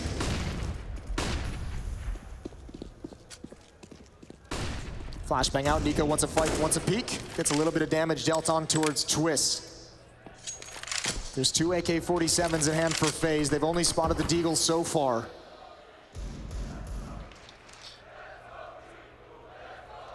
Nico holds above the smoke inside connector, JKS. Snuck underneath it so far, but not spotted.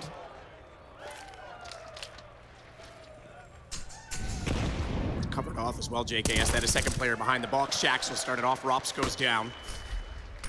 Defense with the advantage once more. Can't be blamed giving JKS the AK in this situation, the game he's having. Transition from Nico as well to the window, and he's made no mistake to find Twist. Spots! It does give his position up to the AK in return, and JKS puts him on 3 HP, so Nico's gonna scurry away and not give his life up that easily. m0NESY to hold on, up at range, Jax again.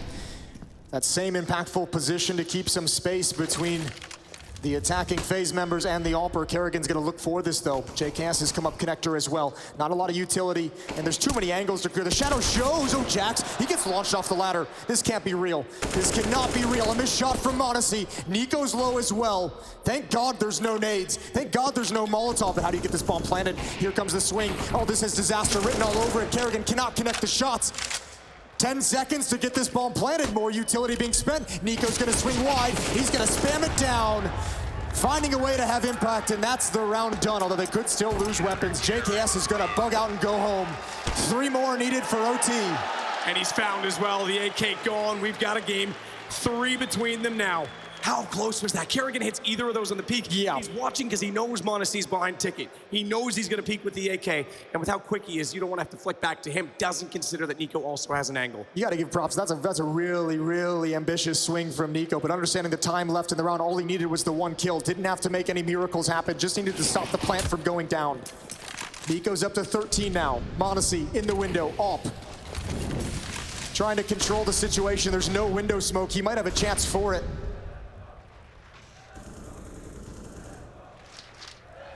A crossover with the smoke still in position.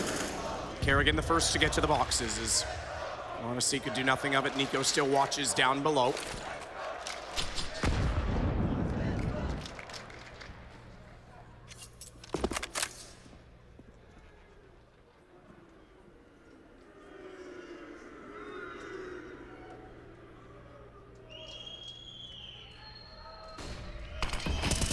Shots out Nico. Sees underneath. Certainly upped his pace in the last few rounds. Caught up to Alexi B. Jack's not far off them now, but individual kills no longer matter at this point. Yeah, but the bomb is alone. If Jax finds that, regardless of how successful everything else is, that's gonna be a tough situation to recover. And there it is. That's the bomb down. Twist is gonna go down next as the smoke clears. Nico doesn't need to do much more. He knows they're coming out. Jax comes back for it. Of course he does, because why not? Good shot from Rops and a follow-up, but surely Rops doesn't have one more special moment in him. It's time. He's got 35 seconds. He grabs this bomb. He can go either direction. It's a 1-on-2. 46 HP only, but we know how accurate Rops can be. Headshots would suffice. Throws his own bit of utility toward the jungle position, and they are segregated. They're split. They're not sure where this goes. This is an isolation. It's Hunter that you're going against, though, and he has been spectacular on the map. Yeah, but do you tap or do you stick the plant? 13 seconds. Tap. Spots! Now knows the situation. Molotov has to get him off the angle, but it's 8 seconds. He's got to get this kill now, right now, and he's not going to get it. Hunter has it instead, and we have a 13th round G2. The slimmest of margins. Oh, I cannot believe Jax came back for another fight. What a badass. 15-13, 2 more rounds for G2. Oh, Rops. He had the time, he had the space. Crisp shooting, but Hunter has just outplayed him here. Well done, tough fight to win for both players. Forced out by utility. Look at what it means to him. Round 29. No easy rounds, remember, even with the Tech 9s, even with the P250. Guess who's back? Guess who's back again. Nico coming out for the action, and Jax, one more time, can he step up? Finally, they'll eradicate him from underneath the shadow position. Rops needs to hold, though. Knows that Nico was toward connector. Brokey. That's a desperate plant. Oh my, in the open, Nico's not gonna swing it, he will now. Just barely in time. That is a bold play for them to try and go for that no utility. And no one to hold his hand while he tried to put it down. Rops will sit behind box and wait for a peek from CT. Had to do something. They couldn't cover him from all the different angles. That's a very, very tough position to be in. Monacy's so low, so keep an eye on that. If Nico, he's not aware of the timing, coming from under past Kerrigan. Oh, this would be massive. He's just out of his range, just out of his glimpse. Now he knows, now he seems the elbow, but Hunter's got him from behind, protecting the back of Nico. Round 30, of course, they've brought it all the way back. Same situation, 11-4 at half. FaZe did it on Inferno, and G2 dishing it straight back to them. Incredible series. It's delivering in every regard. It's the psychological part of it that's just overwhelming to even think about. We said it, if G2 couldn't come back from the last loss, you go down 2-0 in a best of 5, you're out of this. And now they're doing the exact same thing to FaZe Clan. Pretty fitting for a matchup that really didn't feel like it had a favorite coming into it. Probably one of the first grand finals in a long time where you didn't have a solid favorite going either way. And some miraculous moments, not all of them individual, plenty of team heroics coming into play as well. And I'll tell you what, G2 has had to battle so hard to get back into this. Every round has been a struggle. Every play FaZe has made has been impactful. G2 have answered the bell each and every time. They only need one more.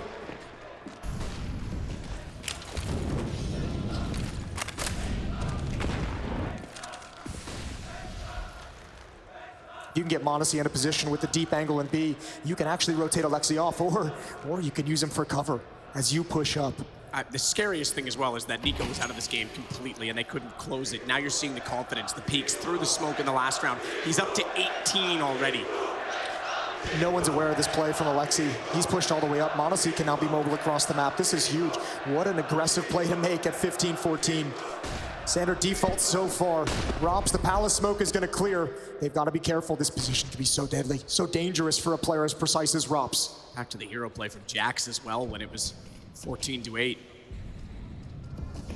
Guess where he's been pretty much every round since. Nico, easy for the first, but JKS is immediately on the trade. That forces Jax out. Robs, he's got to go wider than that, but he's not sure where to fire. Hunter was in the open as well, and he does not get the man down below, and he has been a huge problem for them. It's Kerrigan, and wants to assist in him in doing so with the Molotov. That'll force him out into the open. Kerrigan gets the kill clean, but Monacy comes right back into the picture, and it's Kerrigan that has to hold it. He can't. Monacy's got overtime. How are we doing this again? The distance once more. You gotta give it up to him. What an incredible recovery. We were wondering if G2 would ever be able to come back from that first map disaster. Well, they've done it. Overtime's next. Stay with us.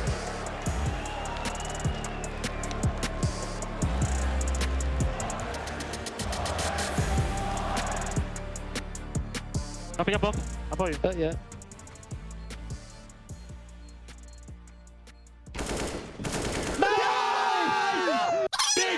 Holy fuck, dude. Oh, nice out, guys. It's just around later and Broky's collecting one kill after the next phase will be at IEM Katowice.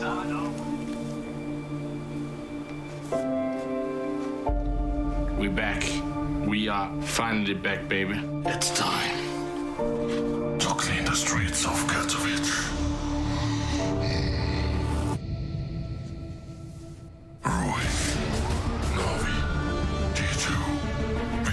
Got nothing on me. Earth Campbell is in town.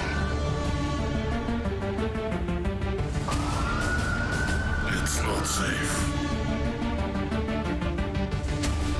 Hey, where's my Batmobile passport?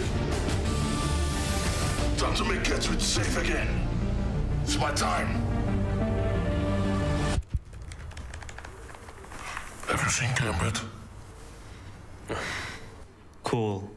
You brought the mask again?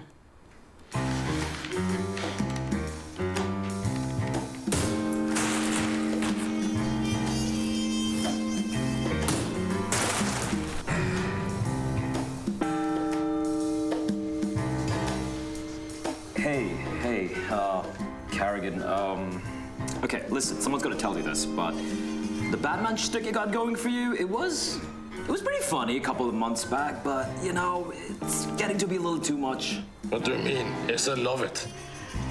Yeah, but have you seen her content?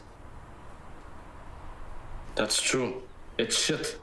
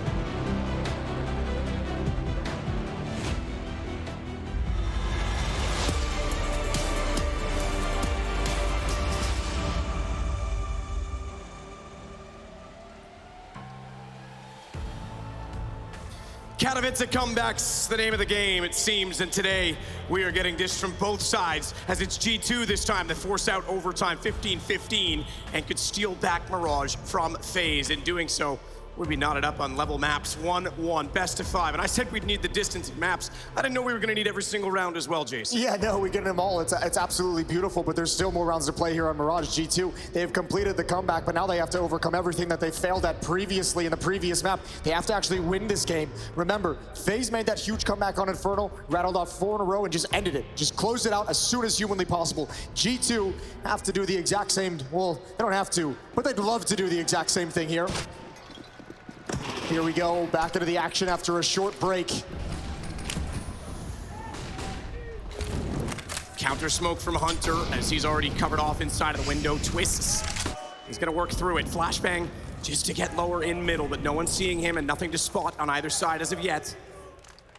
Nico's the one that's above. Hunter's got a gap.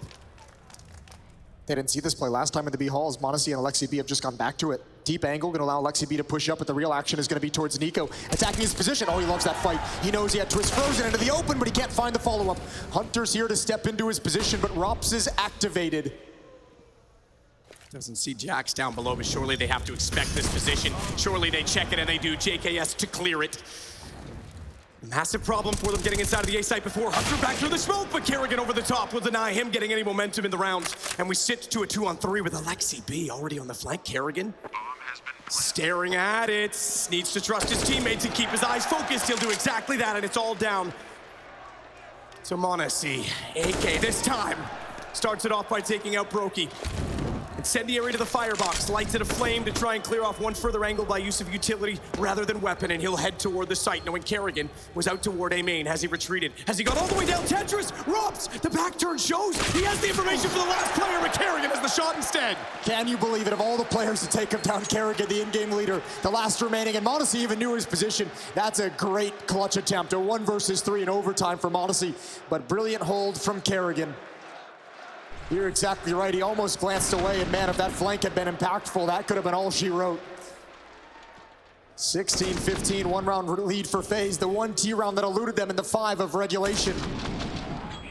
Remember, they got the 1 T round in overtime, and Inferno as well, going 4 straight.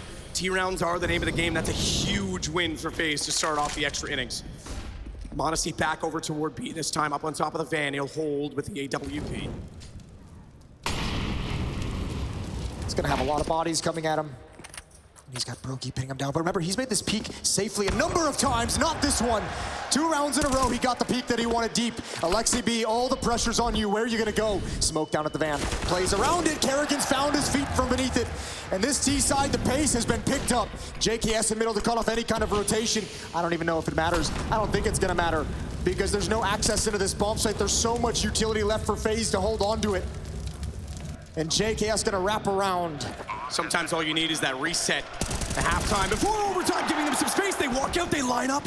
Hunter gets 2. This round's not done, but guess who's behind them? JKS. The man from down under is gonna rise above as he walks into the AWP. That's easy. Bye-bye, Nico. And hello, Hunter. As he turns back, he's the only one that remains in a 1-on-3. JKS will go down in this situation, but they've bought the space, and Brokey's got the kill. It's 2 in a row for FaZe. Oh, Monacy gets just baited, lured into that peak because he was able to grab the angle so many times previously without spotting anyone. He never had to encounter Brokey in that kind of a battle. This time punished for it. And G2 can just not get their back off this wall. Is there a case for JKS being the MVP? Not even statistically, but considering he steps in for Fox at the start of this event. Yeah, emotionally. Then he has to switch over and cover for Rain, given the circumstances, and he's playing this well on the stage with a team. Again, he's, what, 2 weeks to play with? Yeah, you really got to admire what he's been able to do with this FaZe team throughout this tournament, standing in for Rain, standing in for Rops as well. He's been absolutely brilliant. Basically a contract event for JKS. He's getting one after this no matter what, surely. He said T rounds are the name of the game. FaZe have 2 in overtime. If G2 lets him sweep this opening half of OT, great flick, accurate as well, fast and on point. Stay 5 aside, damage dealt either way. Kerrigan comes out worse for wear on 16. Nico again, though, playing behind this smoking connector. We know how good he is in this position, if he can get supporting flashes as well, but Jax is pushed forward as he always is. And m0NESY is not yet rotated around to the CT stairs to give him that flashbang, to give him a chance to peek through it, so Nico has to back away. That's so dangerous, though. Nico's actually got to go through smoke to clear out window room for this boost. Jax falling, or JKS falling down, can't handle it. Good shot from m0NESY as well. 5 on 3. G2 finally in a good position. But look at the HP. This can turn so quickly. And Jax has actually moved out of his little... I swear he's been playing underneath balcony pretty much this entire half, CT half, and now he's finally changed things up. So if FaZe try and punish that, they'll get him anyways. Didn't even matter where he was playing. Shot out from Nico. He immediately able to trade. Look at the HP, though. Alexi B's on only 12. m0NESY on 18. Kerrigan has the AWP. That'll certainly help his situation as m0NESY fires. That gives Brokey a chance to reposition. Down goes Kerrigan, though. Hunter with a resounding headshot. Brokey, he spotted him out this time. He's going to go back around with a pistol at that range. And G2 will at least get one CT round in overtime. We'll go 2-1 to make it a 17-16 scoreline. Still, you got to be a little bit worried if you're G2. The first half was so difficult, and now starts to feel so long ago, but you could barely find any success in that opening half of this game, of this map. Look at the flick here, leg shot on to Kerrigan. He had to have been really bummed that he got tagged there. Beautiful stuff from m0NESY and the USP to finish off the round. Magic number is 19, FaZe is 2 away, G2 is 3 away, and a timeout taken immediately to readdress this T side that they had no solution for in regulation. Now all of a sudden, again, let's remind you, without your coach, not able to be here on stage, you have to find some way to overcome this FaZe defense. Double op setup is going to be switched into as well. I don't think they saw that at all in the first 15 rounds. Op on Brokey, op's going to be in the hands of Kerrigan as well.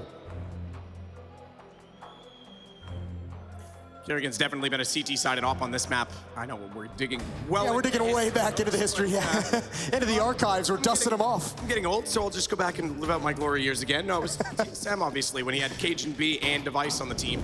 They almost had a triple op setup at times, but he is going to head toward B this time and leave window to Brokey as Nico works his way up aggressively on the AWP for the T side, not giving it to m0NESY. He wants to be aggressive, Nico.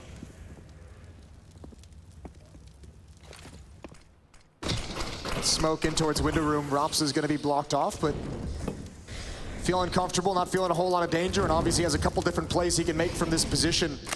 G2 starting to progress and control catwalk. Rops now has 2 angles to consider. The thing is, will they actually consider him? Oh, good jump from m0NESY. Good information. What a transfer upwards as Rops falls back. Oh no, one more. That's one too many. Doubling his situation, though, it's going to give Brokey a chance over toward B as he starts off well. Nico down. He's going to get aggressive, get closer on the angle. No gap for the smoke, at least not close. There is certainly one above toward the window. Boost m0NESY up in this situation. This could catch off Brokey massively. Brokey's going to have to be so perfect on his timing. m0NESY aware of the timing of that smoke dissipating and considers looking downward as well. Quick check even to make sure connector's fine behind them. Yeah, but they need a mistake. They can't really do anything to find themselves an opening kill. They have the one Molotov on m0NESY. They need a mistake. Good find from Jax. Twists all the while has been closing down the map, getting in behind them. He's going to work toward the apartments as well. That's going to double that position, make it harder to read in terms of retake. Molotov goes, that leaves m0NESY in the open with utility rather than a weapon, and Jax down to JKS, again stepping up. 28 kills now for him, and it's 1 round from FaZe, taking a 2-0 lead in this series. So many angles in that bomb site, so impossible to clear, and you've got that deadly triangle. I mean, player in dark, player in market, player up in the holes as well. That's so brutal. I cannot believe Rops got a 2nd kill. Look at this quick little jiggle peek as he pre-fires it. Boop. Beautiful stuff with 6 health. 2 more chances for FaZe. They had 5 in regulation.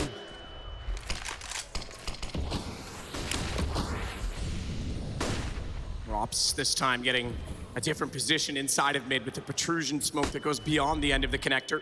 He'll use the bench to try and see toward top middle. Didn't quite see the feet.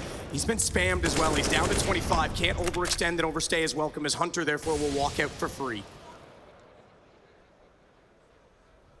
Pretty patient on the map. Hunter's delivered so much for G2 in this game. He's been, at times, the one shining beacon of hope for G2. Oh, and he's got it again. Even with the initial dink, Molotov can block off the rotation. He's down very low, but what a dangerous pressure point to have. The rest of G2 is going to start to stream up, but great defensive utility to hold him off a little bit longer. Nico switched over to the Krieg, another change in weaponry. Can't find anything with that. And there's Brokey for one more. Again, Modesty is going to have to deliver something. A man down and 2 rounds behind. It's 1 to go for FaZe. Alexi B on 28, Monesi trying to walk back in. JKS will drop down behind the cinders so as not to be seen, but Alexi B's got position, he's got angle, he's got Rops. One thing he doesn't have with him to try and transition and change the map entirely right now is the bomb. Monesi still holding on to that, will be working in toward Tetris. And it's tough, they don't know where to put out this last smoke. They have no idea where Kerrigan's gonna come from, where that rotation is. They know they have to find JKS inside of this bomb site. They know his likely position.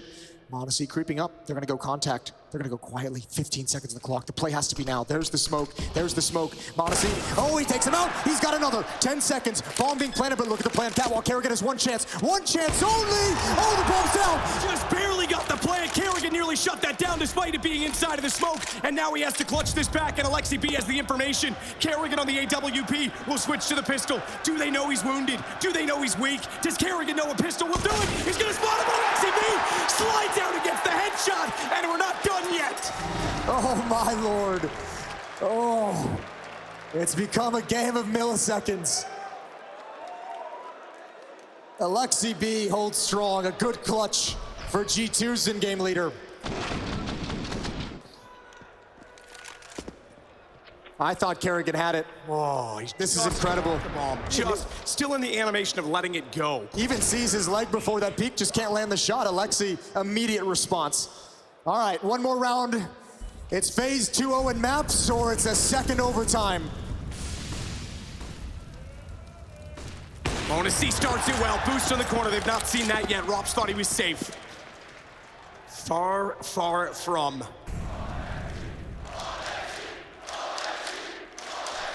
Congregation likes what they see.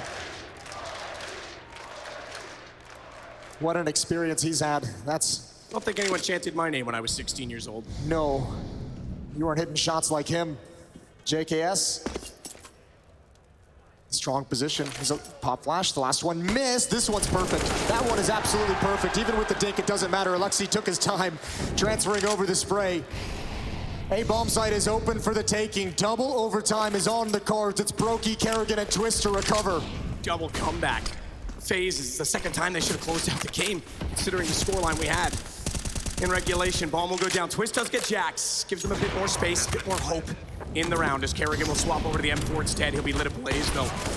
And Flays are getting lit ablaze everywhere at this point in time as well because Alexi bleeds, takes down Brokey, Twists. Only kill in this round so far. Needs an ace. Needs something of a miracle and he's not gonna get it. 18-18, we do overtime once more. What a battle between these two teams, why not? Yeah, I think that guy speaks for everyone. Thank God we get another. We're gonna get right into this one. This one's coming down, it's starting already. 18-18, magic number becomes 22. You have to feel like G2, they're just thinking, can we please just get one map point? Give us one chance to win this map. Give us one map, or one chance to even things up in the series. Rob's blinded, and oh, Jax turns the corner. No one spotted him just yet. How has he made it here safely? Yeah, it was just a matter of time. So many elements of danger there. Robs has found an opening, but Modesty has got the rebuttal. He wants another. He knows the position. He's got the shoulder of JKS. Just a little bit too far out. Lord. And that's a change. We haven't seen Modesty in that position. A good change and into a 2-on-2. Kerrigan gets him back. Hunter's gonna rotate over this bomb toward middle because that's where Alexi B has found a bit of space, a bit of timing. Brokey as well though. Wise to it, will rotate to Kerrigan, and rather than split the sites and have to go for a 1-on-2 retake, they are gonna play this together. They don't have the information as to where that bomb is going though, and that means this should be a free bomb plan. G2 at B. Smoke is gonna plume, and it's actually gonna give a little bit of cover over to FaZe to be able to cross over and get out of this window if Kerrigan's bold enough for it, and indeed, of course he is. Oh, Kerrigan, Alexi, can't connect the shots, both of them trying.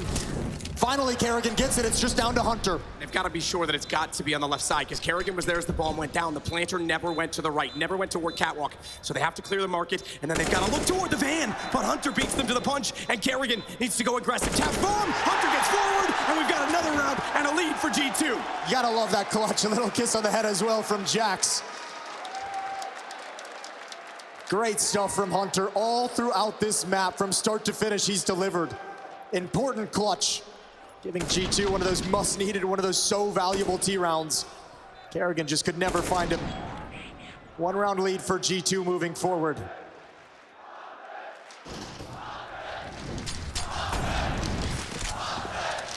Hunter getting his own chant from the crowd. He's earned it. Double peak position. Brokey gets off stairs. That could have been problematic. They flash around that corner like they did before.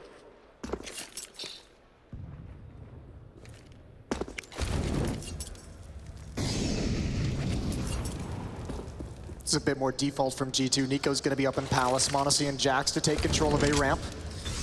Alexi just getting Hunter into place in connector. He's gonna rotate back around, shuffle around towards the A site to join up and link up with his teammates.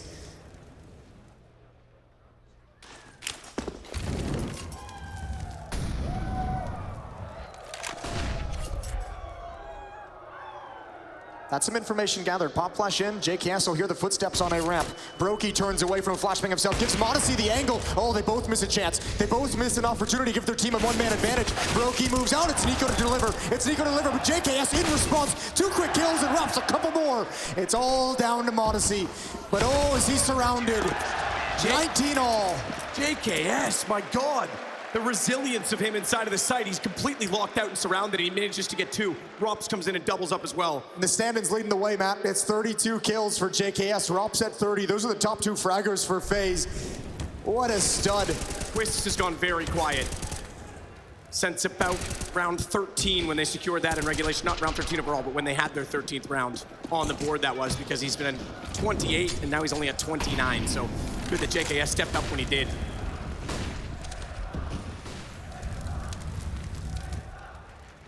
What a luxury. One mechanically gifted rifler goes quiet. You've got another incredibly gifted mechanical rifler to step up and take his place. Nico, good reaction. Slow start, but he arrived at some point during the second half, and now he's not taking his foot off the pedal.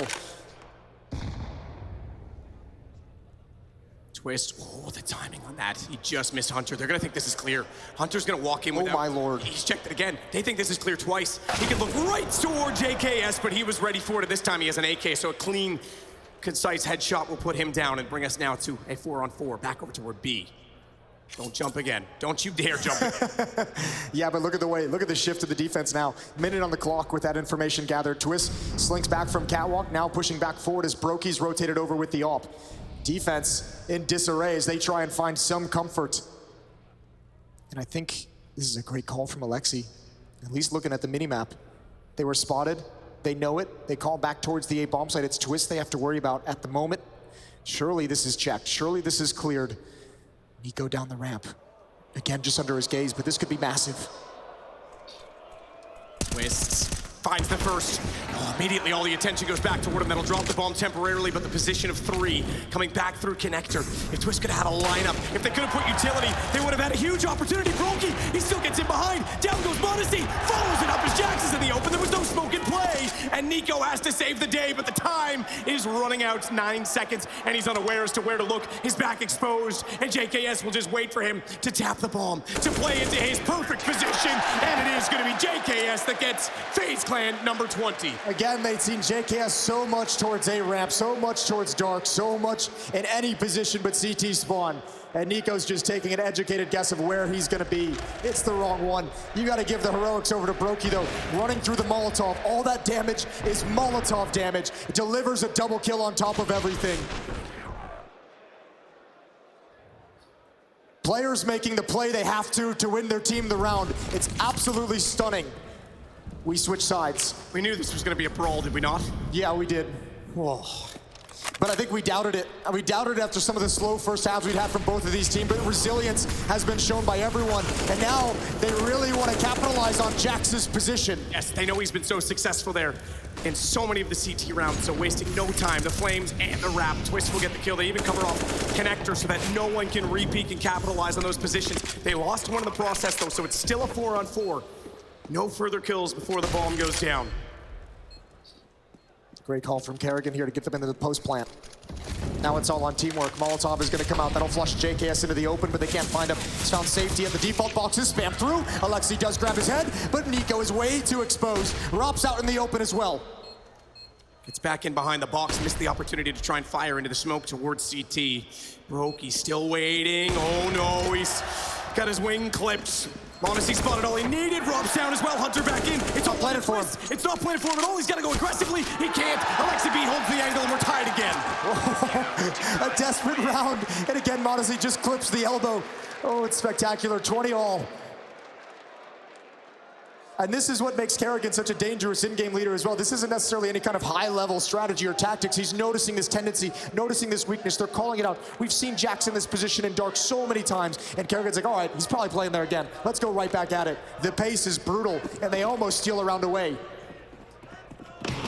Remember as well, FaZe Clan has had 7 map points. G2 has not had a single one just yet. They're desperate for it.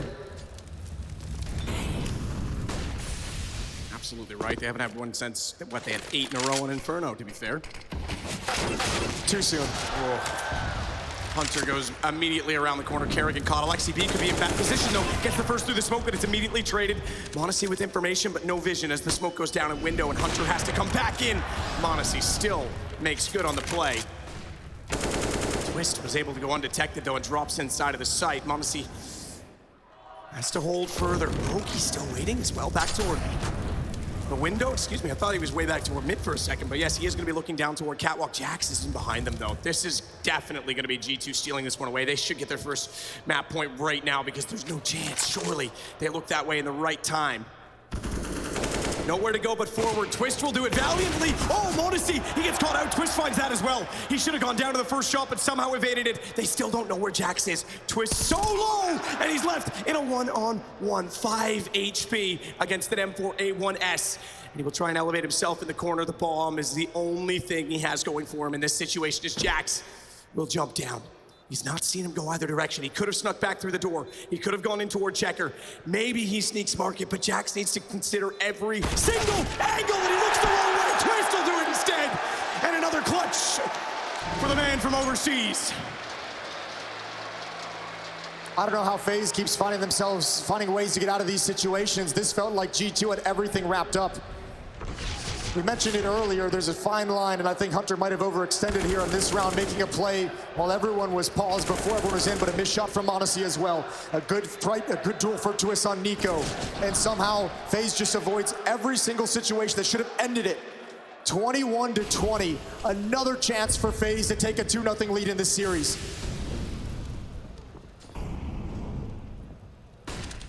How many of these can G2 survive? Give me all of them. In one map. Games like this in the Spodek in front of fans after 2 years away, 3 years in this auditorium. m0NESY's going to start it off. Kerrigan goes down. G2 looking to force a 3rd overtime. They're going to work their way in from Tetris. Jax is in a different position. They think he's underneath in shadow, but he doesn't know there's 2. He's looking for the response above, and that's how Rops will strike back. Yeah, Jax had to have been so happy when he sees the Molotov going in towards Dark. Good change of position. Brokey and Twist working in towards the B-bomb site. Nico, Hunter, and Alexi are going to work together to clear out mid. They want to control this part of the map. They want to have it for information. It's put Hunter in a really tough spot, especially considering Brokey has that AWP. How does Rops play this? How aggressively does he want to lurk? He's going to see the bomb site is pretty much clear. Nico has no idea he's out, but that smoke gives away the positioning. Rops now inside of the A bomb site, but G2 still has no idea. m0NESY's being cautious with the but Nico's not. Nico recovers, and Hunter's now in a solid position. He's going to hear the footsteps, and he should be able to get at least, at bare minimum, it's going to be 1. He transfers over. Nice frag, and Brokey's got him in return. 1 versus 3, but he's going to get no chance to get it started. 21-21, we need more. Again, we need more overtimes. We're going to take a break because we've got to catch our breath. We are starting at scratch once more.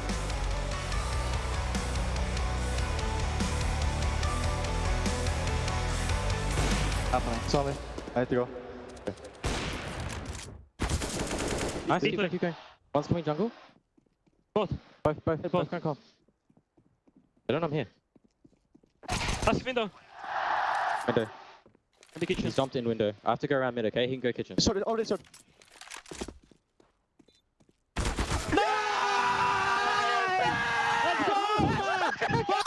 Nice shot! Okay, slow. Got apps. Out apps. Let's go. No!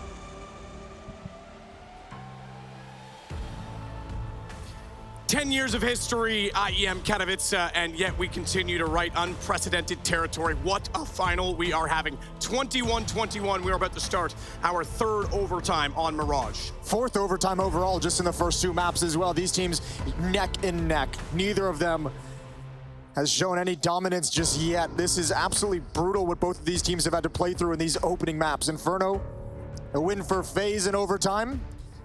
Mirage yet to be decided, but G2 has had to survive some scares. A lot of map points against them.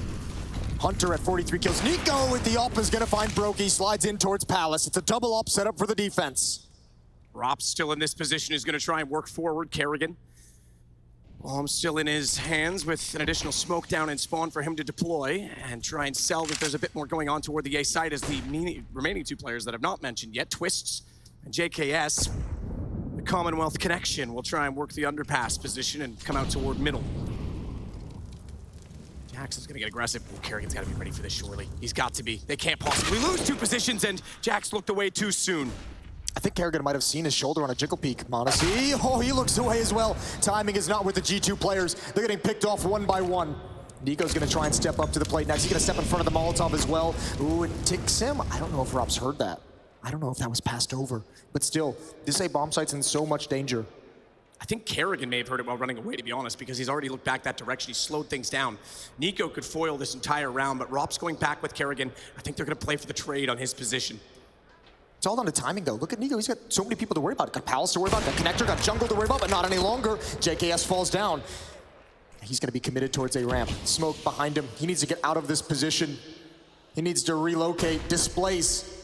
He's at least got Hunter coming in towards Ticket to join up with them, so a little bit of help now from his cousin. Twists, though, still working out connector. Alexi B wants to get behind him at Catwalk. He needs to go quickly. They need to find these kills concisely. Shadow shows missed shot of the AWP, and he nearly gets a second crack at it. Rops is down. Alexi B, he got positioned just in time. Twist turns around and realizes it, but it's a one-on-one with 7 seconds. Twist is gonna grab the bomb. He does. Oh, he doesn't. No! He was just outside. He was just on the line, and he has to go for the kill instead. It's Hunter that shuts him down. It's deja vu. He ran out of time at the same spot with Nico. That is so brutal, just couldn't get the plant going. First round to G2. Unreal stuff. Hunter again called upon to bring G2 back into the round, and he does just that. He does more, he brings him back into it and then gets him over the finish line. 22-21. 25 is the winning number for those of you keeping count at home. I've lost count, so thank you, Jason.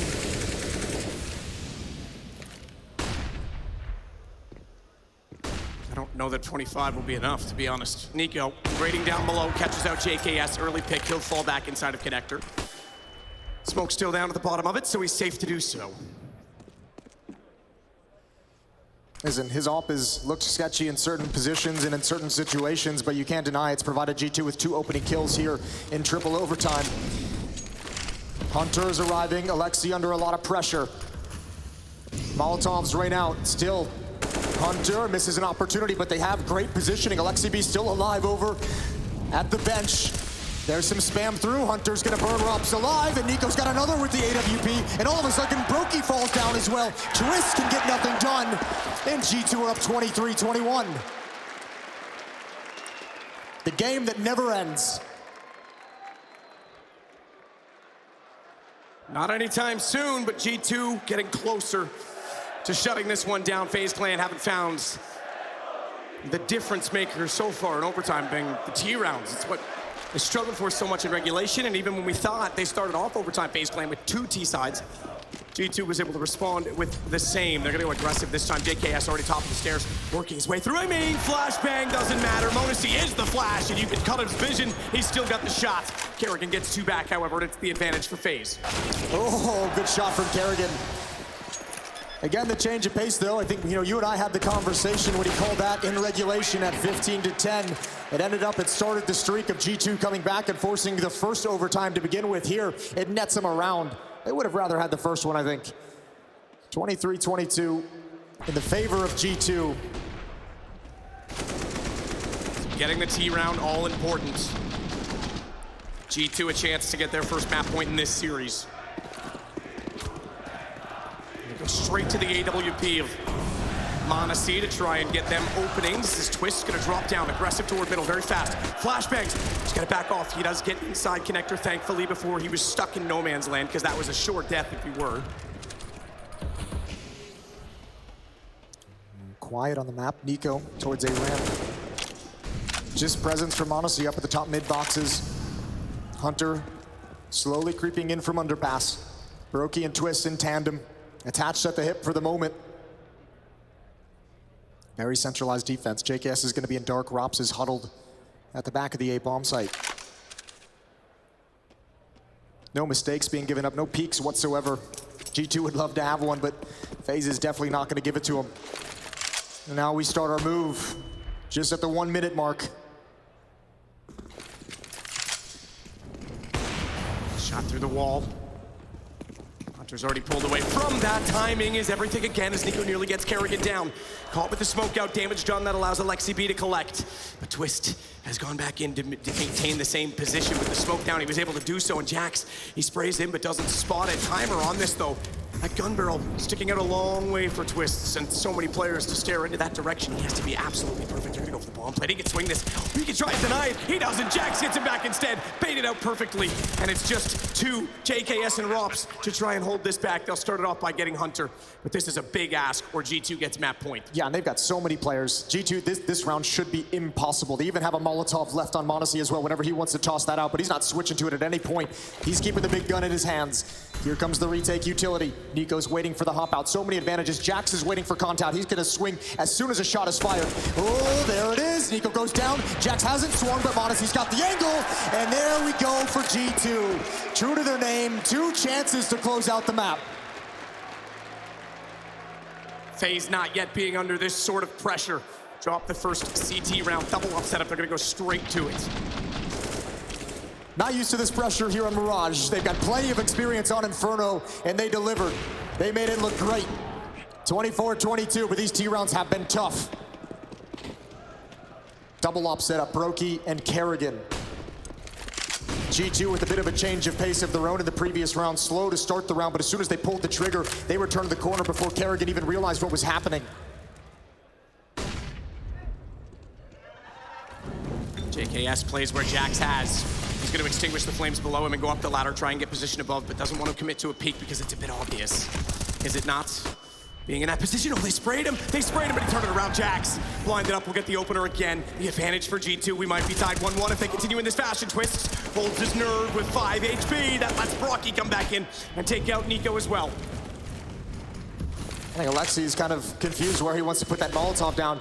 They need to get this bomb planted. The reinforcements are arriving. More importantly, the perimeter is under attack. Monasy, oh, you have no idea what's coming. Rops takes the shot, finds the kill, and what do you do if you're Alexi and Hunter at this point?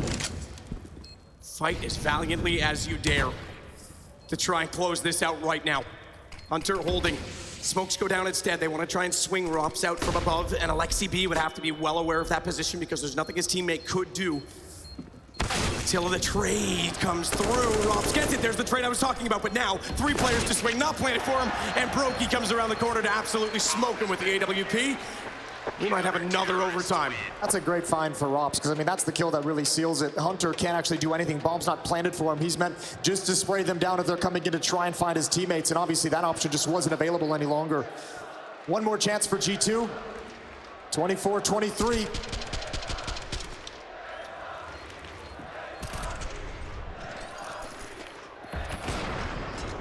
Twistzz back on top for FaZe with 40. Everyone's relatively close, though. 46 for Hunter still leads the way. I know kills at this point. Again, it's not really about that. Let's just close this game. Get it across the line. JKS trying to make that hard for G2 to do. Jax, though, doubles up. Twistzz goes down, and it's another man advantage for G2 to shut this out. All right, calm it down. Everybody chill. Everybody needs to just pause and not get picked off.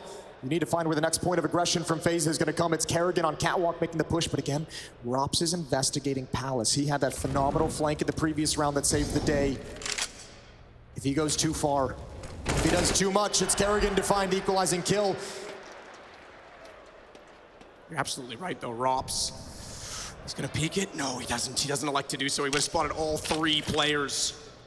That would have been such massive amount of information, so important. And also, I mean, it would have just funneled them away from the A bomb site. They've chosen to do that electively anyways, but they're missing that intel. All 3 players from FaZe on their own. Kerrigan in ladder room, no backup available. Brokey at the B bomb site. It'll take a minute to activate Kerrigan in support. Rops just now making his play, and it's all clear. This doesn't really take away the possibility of the A bomb site, so Rops can't stray far away. Oh, Kerrigan, changing your position. Jax is gonna turn. Oh, nail peek. Nico swings in. Big time kill. Smoke behind him, but Brokey is just chilling. He's got 1. Nico needs to get the ball in 25 seconds. He can play this out. He can bait it. AK-47 knows he's likely in a one-on-one situation. The chance that Rops is all the way back over toward this site, unlikely, but Brokey repositions and Nico can't find him. Guess what, Jason? Guess what, Jason? We got another. Oh, baby, 4 overtimes required on this, just map 2, 5 in the series already. Absolutely incredible. Both of these teams just barely hanging on. Kerrigan, the early warning system, he gets the kill, allows Brokey to move into a perfect position. And Brokey puts a stop to it. Even Nico's trickery with the smoke, trying to tap the plant and worm his way through. Rops drops down with the AWP. Doesn't want to commit to this fight, bails out quickly. Although still has the angle, still a little bit of danger here. Quick shot from the AWP, not landing. Rops will reposition as a result. Nico's being patient. They know that they've been contentious about aggression on this A side, both teams from the CT perspective, so he'll just sit and make sure no one dare walk through that door. Oh, there's a good defense here, though. This is going to be tough. G2, a long road ahead if you want to take this bomb site. JKS and Dark. Twist huddled up, hiding, baiting, waiting. Brokey. Ooh, JKS pushes forward. He gets taken down. That's one defender gone. They still have yet to see or spot Twist. Good find from Brokey moving around the smoke. That smoke allows so much mobility for the defenders. Molotov, utility used to flush him out. He can't connect the next one. They still have not seen Twist. That's a huge bit of information for Twist. The fact that he goes forward on the Molotov, they had no idea. And he comes out, twists the corkscrew into the back. It's 25 for FaZe. That's so brutal. You can see there's no reaction as well. There's that silencer coming into play as well. Nobody could call and get that information out quick enough or accurately enough to respond to the situation. Even with an early opening kill from Nico. The fact that Twist is never spotted and Brokey's taking so much attention, Twist gets some freebies. Twist was elusive in grand finals. He was never appearing when Liquid were falling time and time again to Astralis. He was so good during their run in 2019. He became an absolute beast in these situations, and that experience is no different now on FaZe. What a performance so far for him. Gives the difference so far in this, the fourth overtime. JKS will hold. Brokey has to work back. Fast plan, very clean take. Good execution with the smokes. Ooh, good find from Brokey over the top. That's Nico gone down, just trying to provide some cover. Alexi, he falls as well. FaZe really shrinking this post-plant defense. They're wrapping all around it. Brokey with another. Hunter's just got to hold the line. He can do nothing but try and stop Brokey from being effective. He's spammed down. It's all on Modesty. No chance for a second shot. Surely one more. They haven't found him. They haven't pushed him yet, and they're going to find him eventually. Brokey, 39 kills now in the game, and that one's important. 26-24. Stylish from him as well. He shoots at the ground and swaps to the AK, hoping someone's going to swing the peak, expecting him to be reloading the AWP. He's playing all the mind games to get the angles, but yes, it is FaZe that have the first two to be 26-24. And the conversation now is just, man, how deep of a playbook can you actually possibly ever have to deal with this many overtimes? One final timeout for G2. Fair play, they've held on to it for this long. That's impressive in its own right.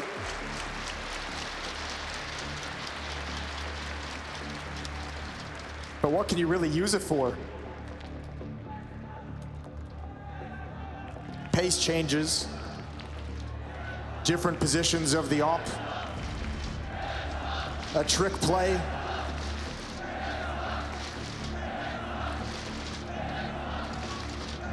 All the options running through your head.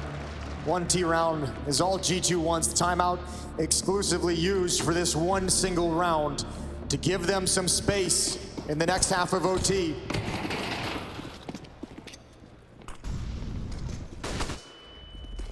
Jump down below. Brokey starts it off. Alexi B shut down. Normality resumed perhaps on the CT sides as even with bomb plants, G2 yet to get the attack on the boards as Hunter will sneak out. Robs is still behind this smoke. Very, very finite amount of time in which he can play that position. Nice snap back. Hunter, great response, great reactions. Oh, they flash twist in, but it bounced off his own body. Nearly cost him his life as he tried to counter the frag inside of middle. Yeah, G2's got to be so happy about that one. Nico's cleared everything out. Modesty in support with the AWP. This is a dangerous angle for the op, and you can see Brokey wants nothing to do with that battle. He's going to wrap all the way around towards CT spawn, but he's been very effective in that position. Utility raining out from the attack, but they still haven't taken the bomb site. They don't even want it. They don't need it because Nico screwed it out. They just want the plant, the safe plant at the front of the site, and then hopefully you force FaZe into action against the op of Modesty. Good trade by Jax. Makes the retake less likely. Ooh. Hunter with this big flank could be absolutely massive. Jax holding a tough angle. Even Modesty repositioning. The retake is going to look vastly different than what FaZe expected. Oh, Jax almost goes down through that smoke. Hunter's going to go all the way around towards CT spawn. You'll never expect that. Brokey goes down. Modesty has a clear line of sight. He doesn't need to peek. Jax has one more. And even though he goes down, what can you do, Twist? Oh, baby. There's no time. There's no time. Get all the kills you want. Modesty's going to win it. Shut him down with a deagle. And the timeout gets him that valuable round. 26-25, we swap it over. 2 for FaZe would close this out. We're heading into round 52 in this game. And there it was. That was the flash. You could see it. It just caught, it might have been the edge of the wall. I thought it was Twist's body itself. Either way, I was so shocked when I saw Hunter rotating through CT spawn. I thought for sure with that plan it'd be back towards Catwalk, but of course that's too obvious. He switches it up entirely. Nico hasn't really gone away from this AWP since he started picking it up. Can't be too critical. He's got 35 kills. He's really shot up the scoreboard with it, but ooh, as I say that. Caster's Curse, Jason, well done. Twist gonna self-flash, doesn't go for the bounce that we've seen other players do, and then just goes for a strafe run boost with the AK. No one to be spotted down toward connector. Missed smoke middle as well. That could have been a huge problem for them.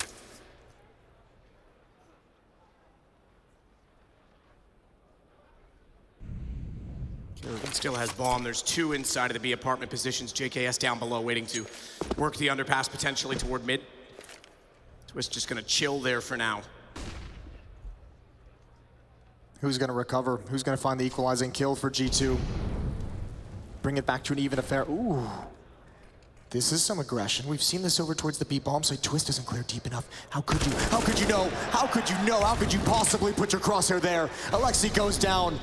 He probably thought for sure he was gonna have at least a decent fight. Hunter and m0NESY in position, in the correct position. It's them against the world.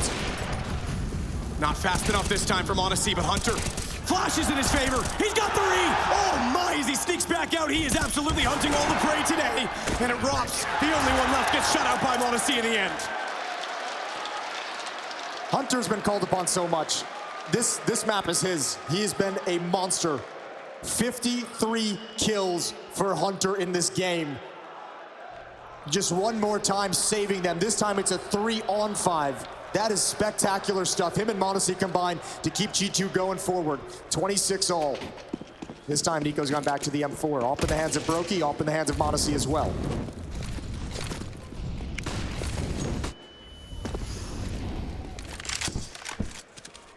Check from m0NESY, couldn't quite hit the shot this time. m0NESY has to fall off of that as well. They have to reposition, but there's no chance to capitalize. From the FaZe perspective, as Alexi B holds inside of the window this time, smoke down and Twist will work out underneath his AK. Trying to find something for FaZe to get them to another map point. 28 wins it, 27-27, and then, well, we do it again. And I won't rule that out at all in this series. Yeah, why not? Twist, just waiting. Mid-round aggression called again for G2. Nico and Jax doubled up. Rop's just waiting on the other side. This could be massive. They're gonna slide into it. He's ready. He's prepared. He sees the shoulder but can't complete the kill. Huge peek, big time peek. Alexi's waiting for his moment. He's waiting for the right time to peek out. It might just be now. Twist disappears into the smoke, but Brokey gets caught. Brokey gets caught a little bit late. And m0NESY with that deep angle gives it up for a second. That's the bomb in the hands of JKS, but he can't land the shot. One's close up, and he's aware of the possibility. 27 for G2. And another map point opportunity for them. They have not had a CT-sided map opportunity yet. FaZe are against the wall. Finally. Yeah, really. Oh, 27-26. A chance.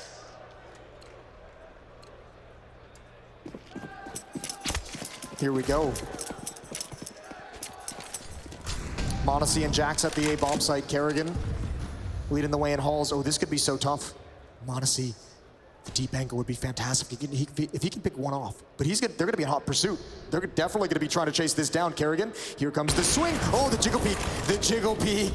m0NESY's negated. Nico's left out in the open, but he stands up to the task. Picked off by Brokey, an important trade. But that's at least going to force the tactic off. Look at Alexi B. Already up the B apartments right now. He's closing the map in so effectively. m0NESY got away. They were ready for the position, and now he goes aggressive again as Rops downed immediately at the arch. No. Spotted him. I cannot believe he just jumps up and looks for that exact play, although fair enough. I think they've spotted it a couple times. Alexi's kind of given up that game, and he's been super, super aggressive a number of times. Now he's trapped in halls. Twist, Brokey, and Kerrigan, they know he's here. They smell a rat, and they want to take him out. Alexi's got to fight his way out. Twist gets the kill. Immediate headshot. Down to 46, was tagged in the process, though, and that will weaken him up slightly, but he's going to take charge, take initiative, and stampede his way toward Hunter. You hear this coming the whole time, so he gets in behind the van. Twist goes past that, though. He's gonna jump down. He hasn't cleared it for his teammates, though. This is massive. Hunter, he can deny the plant right now. Kerrigan down there. We're ready to look that direction. Twist, he's still alive in this somehow. As he gets around the other side of the market, Hunter gets away. Brokey finds him with the AWP, and Twist gets the round. We are done. No, excuse me, not done. 27-27, and this game continues to go on.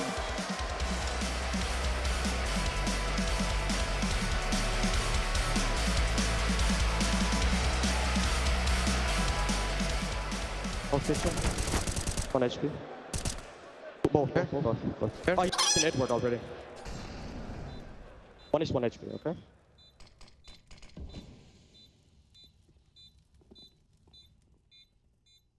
Left 1 HP left.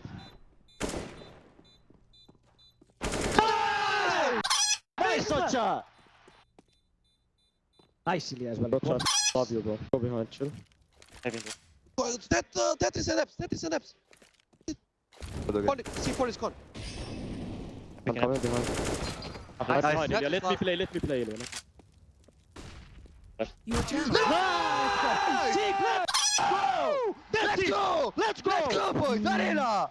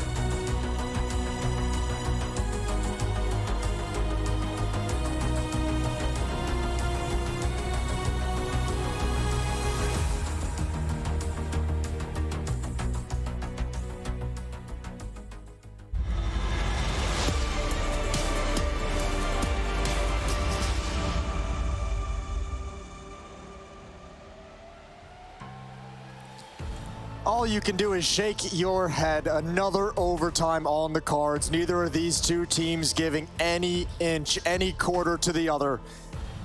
All of them finding a way to make this work in the worst situations possible. 27-27, we've got a fifth overtime at hand. And this is the game that truly never ends in the grand finals on the stage of IEM Katowice. It's fitting that we have this historic overtime game after such a long and storied history here in this arena. The interesting thing as well is if FaZe had closed out Mirage in the deciding game top brackets, they would have been on the same side of the bracket as G2, and they would have met in the semifinal as opposed to Na'Vi. Remember, they had Na'Vi at 15-10. Yeah. It was even 15-8. So apparently Mirage, they just don't know how to win on it. Yeah, well, I mean, it's tough. It's a nebulous thing, isn't it? And remember, both these teams coming in with a, new rosters, essentially. Rops coming in at the beginning of the year, but I mean, even with the stand-in situation, this is a very, very tough scenario for anyone. Obviously, G2 as well. New star, Alper, new in-game leader, new coach. I don't even know what the conversation is going to be like in a situation like this for either one of these teams to keep your focus for this long and then have the knowledge, although you're not thinking of it yet, the knowledge that 3 more potential maps can be played in this series. These boys are in for a long night of fragging. We're all in for a long night of fragging. I think so. And players being given a bit more of a break this time to use the bathroom. I think that's reasonable, considering we've just played about 2 maps of Counter-Strike for the price of 1 here on Mirage. 27-27, unbelievable as well. The circumstances to get us here, the heroics. And it's not just one player. That's the crazy thing, because we talked about G2's efforts coming into this, certainly in this final, but into this event, everyone's been fragging, everyone's been finding form. Nico was slow to start, and even he's back into this game. It's been so much time, obviously he's gonna come alive eventually, but everyone's had a moment. Everybody has had to step up in a certain situation to put us in this position. I'll tell you what though, I gotta imagine the mentality of Nico, again, not thinking of it now, but perhaps after this map is just saying, if I didn't start slow, we wouldn't have been in this situation, even though he's risen to the occasion now. A lot of that blame is gonna be internalized, certainly. Freeze time running down, 27-27, Katowice. We're going back live. 5th overtime, 2nd map of the IEM Grand Finals. FaZe have a 1-map lead in this best of 5 series. I don't think I've ever had to say round 55. I've done 78. Good for you. Not quite in a situation. Jason, it wasn't that. I'm just trying to give you perspective. Not in a situation like this, not on a stage, not with nerves and stakes this high, not in a grand final. This is unprecedented territory, no doubt. Oh, here we go. Brokey, good kill. Nico, immediate trade. We take our rook, we'll take your knight. Rops is gonna sneak up a ramp. He's got a good angle. Jax is playing this retake again. That was one of the conversations. Kerrigan starting abusing the positioning of Jax, and we've seen him play a couple different spots now. Rops is gonna clear it silently. In this fight, he never expected it. How would you ever expect that angle as the A bomb site anchor? JKS to go down next. Alexi B just keeps saying, if you're never gonna have people here, I'm just gonna keep pushing up, and we'll just take the 50-50 and see if you can clear me out. Kerrigan getting closer to connector with the smokes in position. Alexi B once again is well removed from this, trying to get map and information toward B. Good flash pushes Monasi back for a moment. Monasi has had many moments so far in the Spodek. Tap the bomb, trying to get Brokey to position, looked away at the wrong time, but Kerrigan was ready for it. Communication between the two on as the bomb will go down. Monasi though immediately eradicates Kerrigan's position, and Brokey has to be well aware that he is not only towards CT, but Alexi B has to be coming from that side of the map, and where has he come from? With this much time, and no one over toward B to counter this, he could have, well, that gives it away. I was gonna say go towards CT, nice nade, touchdown, puts him on 47. Not willing to go much beyond this position, has to get off as he's flashed away, and Alexi B crosses in. Brokey's got him immediately down below. Molotov on the spawn as well. That should pretty much do it. Monasi's gonna try and get up and take him down, and he's ready for it. Great headshot from the Latvian laser.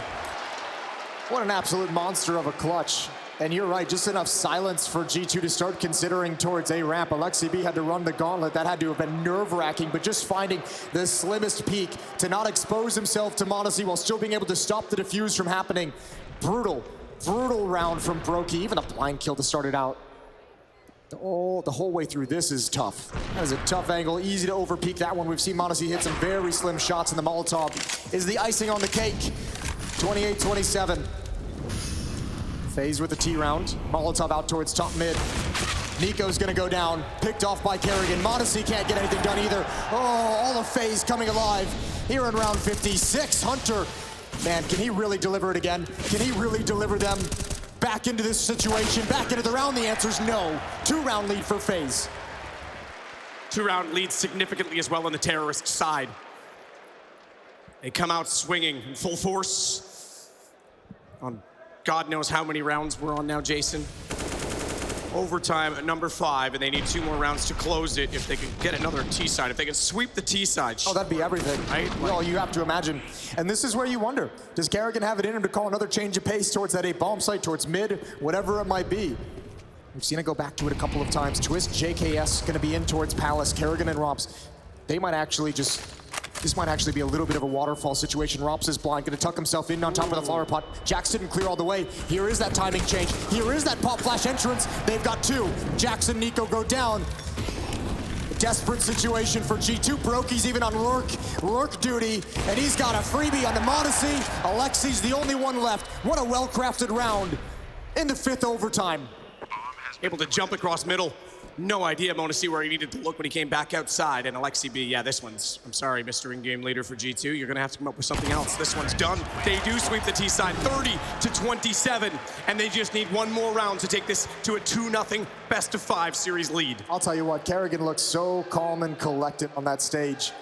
This deep into a game, How many 5 stages overtimes. has he been on, though? I know, that's what I'm saying. The experience, what a benefit for FaZe in this kind of a scenario. The leadership of Kerrigan, the experience of Kerrigan, all delivering for FaZe so far. Absolutely magnificent. I had to go remind myself, it's been so long since I've even considered it. Dust 2 is our next map, that's guaranteed. And then we have Ancient and Nuke if required. Starting this one off Twist, already giving the man advantage to FaZe. Change of pace on the CT side. Look at Robs pushed up. They even want to fight a little bit more, but they can't get the trade back. Alexi B forced off. Oh, he turned from the flash and turned back quickly enough to take down Twists. That gives them the advantage now, and you're absolutely right. FaZe tried to throw a curveball into the play. So far, it's been a home run for G2. And the cool thing is you might be nervous to make that call if you only got 1 or 2 rounds on the T side, but now that you have 3, maybe you're thinking in your head, I got 1 to play with. Let's throw some trickery at them. As you mentioned, the curveball. Throw something they haven't quite seen yet or they couldn't possibly expect. G2 have a man advantage, but again, FaZe have the correct defense called. Kerrigan on catwalk, and Brokey is gonna slide into the bomb side. He goes down, but Kerrigan's still alive. He's gonna pick another one off, and now tuck yourself into the corner. See if you can buy time for your teammate. It's a 2-on-2. And of course, Kerrigan's gonna get aggressive. No way, Monacy's caught him. I think he saw the bomb. He wanted to go for the bomb, so he puts the smoke down thinking he's gonna go defensive. They have to drop in, and he tries to strike, but JKS. Could the stand-in win map 2 for them? Sneaking in behind. Monacy's AWP directly down below. Surely they consider this now as JKS can't find an angle. Alexi B's gonna go aggressive as well, and Monacy, he's got back in the corner. He's spotted out, and this is absolutely doable now. He's got all the utility, all the play that he needs. Flash and a nade, as well as the defuse kit. Jumping across, he'll start making noise. His position's given up, but Alexi B has been very disciplined in this situation. Quick tap, falls off, and he falls the wrong way, so as not to be spotted. Alexi B just waits it out, but JKS has it. Does he have the time, though? It's gonna be so close, absolutely. FaZe have won map 2, and they'll go up 2-0 in this series. That is unbelievable. The standard. What can this man not do for FaZe? Absolutely brilliant from JKS. We wondered how G2 could recover from that comeback on map 1. How do you recover from a 5 overtime loss? Another clutch dropped. It's not done. It's not done. There's no way it's that easy. Even with a 2-map lead, this could still swing the other way. It's taken this many rounds to settle the second map. It's taken a plethora of rounds to settle Inferno. We still have a potential for a 5-map series, but we need to take a break, catch our breaths, and join over with Stunna in the studio.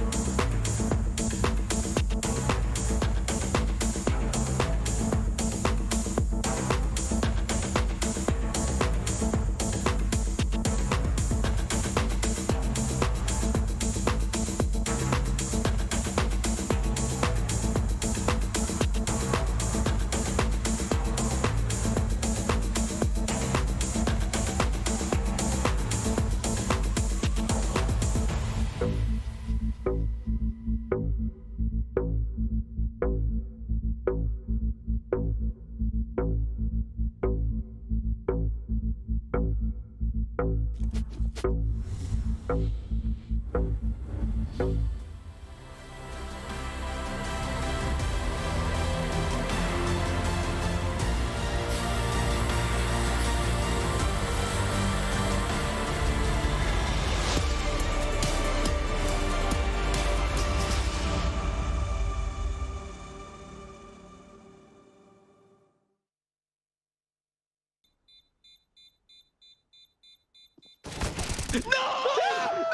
way, Justin!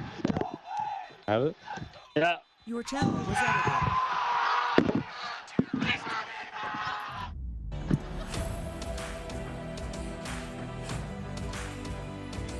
Way, yeah, there we go. Okay, finally we come around. No way, Jose, or better yet, no way, JKS. He makes it happen there at the very end in a game that was an endurance and a sprint all the way up to that point. We're talking about Rops and JKS leading the charge for FaZe, but they're hunted down by a Kovac of sorts. Welcome back, everybody, to the Intel Extreme Masters Grand Finals for Katowice 2022. And we have a very special guest joining us who's not all that far away from having had a few overtimes himself on Mirage and perhaps even against G2. It's Yakinder. He's one of the point men over there at Virtus Pro. Yakinder, thanks for joining us first and foremost. I'm glad to be here, you know. G2, insane game of Counter-Strike with FaZe, and I'm so ready to show you what I'm going to show you, man. Yeah, and rightfully so. Ton of Counter-Strike to digest because that was a lot of rounds, Yanko. It was a lot of rounds, Trace. Overtimes and overtimes and overtimes. And unfortunately, G2, after such a horrible start, right, it seemed like the Inferno comeback, they were really down after that, and that FaZe was just going to run away with this final, but they somehow managed to come back, force it into overtime, and they actually had a couple of match points. And they had, you know, they lose a 4v2, they lose, in the end, a 3v3 where they had great positioning, right? Like you felt like they had their chances, they just couldn't capitalize. So if I'm Yakinder and I'm watching this game, probably having a couple flashbacks. There was a lot of rounds in your matchup, but then this one somehow topped it. Yakinder, what did you see early on that kind of stuck out to you? I can actually show you. You know, the first thing that I noticed is after Inferno, G2 was getting snowballed. Like, legit, they were trying to do their rounds, but FaZe, after the comeback on Inferno, they were hyped. Yeah. They know that they're going to win and annihilate them, and they were starting to win that. So basically, until 7-0, G2 esports were taking mid, losing duels mid. Rops was always like abusing window smokes and killing everyone on mid. And then we can start. And then G2 decided to play a different game. They understood that they're getting snowballed, and they started taking heavy mid all together. Move us 4, really good. And Alexa B or Nico, I'm not sure who calls this. They understood that the easiest way to win rounds on T side on Mirage is to go back ramp. You go back towards A, you go as 5, you trade, you clutch. That's the thing. Mm-hmm. That's the most important thing. 7-0, they get the round win, even with the missed flash where Hunter got the double kill on ramp. And next round as well, 7-1, the same thing, same simple but effective Counter-Strike that in the end got them the economy game going. So it's like they got their toes wet, they got their feet wet, and then they realized, hey, this is work, we can expand on it, basically. Exactly, yeah, because they needed those rounds. Yeah. Otherwise, this game would have been really fast. You think so? These two rounds, these two calls, same call they had on overtime as well. They kind of abused it, and it worked really good for them. Yanko, what did you get out of this? Other than, you know, about 500 rounds ago, what did you pick out? Yeah, I mean, for this one, Yakinder is spot on, right? So if you're getting picked off in your default and you're spread out, you have to try and group. Even though it's a little bit predictable, I mean, you just don't have another choice. And that got them 2 rounds. You know, we were thinking 11-4, it's not great, but eventually it was enough. And G2 was in a position to win this game. It was FaZe who kind of had to claw back at the very end. But, you know, you can only miss the opportunity so many times if you're G2, and FaZe eventually punish them. And Yakinder, how many times did you see Hunter do something just miraculous, like not missing a shot, and you think, okay, surely this adds up? That's insane. Actually, in this match, if we don't count the FaZe players, Hunter is the MVP why G2 survived so long. Even on the round 27-27, if I'm not mistaken, where he was undercar, Brocky no-scoped him, that round was crucial for G2 to win this game, and it didn't work out. But Hunter, mad respect for him, insane player. He saved them from the same position, a 3v5, right? Got 3 massive kills. Monesi added 2, but it just wasn't enough. Listen, we're 2 maps into this final. Hunter has 84 kills. Like, that's how long this game has been going on, right? Almost 100 ADR, 95 ADR, and it has to be said, Nico was, like, nowhere to be seen in that first half, ending in 2 kills. He stepped it up a little bit, but I don't like what I'm seeing. Like, he's having a bad game. He starts taking that op every single time, starts forcing some of the plays. It's like, if you're struggling a little bit, like, you don't always have to force the issue, right? Like, they need to calm him down a little bit, like, let some of the other players play. You have more talent around you now, right? He's been a liability in some of these rounds. We all saw with the op in the 3v3 when he misses the guy 2 times, like, running towards short. That was another opportunity for G2 to close it out. You can see the frustration, like, the final is still not over. It's very grim. Yeah, I totally like, you lost in horrible ways, but you know, it's still not over. As long as there's a chance, you need to keep fighting. You need to stay positive and believe in the win. And it's kind of like Assad said best yesterday. It's not looking good. That's exactly what he said multiple times. But when it comes down to the side of FaZe, Justin Savage, okay? We're going to hype up Hunter. It's only fair that we talk a little bit about JKS as well. This guy, all over the place, saving the day a few times. Yeah, absolutely. Like, had some great rounds, clutches, good anchors as well. I mean, the clutch to win the game in the end. Yeah, it's so many insane rounds. Twists as well, had massive clutches. So Yakinder, let's fast forward a little bit, right? We're going to go to Dust 2, and I kind of want to know what your thoughts are between what we're seeing now and what we've seen on Mirage and what it looks like on Dust 2. I can say that G2 need Nico to actually win, and I can say that these 2 teams have completely different styles on T side of this 2. G2 is going to start on CT side. If they play aggressive, play like they need to play, they need to stop giving FaZe these opening kills and these rounds, and they're like, they need to stop the FaZe hype, if you know what I mean. Before we go, it's not very often we have you up here, Yakinder. I personally have enjoyed this. You know, Maniac's cool. He's sitting back there somewhere now. You're great. Anything you want to say before we get you out of here? Yeah, guys, I wanted to say that this is actually a joke. I'm not an analyst. This was one-time thing. So while I'm live on TV, I want to say that stay focused on your goals and be good to each other, you know? That's the most important thing in life. Yeah. Well said. Thank you very much, Yakinder. Thank you, Yanko. We're going to be looking at Dust 2 coming up shortly. But first, before our next match, I want to tell you about the special post-event broadcast. It's going to be brought to you from Golden Boy, and he's got all those details. What's up, Golden Boy? Hey, thanks, man. What a wild ride these last 2 weeks have been. Be sure to join the Boosted Gang for G4 TV's Aftermath. We got Launders in the building. We'll be going over all the highlights, memes, and hot takes from the finals. And who knows, maybe we'll get Launders to play a KZ map or 2. So make sure you tune in live at twitch.tv/G4TV as soon as IEM Katowice wraps. We'll see you then.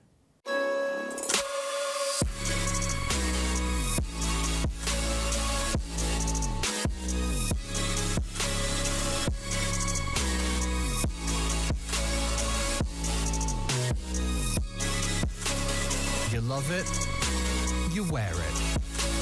What's your style? Get your merch at shop.eslgaming.com.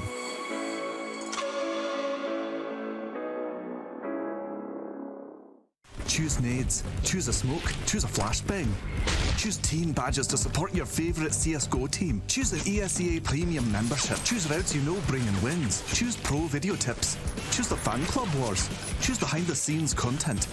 Choose good grades. Choose guns you know you can shoot right. Choose bingo. Choose the equipment you know is going to get your team the win thanks to heat maps. Choose the CSGO Hub Premium, the complete package to help you and your squad achieve all your CSGO goals.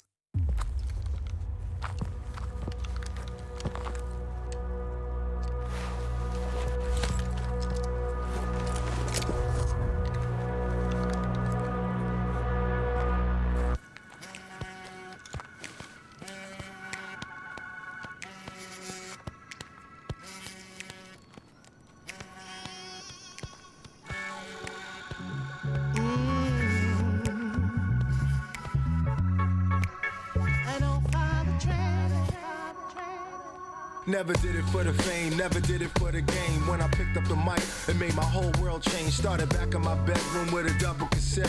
Had nothing to prove, no records to press. Never followed the trend, I just kept pursuing to be original. Now copy what everyone else is doing. Large in the charge, against all odds, I don't bite. And call that paying homage, I'm still doing it. Plugging my mic, sound check. It's gonna be another great night, come correct. Got heritage, whatever kid, I'm not work for hire. And through it all, I never lost my desire, no regrets. Part of me for being such a dreamer. All these memories keep giving me the fever. I'm red hot, cause good times don't last. And right now, I think I'm just stuck in the past, cause I don't wanna follow the trend. I don't wanna follow the trend. I'ma be this way to the end. I don't wanna follow the trend. I don't wanna follow the trend. I'ma be this way to the end. Play back on the 8-track, rewind the tapes. Check the meters to make sure the levels are straight. Press record and catch this moment in time. Pay respect to where it all began before the shine. Raw, authentic, cooked up and boiling. Mics get rusty, then it's time to oil them. Gotta plug them back in the decks and crown royal them. The good old days, the golden age. Recognize the difference between the fake and the realness. The wicked with the food child, the whack and the illness. Eardrums are shot and minds get into it. Make you hungry enough to swallow and not chew it. And your face got you hanging on a fat shoelace. You're a hip-hop fan, just trying to maintain. Attacking with my jungle tactics. I'm looking at you with my face on backwards, cause I don't follow the trend. I don't wanna follow the trend. Don't follow the trend.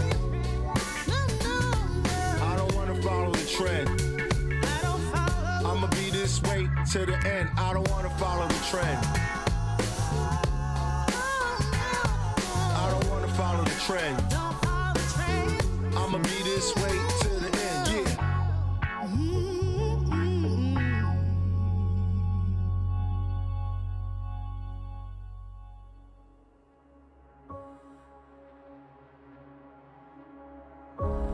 This is the end. This is the end of it.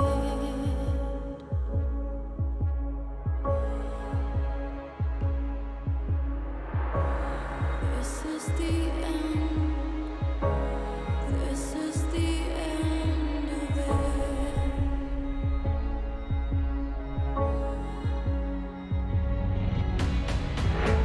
This is the end. This is the end of it.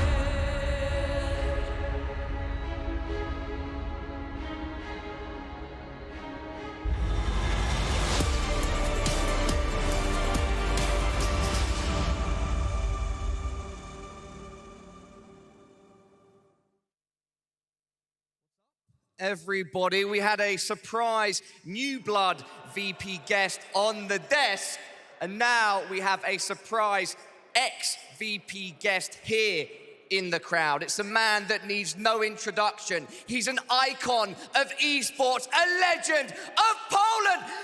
It's Pasha Biceps!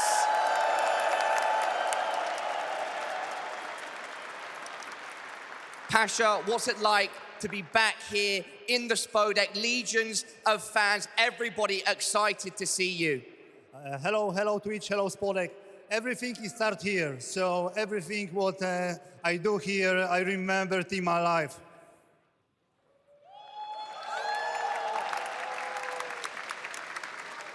Pasha, you're coming off your professional fighting debut. I have to ask for another cheer because he won, not just by any sort of victory, by a technical knockout. Pasha, with the victory and is starting his fighting career. Everybody give it up. What was that experience like, and how does it compare to professional Counter-Strike? This is the same like in the stage. Cage, stage, I shoot headshot on the stage and I shoot headshot in the cage. So it's the same.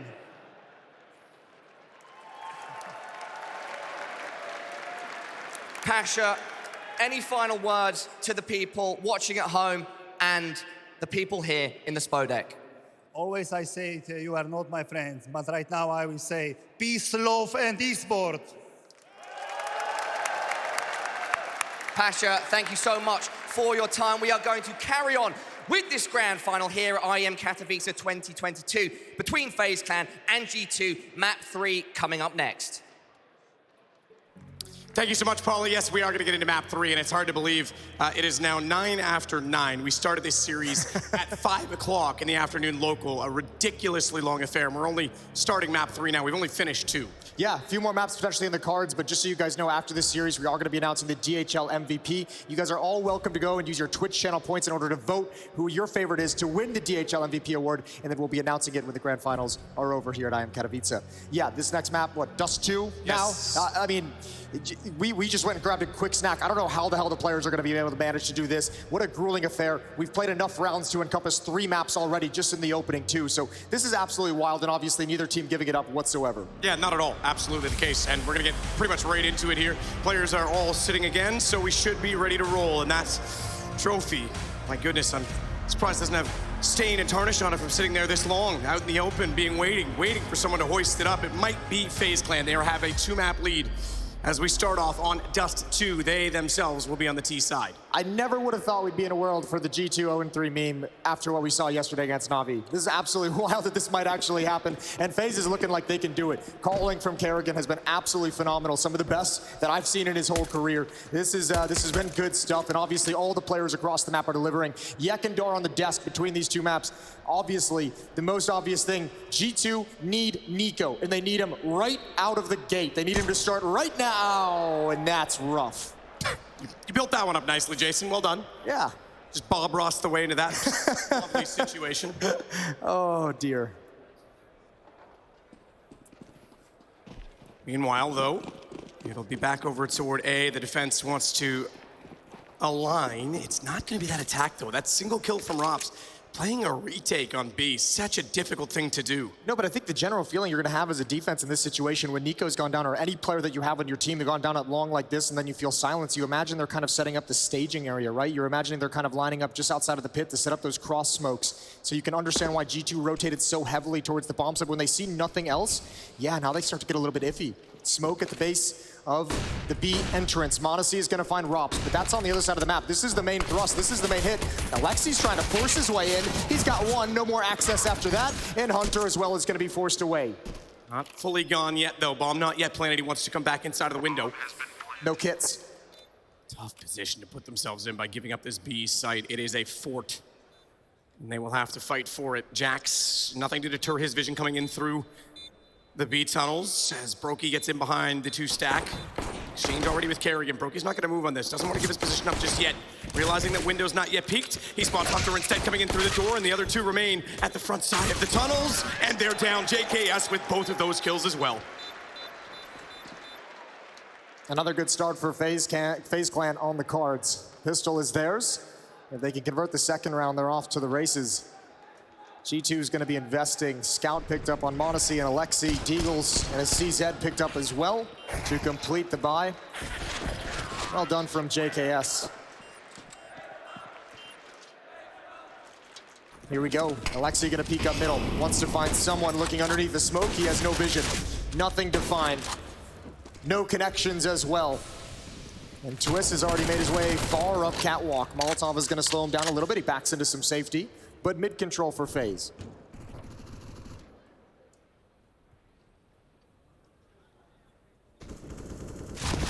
Shots through the door do damage onto Alexi B. Gets tagged down to 36. Twist a little bit worse than that. On the other side, Kerrigan, though, meanwhile, is at B. Pushes through with smoke, catches out Jax along the wall. Clear indication of where the trajectory of the nade was, and he's going to smoke himself in. Hunter's going to wrap around this, though. This could go both ways. Both to take advantage of this, and Hunter should be well aware of the position on top of the box, already staring at it. Easy shot. He's just going to wait it out. He'll take his time. He needs rigor, more than one. discipline. He's going to get more than one, potentially. Ooh, I thought he might get the jump on Rops. I thought he was going to hold his nerve a little bit longer and let them start actually exiting, but tough to criticize any kind of play like that. Good trigger discipline to begin with. Kerrigan finding that opening kill and just realizing he's got a pressure point, and he applies that pressure. JKS finds Nico lining up the Deagle shot. He's alone in middle, but he's got teammates coming out of B to help him out. It's all on m0NESY, and they're definitely going to hunt this down. No reason to let him keep the gun into the next round. Any weapon that can turn the tides, take it away from him. 2-0 for FaZe to start this third map. First time we've had a good start from FaZe in this series. Remember Mirage, they were again ahead 11-4 in the first half. Just as they were behind on Inferno, it seems crazy all the similarities and the distance we've gone in this series. Yeah. A very close affair, despite the fact that FaZe is up 2-0. That's got to be the part that hurts the most if you're G2. Just pistols.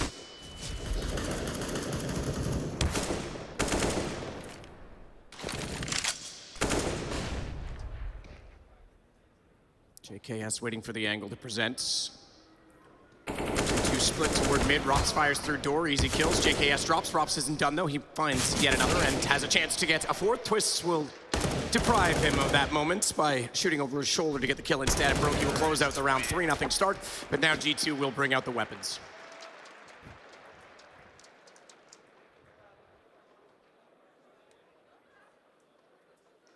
Here we go, op on m0NESY just to kick things off. I think Alexi B was even considering a double op setup, but goes away from it.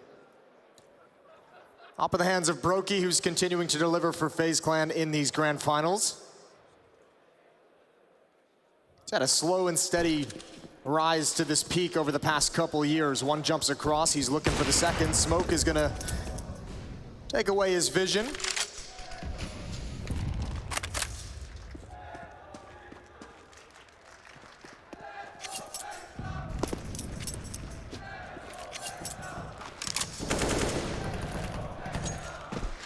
Just standard default from both teams. Nobody doing anything tricky. A little bit of counter spam through the smoke. Nico's going to be backing up through CT spawn to join up and shore up this A defense. All the meanwhile keeping his eyes on mid, making sure nobody can lurk out, making sure he has the information for his B defenders. And FaZe just slowly moving into position. Pin smoke, flashbang out mid as well. Pin smoke shows they want to get up catwalk, but they're going to lurk right through it. JKS goes down. Nico's not going to be caught off guard by that. Can only get the one. 4-on-4 scenario, but Hunter's moved out of this B bomb site. Him and Jax want to fight mid. They don't want to worry about the B portion of the attack just yet. This Molly bounced too far, didn't land on the window. Jax can still work on both sides, and Hunter's come out from the door. He'll catch out Twists. Rifles the difference for G2, and they might feign their first round in this game. It certainly looks that way as Jax tears down the tunnel and find Rops as well, 3-1. Good to see him on point. Good shooting from Jax, good shooting from Hunter as well. Double kill for each of them. The B split gets completely snuffed. 2-round lead for FaZe early on. We're going to be reinvest right back into the round. Good to see Hunter continuing his tear. Unbelievable performance from him on Mirage in a losing effort. Someone I didn't, to be completely honest, fully rate for the longest time, but he's definitely proven his worth in G2 over the last year. So early damage done, cross pick that lands onto Jax as they go for the drop down. Brokey was able to hit it. m0NESY held his nerve completely blind from that flashbang as well. He was almost able to pick off JKS. That's bold to stand strong despite not being able to see anything. Gets away with it here. They have to back into the A bomb site, which means they also have to push forward onto catwalk. They have to secure one of catwalk or long to keep this A defense as strong as possible. Molotov is going to provide a little bit of harassment, but the smoke is not going to let him progress forward. They have Jax caught at the back platform. There's a flashbang in as well, and Jax is going to try and move out of his position, but he's not going to get away. And now, ooh, this mid B split, if they can activate it, that would be so deadly. JKS trying to get around it. Nico, his patience prevails as the smoke dissipates, but oh, he's caught. Twist goes up above to take him down. As he had the nade out and the flames behind, he couldn't get around the corner in time to retreat. And that gives FaZe an opening. m0NESY has to go out toward long. He's got to cover both angles. Hunter and Alexi aren't moving either. You're just kind of saying, if m0NESY can provide us something, maybe we can come for this retake. Maybe he can get a kill or two and survive, and then we might have the options necessary to actually go for things. But first, m0NESY has to deliver. And look at the risk he's taking. Shifting between long and catwalk, and now they're crossing into the site when he's looking elsewhere. I think G2 is going to be forced to save out of this round. He just now realizes they're in the site, can't land the shot. He's got to back off. Actually, FaZe is already on the hunt. FaZe is already actually attacking into the B bomb site, trying to take these weapons away. Alexi's got one with 15 health, and there's Hunter, and they can go for it now. The kills are actually found on the other side of the map. This is doable. Incredibly so, considering the circumstances. Kerrigan's way out to catwalk, expecting these rotations. It's just on Brokey. He's going to try and go for the flank carry. They're going to be sitting on the ramp. Good time. He can go for the low HP player, though he's dropped a 1-on-3. And the AWP has to be perfect. Spots the first one crossing over. Bomb is still planted for him, but he's got to nail the shots first. And Modesty tagged, still drops him down. They're all in teen HP. But it's 3-2. That's incredible. Such low HP. If Brokey had even had an AK-47, maybe that might have been a little bit more doable. What a good recovery. You gotta say though, bit of a mistake. Going on the hunt before the round is fully secured. They never thought for a second that G2 would be able to actually handle that and then return to the A bomb site. 2 players, Robson Twist gets picked off. At least Brokey and Kerrigan in a really awkward situation. Although fair play, Kerrigan probably is gonna be thinking that he should have had that kill. Early timeout taken. Trying to calm down the troops, make sure they don't overextend, get a little overeager like that at one more time.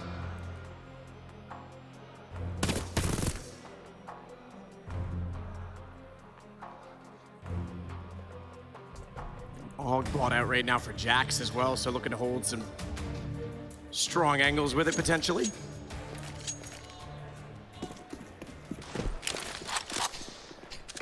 Was here on this stage, in fact, that Ents was using the AUG so frequently back in 2019. That was when the meta was as powerful as it was. Time is a flat circle, Matt.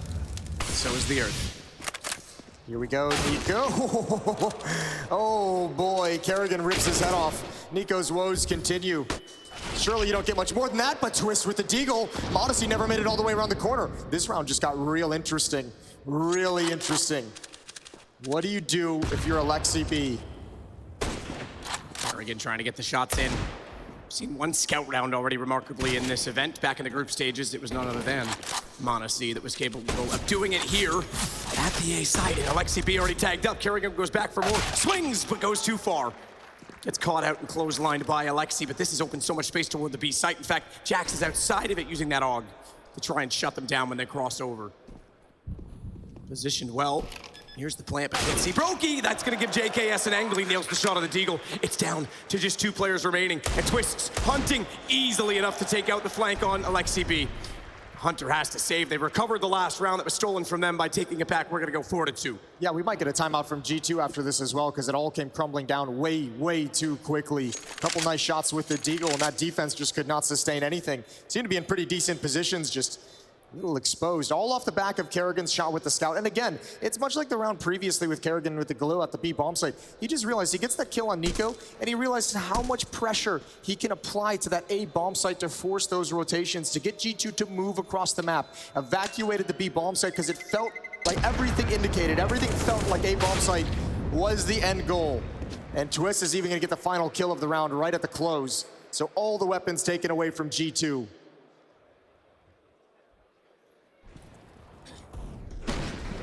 It's crazy how the energy shifts. We're not, in a situation where every single round of the last, 30 are make or break in the game. But the context of how close this series has been, it certainly will still add up to that in the end, surely. Pistols again for G2. Twist just picking that op over onto the T side. You gotta love that. He's gonna try and hold off middle. Monesi already out toward the top side of the barrels. JKS up over the top is gonna find a kill. That's Hunter to go down. Jax can't get anything done with the USP. Nico and Alexi. Plug that back in. Uh-oh. Don't worry, it was just Nico's aimbot, okay? It's finally working since it wasn't on Mirage, and timely enough, he takes down Kerrigan. Here we go, Rops. One more kill to find. Doesn't want that battle, though. Even if he has the advantage, no reason to take it, no reason to risk it. Alexi, I think, might just want to back away and save the AK-47. Nico's going to step up with that deagle. The bomb has to cross still, so there's a chance. With this deagle, there's always a possibility, but what a tough, near impossible, low percentage shot to hit. There goes Alexi. That's the AK-47. And over the top, Brokey's going to go for more. He's having a shooting gallery, and he doesn't fear anything. T-sided ops, certainly a factor so far on Dust 2, unsurprisingly. Arguably more successful than the CT side, and he sits at 6-3. Fantastic start. Everyone on the scoreboard this time. I mentioned that just because Nico was so slow in the last game, but he's already arrived here. And we're gonna get the timeout you talked about, Jason. Yeah, but it's from FaZe. I thought it was gonna be G2 taking it. FaZe is up 5-2. Maybe applying a little bit of pressure, making G2 sit and stew in the frustration of losing an eco round. More than likely, Kerrigan just making sure the troops are all on the same page as the next stage of this battle begins. All back in the hands of m0NESY, M4's on the other players.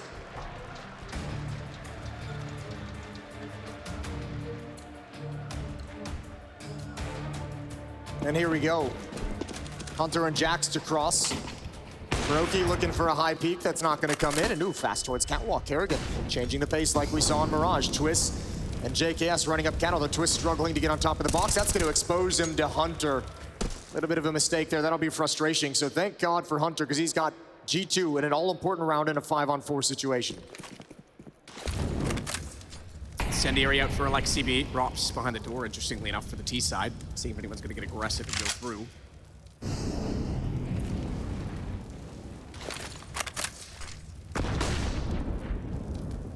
JKS tag down to 48.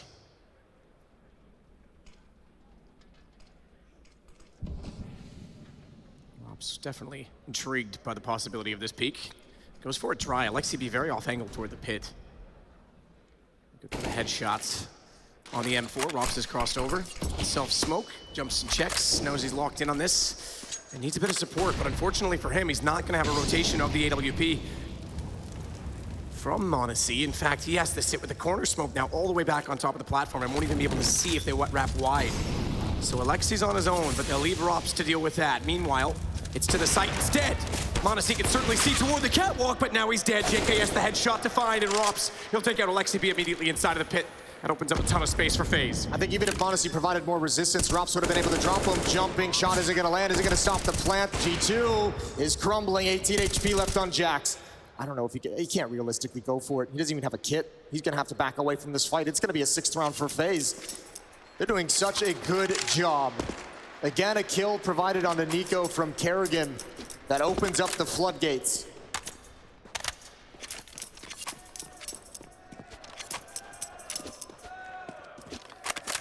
So save the M4, FaZe will find 6-2. Obviously that tactical timeout was worth it now in the end, Jason, as they get another round on the board. They are, again, 2 maps up. It's crazy to think this could be a 5, maybe 6 hour plus 3-map series. Yeah, right? Oh, Jax is found. Jax is found at the end. Good job from Rops. Just to note so far, the losing team in each respective series on the stage has yet to win a map. It's been 2-0 all the way through to get us to this final. Okay, then. That's not a great stat if you're a G2 fan. Hopefully the best of 5 can change that. Gives him another opportunity to change that, obviously.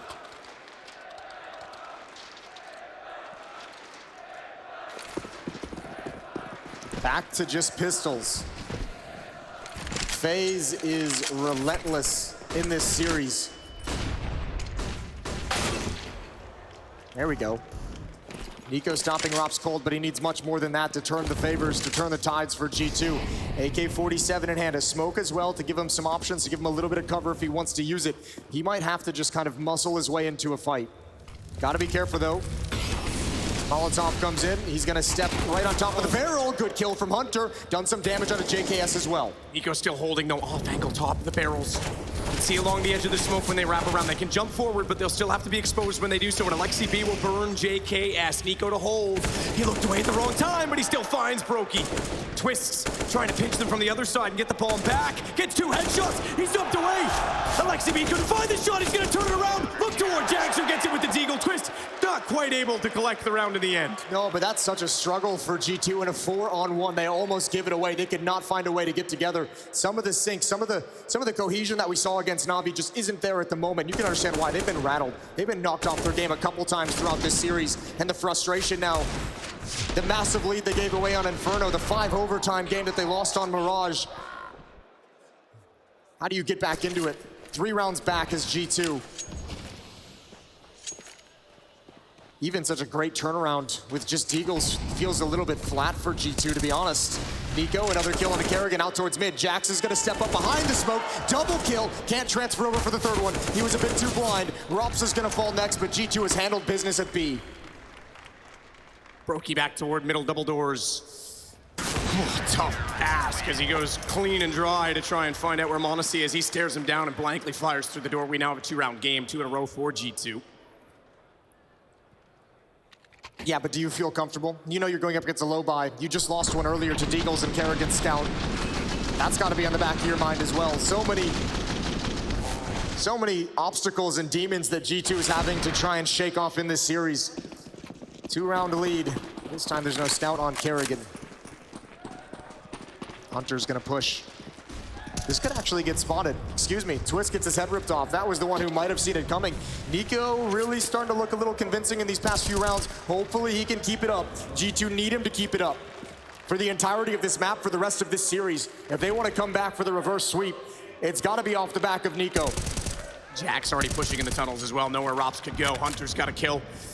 Nico finds his third in the round. JKS shows a little skill, but I don't know if a 1v5 Deagle is exactly what you'd expect or find in this situation. So it's going to be a one-round game. G2 with 3 now on the bounce, but back to the money for FaZe. Not a ton of it, but enough nonetheless. No, but you got to I mean, at the moment, I'm just kind of keeping my eye on Nico. That's kind of who I want to see come alive in this game to start feeling a little bit better for G2's chances. Like I said, the past 2 rounds for him have been just fine, been good. 3 rounds in a row for G2 is going to start infusing a little bit more confidence in their play and their peaks. We'll see how long they can ride the wave. 4 players for G2's defense out towards long just to ensure that they secure this part of the map.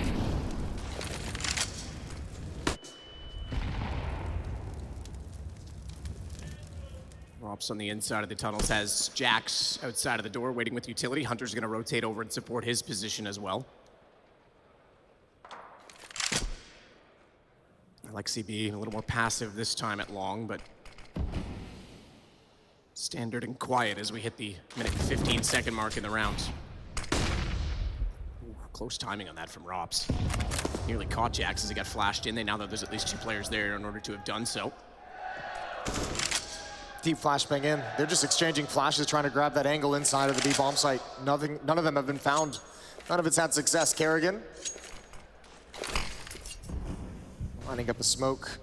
Twist is going to be stuck behind one, so that might delay things. A little bit of chip damage with the HE grenade. It's Nico with the initial defense at the A bomb site, trying to find a timing for his nade. m0NESY is going to rotate between the A defense and the long, actually, excuse me, he's pinned down at the long corner with the AWP. Yeah, they just rotated Alexi B off of it. I think they wanted him to be able to move faster. Twist, he's won that exchange. That pulls Alexi back to the car. A very fragile and spammable position.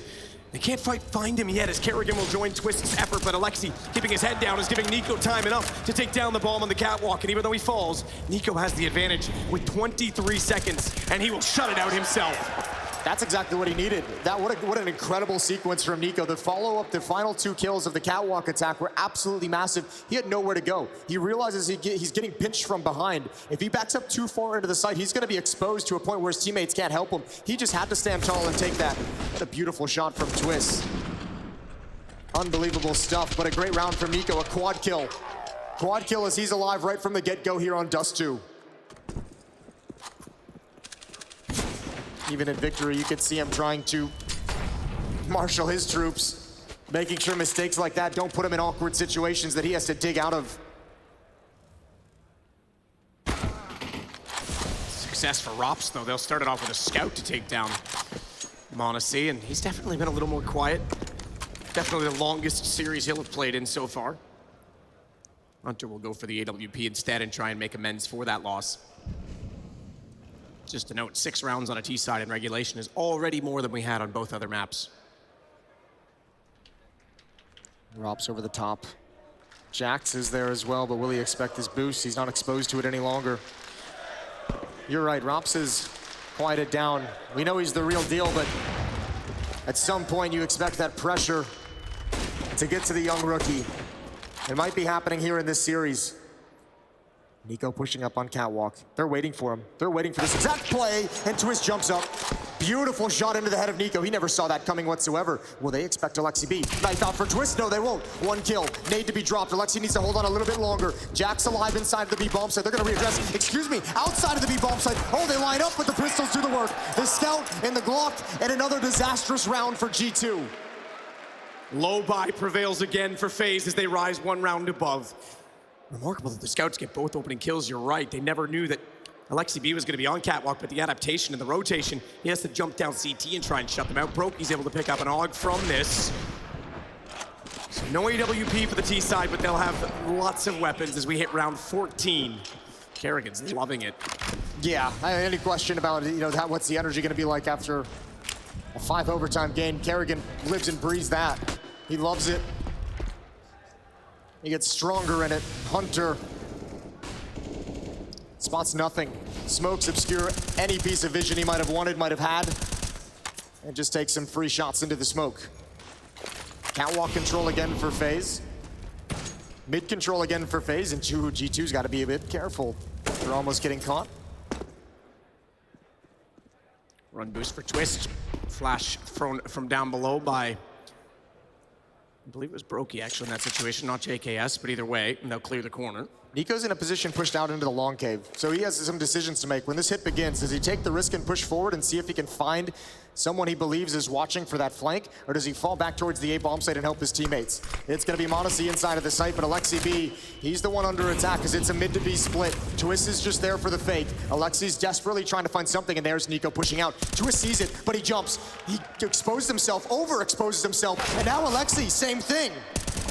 Giving himself up at the firebox, trying to jump for vision, but Hunter still holds inside of the closet position. That gives Jax all of the aim toward the closet, and Nico, you're right, coming around from long. He's able to get in position perfectly. Tie game again, who takes the lead on round 15 and therefore into halftime. Trade some of the freebies. They go 1 for 1 on some individual mistakes.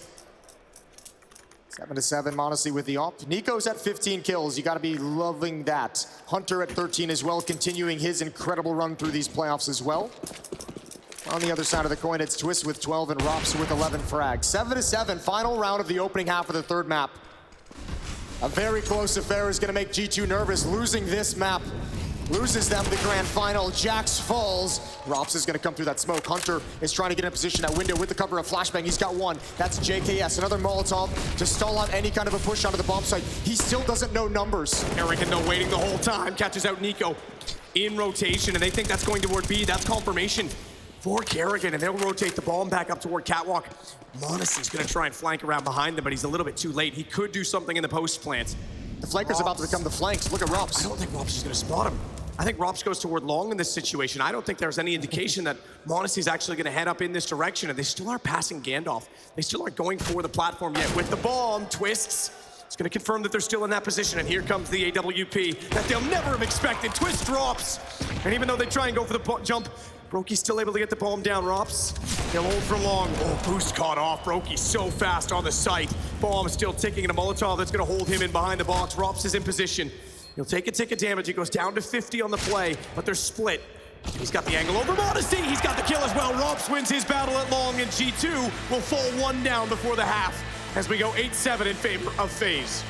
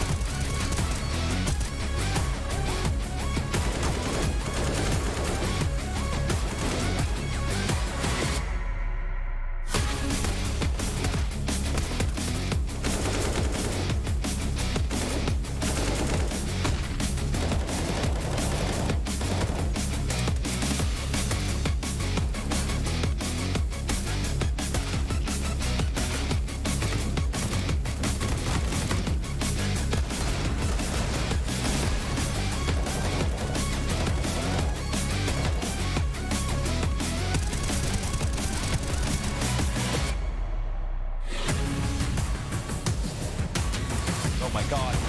This play from Brock, then up a mid, he's knocking him down like bowling pins. He gets 4, is he on for the 8th? Tuck tail and run, he's back to spawn. Robs will find this. Oh, he locks it up, Robs!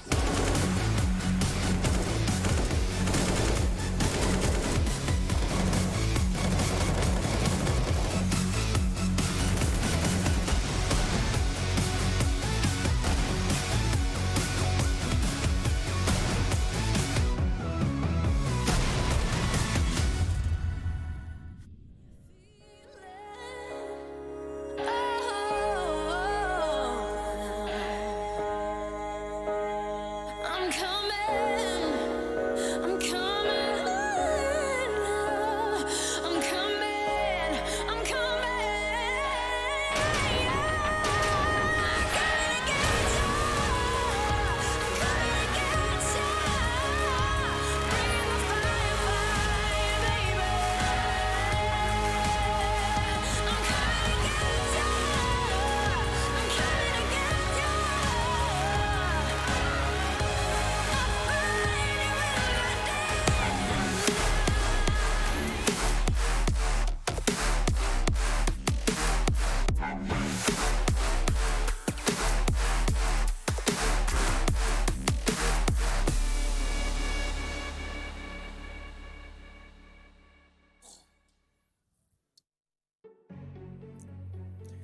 Well, don't forget, you can vote for your DHL MVP of this tournament right now with your Twitch points. We'll look at some of the highlights and the spectacular plays of people very much in this series and that still have a chance to become the champions. Rops, Twists, both of them are spectacular on the last map. In fact, we look back to one of the clutches Twist had just about, what, an hour and a half ago?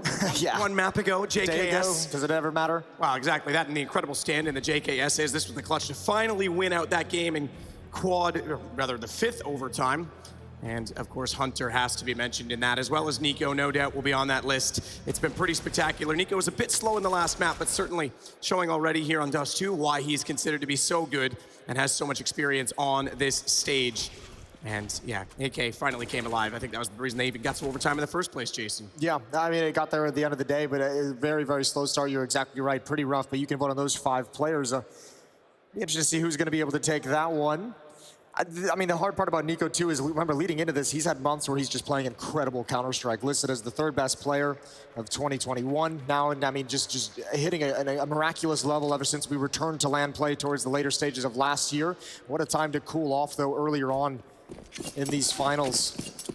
They've got him here at the very least. If you're G2, you got to cling to that. 7-8, 1 round back, switching over to the T side of Dust 2. Utility on Alexi B, good frag from Hunter. That's a good find. He doesn't realize there's one more, but he does react in time. Beautiful work. Beautiful job from Hunter. Brokey back on the site. Oh, Had to be perfect in holding. He gets eradicated and removed immediately. Twist only good for 1 as Jax peers over the wall to take him down. Rops takes down Nico. Not a bad win between 2 very skilled players in that situation as Rops contest the site now as well, looking for headshots, looking for anything, jumping, firing, trying to get an angle over top of the wall, knowing that they're down below it, but that doesn't help him if he can't get them to peek, and why would they? Bomb continues to tick, they'll stay out, they peek together in tandem, well struck, well called, and well calculated, 8-8. Got to give props to Hunter. Normally you feel like Nico's the one with the P250 on a round like that to go solo and try and find you some of those kills, and maybe feeling like Hunter's got the hot hand across the entire series, passing off those duties. And then obviously delivering on top of it. Well done from Hunter. We're all tied up at 8. But the Scouts and Deagles, they stole 2 rounds in the first half. They're back in the hands of FaZe. Arrogant to contest, my God. Scout all the way up to top middle, spotted as they run by, and Monacy sprinting as well with his scout on the other side, was able to reveal that information. I think Kerrigan knows it's best to move on. Hunter's already down long. Oh, this is a timing he'll never expect. Never expect. Oh, Kerrigan, he almost hung in the air. Hunter had the chance, but he's gonna back away. Doesn't want to be overexposed to danger here. Not yet. Not at this point in the round. But Kerrigan cares not at all. He pushes forward, risking everything to get towards Carr. He's going to keep pushing forward. He's going to find all the information as well. He's going to be able to call this out to his team. No one's at long. There's no one here. Yeah, rotate around, boys. Head to B. Twister doing it now. Twist and Brokey, I should say, are doing it now. Twist's already at the window. Brokey, in fact, going out toward mid doors. Look at Twist peeking into the upper bomb site, or excuse me, upper tunnels. Spots a shoulder. There's gonna be 4 players from FaZe here. This is gonna be a really, really difficult hit. G2 putting out their utility. There's not a second option available. Alternate angle for Twist. Fires in. They could rotate this back around again. They're really gonna try and go back to A with a double fake. And you thought pros didn't do around the world strategies. Here we go. JKS coming through the smoke. He's gonna find everything. He's gonna hear everything as well. Still a good defense here though. This FaZe defense is mobile across the map and they're in all the right spots. Shots though from the Deagle inside of the smoke. Don't land. Kerrigan will. He'll take Jax, put him low enough that the Deagle can do damage, and JKS already has Hunter. It's starting to come alive now for FaZe. There are incredible round 2 results in this entire tournament, and it's not gonna yield now. Bomb gets planted, however, and the weapons start to work. Modesty, he turns it around, and he'll close out the round 3 in total, and JKS falls last. Sweet Jesus, take a deep breath. That was way too close. That round felt like they played it scared, but Modesty is gonna deliver once again. Just imagine if he wasn't this good in his first big stage of his career. How much trouble G2 would be. A 9-8, 1-round lead. They got B spawns.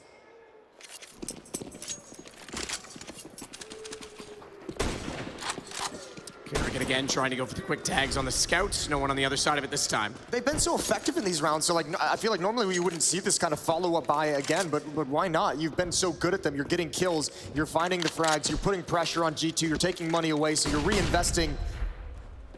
Might hurt you in the next round, but you gotta feel like you're so close to turning these. It's a double-edged sword. If they don't eventually turn one, it can put them in a really awkward money situation to start the half. Yeah, exactly that. You start chasing it. You never let your economy build. So Kerrigan with Twist up close along with Brokey behind the door. Try and make something of this play. Pin smoke for Nico. Never be ready for that. Twist tries to crouch down and see underneath of it, but Nico was already ready to do exactly that in return. And the AK obviously prevailing in that battle. Rops looking for some sort of information as he gets aggressively toward the B tunnels. In fact, knows there's one on the stairs, but could even chase this down as the information has been called. They're heading toward Catwalk. The timing on this could be huge. Oh, it's going to be massive. Hunter, I don't think can get away. Will he ever expect it, though? It's coming in quick. JKS, he's going to fall. I think regardless of what happens to Hunter, the round's pretty much over. Hunter's going to find the frag. Spins. Rops could never get a clean fight. Brokey grabs one right at the end, but it's not a weapon that he cares about. It's the MAC-10 that hits the deck. Brokey in a 1 versus 3. There's nothing to really make him think he should go for this in any sense. That's why he's hunting with the MAC-10, obviously. Brokey have to sit back and let that bomb expire. We're gonna go double digits for G2 first at 10-8. If FaZe are able to close out the series, they'll become the 2nd most winning franchise in IEM history with their 4th win. I'll put him right behind Astralis. Crowning a new IEM Katowice champion no matter what. This would be G2's first ever IEM win. But they're a long way from that one. Long way before we have that conversation. 10-8, 2-round lead. And here come the guns. Kerrigan has the MAC-10 that was dropped. Good entrance provided by Alexi. Good follow-up from Monacy as well.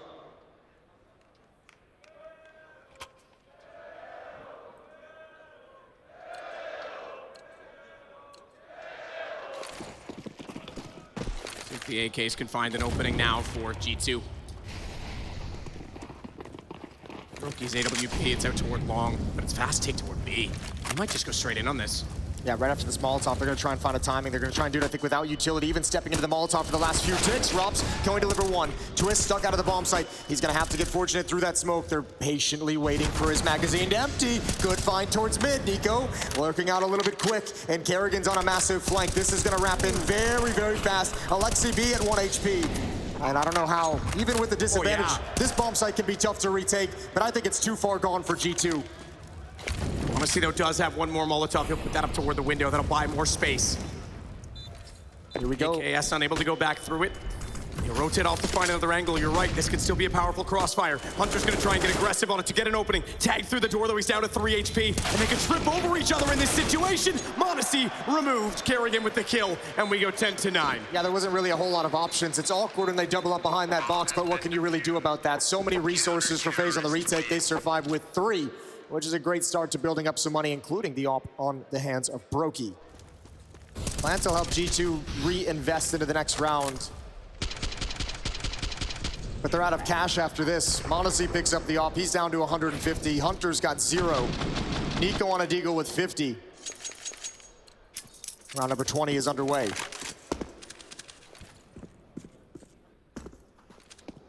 Smoke covers cross. Rops goes over. They didn't go for the boost that time in Suicide. They're a little bit late setting it up. Didn't quite catch it, so Rops outside of the B hulls for now. Outside of the B site, I should say, for now. We'll go toward the B hulls.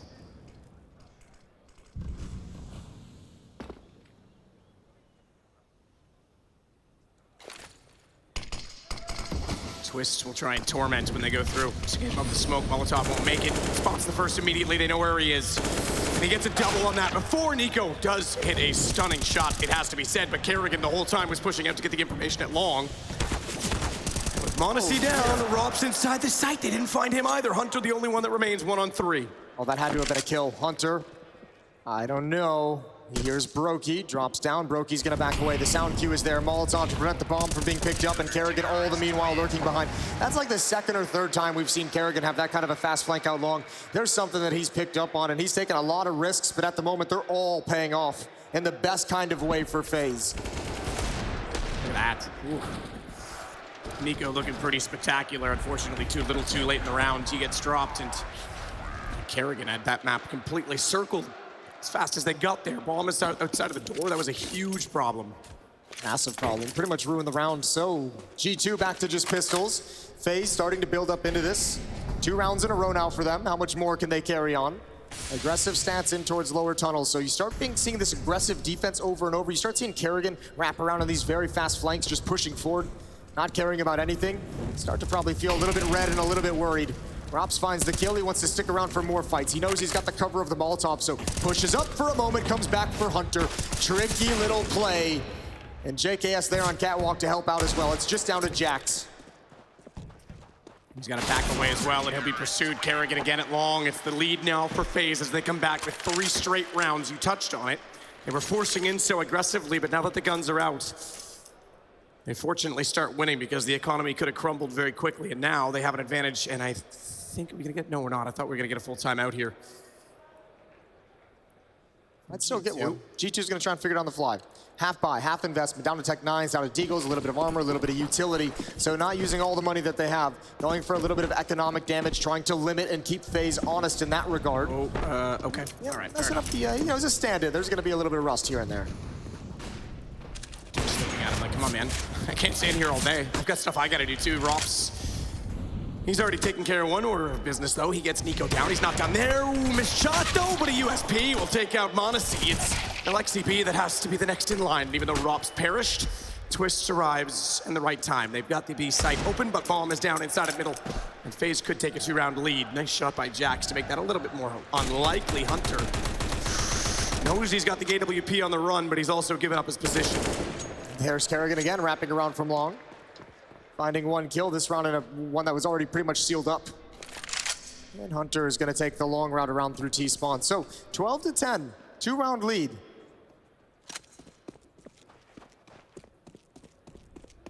This has been really rough for G2.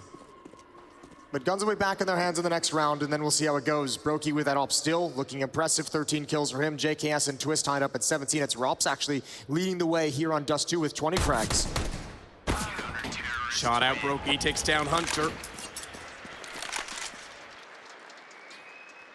Interesting thought as well, if Rain had started and did play in the group stages, and obviously Rops joined late, we know we engrave the names in the trophy. On the stairs backstage, the names of each team go up. They include coaches on that. Would they have all 7 included this time? Shout out to the coaches. Does Rain get his name on the trophy? I would believe so. He still should. He was very much a part of the group stage for this team, and I'm sure he's sitting in the hotel now watching intently. Rops tagged. He goes down to 24 as Monacy tries to catch them out through middle.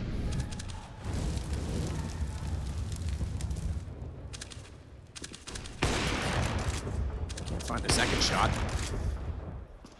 Rops knows he's still spraying for it, or rather spamming for it, so he'll set up instead, and he gets it back. Overstayed his welcome. Monacy gave his position away too many times. JKS here's the pin smoke. He tries to fire into the door instead. No damage dealt from it, but Nico's well aware that there's an M4 sitting on the other side. Up Catwalk we go. Brokey Lying in wait, the AWP of Rops has already thinned out one of the herd. Clear close catwalk, don't take any damage, don't take any danger from anyone holding an angle deep towards the stairs. JKS is gonna shift over, so is Twist. FaZe just feel like they've had so many good reads on their defensive side throughout the series. Dust2, again, they seem to be always rotating perfectly into position to stop what's coming. Made out behind the smoke, no damage dealt. There's no portion of this attack that's coming long. And here we go, it's underway. Brokey on the initial defense, flashbang up high. He's got JKS to hold on to him. Over and Goose, just waiting, ready and waiting, Molotov. Brokey's gonna step into it, step back into it, and Hunter's got one. That's bomb hitting the floor. JKS alive inside the bomb site, 21 seconds on the clock, and G2 is being harassed every step of the way. Nico doesn't have the help, and JKS has a triple. That shuts it all down, 13-10. Justin absolutely savage. And I saw a smile. I saw a smile from JKS. As the stress finally starts to alleviate, 21 kills for him right now, Rops. Some of the sickest last names in Counter-Strike. You got Robin Cool and Justin Savage up there on the stage. That's not bad, is it? Not bad at all. This was brilliant. JKS, first kill, moves out of position, relocates, finds a few more. 4 overall in the round. Kerrigan's loving this. Kerrigan's crowning moment, potentially. FaZe has been a revolving door. In some ways, the graveyard team for a lot of the old stars trying to cling to a last effort. Now they've got some youngsters that are making a massive difference. You remember we said neither organization has lifted the IEM Katowice. None of the players have listed the IEM Katowice in the server, or the trophy in the server. What a magnificent experience. That's going to be a huge relief off the weight of anyone's shoulders that is able to do it. Nico tags Brokey with the scout. Again for another shot, goes back. Needs to be careful not to get caught out as m0NESY did in the last round. I think Nico spotted that. This is an awkward position to be in. They want to swing and trade, but if Nico spots it, they come down middle and they're ready for it. They're both stacked on top of each other. Yeah, but you'd never expect 2 there. It's the whole idea of the play. The question is, can you get aggressive enough to make sure that you aren't both spotted at the same time? Nico takes a shot towards catwalk. You'd think that would activate at least one. Twist is gonna move back to let Rops out. That's not the biggest deal in the world. The follow-up is solid. Good shot from Twist. He knows, oh, he's so blind. He's so blind, he hits the flashbang. It almost works perfectly. Good job from G2 to bust that up, but still a long way to go. 2 AKs, the scout on Nico, a deagle on Jax, and they've got a 4-on-3. Got a chance in this though, if they can take down Kerrigan as well. He's gonna get one back on the AWP, they're gonna push through! m0NESY takes a beautiful headshot to Kerrigan. JKS trying to compensate and cover off through CT, but the smoke down, Nico. A scout versus an AWP, and he wins the duel, blinded as he tried to come back through. JKS gets shut out as well, 13-11. All right, we're still alive into it. This map has felt a little bit back and forth, but G2 wrestles control away from FaZe after 5 rounds in a row. Nico's able to deliver a couple of final kills here. And they're just 2 rounds back. A reverse sweep on this stage would be incredible, especially after the 2 maps that we had to start things out. This is another big round for G2 if they want to continue and build momentum, because they can take the money, the economy away from FaZe's defense, make things a bit easier moving forward. Although nothing's been easy for them all night. No, I mean, this has been tooth and nail this entire series. We could just as easily, and I wouldn't doubt it for a second, be sitting here with a 2-0 lead for G2. Considering the circumstances on the evening, as Alexi B goes back through spawn, he'll grab the bones. m0NESY still posted up down on the boxes, looks at middle. Nico will sneak out with knowing he has coverage from that angle and starts to pin smoke out and cover off mid, where Brokey has to fall off and rotate.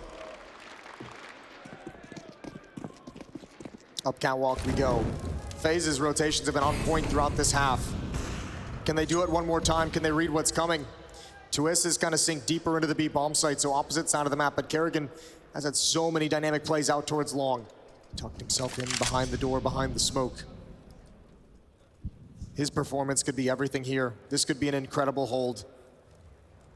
3 players huddled up. JKS gonna get aggressive on catwalk, but it's still all on Kerrigan. Waiting for the indication of what's coming. There it is. Here's the utility, turns away. JKS gets aggressive. Kerrigan almost able to get a double. 1 for 1, and it's still Brokey. Flashbang finds him right at the end. The staggered flashes are perfect from G2, and now they can progress onto the bomb site, but they've still got to deal with Rops and Twist. Twist burning, tries to go for the kill inside of the flames. He'll get dropped. Money is very, very slim for FaZe, and we are about to have a 1-round game. The HP, mind you, is very low as well for G2 and Rops. If you can find Monacy, actually has a chance in this. Smoke to cover his crossover toward long. The further he gets, the more deadly he becomes on the sniper, as well as Rops only has the M4 to play with. Uncertain of the exits at this point also. Ramp, first kill, easy. Second one, uncertain, but he has to flash above. Doesn't see him when he jumps, and there's the AWP in his backside. It is a 1-round game. Of course it is. Close affair the whole way down. Good find from Monacy. 12-13. And that was the big one for G2. They get to build a little bit further on it. FaZe, I mean, look, we've seen them so many times. The Deagles, the Scouts have been so dangerous on this map. You have to imagine they're going to go back to it regardless of what their money situation is. Kerrigan's got 3,600. He's got plenty of money for a Scout if he wants it, but starting to be a little bit more conservative with that economy. Don't want to play themselves out of the final 5 or 6 rounds of this game by over-investing on rounds that really aren't high percentage. Kerrigan trying to sneak up long this time, USP. Hunter hold close. Jax will try and bait out a few shots inside of that smoke, expecting a wide side. Honesty's not normally the one you want to be aggressive with the AWP in this situation, considering they've got the rifles there to clear those corners. You don't want the op to drop that fast, but no sense in losing the weapon. Hunter will get the kill. Rops rotates over as a result. Did he see Hunter? I am not entirely sure. Full rotation, all hands on deck on the A site now for FaZe. Yeah, but they've got no weaponry to really talk about. Just some pistols. The Deagle and Rops, that might be the one thing that could turn the tides. And G2's got silent on the map. They've got 52 seconds remaining, so they can let this FaZe defense sweat a little bit. Although Twist pushed up, has a deep angle from Catwalk, so he kind of knows, like, they're not coming middle. We can still chill where we are. No cause for concern just yet. And here come the cross smokes. G2 gonna look for a reaction, any kind of counter utility. JKS over the top. Oh, we might be able to grab the head, but Monacy's covering just perfect from long. Hunter clearing things out inside the bomb site. There goes the Rops Deagle. Twist activates on Catwalk, but can only get the one. We're all tied up, Matt. Not 15-15 this time, though. Money might be more of a factor. And we might see someone close this out at regulation, but they are going to be able to buy this time, and FaZe immediately go onto the AWP for Brokey. Not so broke, they can't afford it for him, so he'll be in position. They don't have a ton of utility. They don't have any kits. JKS could still afford one and probably should. He's going to go for utility instead, so there won't be any diffusers in play at all for the FaZe clan.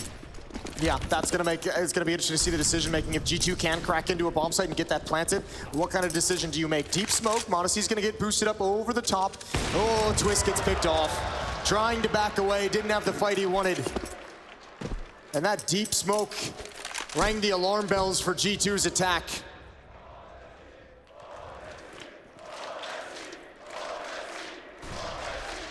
The op coming back to life. In the hands of the youngster. Loki's still close, trying to make amends with the fact that they lost Twist early. Second time he's been lost inside of mid-push. Remember, it was he and Rops down there below. Caught out a few rounds ago as they still... Oh my goodness, Kerrigan, how does he continue to find this space? His timing is perfect. And he takes down the AWP for a moment. They'll be able to grab that again if they want to. And that's a mistake of exhaustion. The Kerrigan push. Brokey's got two towards top mid. Oh, it's so brutal. G2, Nico needs to deliver. It's his time to shine, but Brokey's picking up everyone else on his team, and he's even gonna find Nico. Drops right into his lap.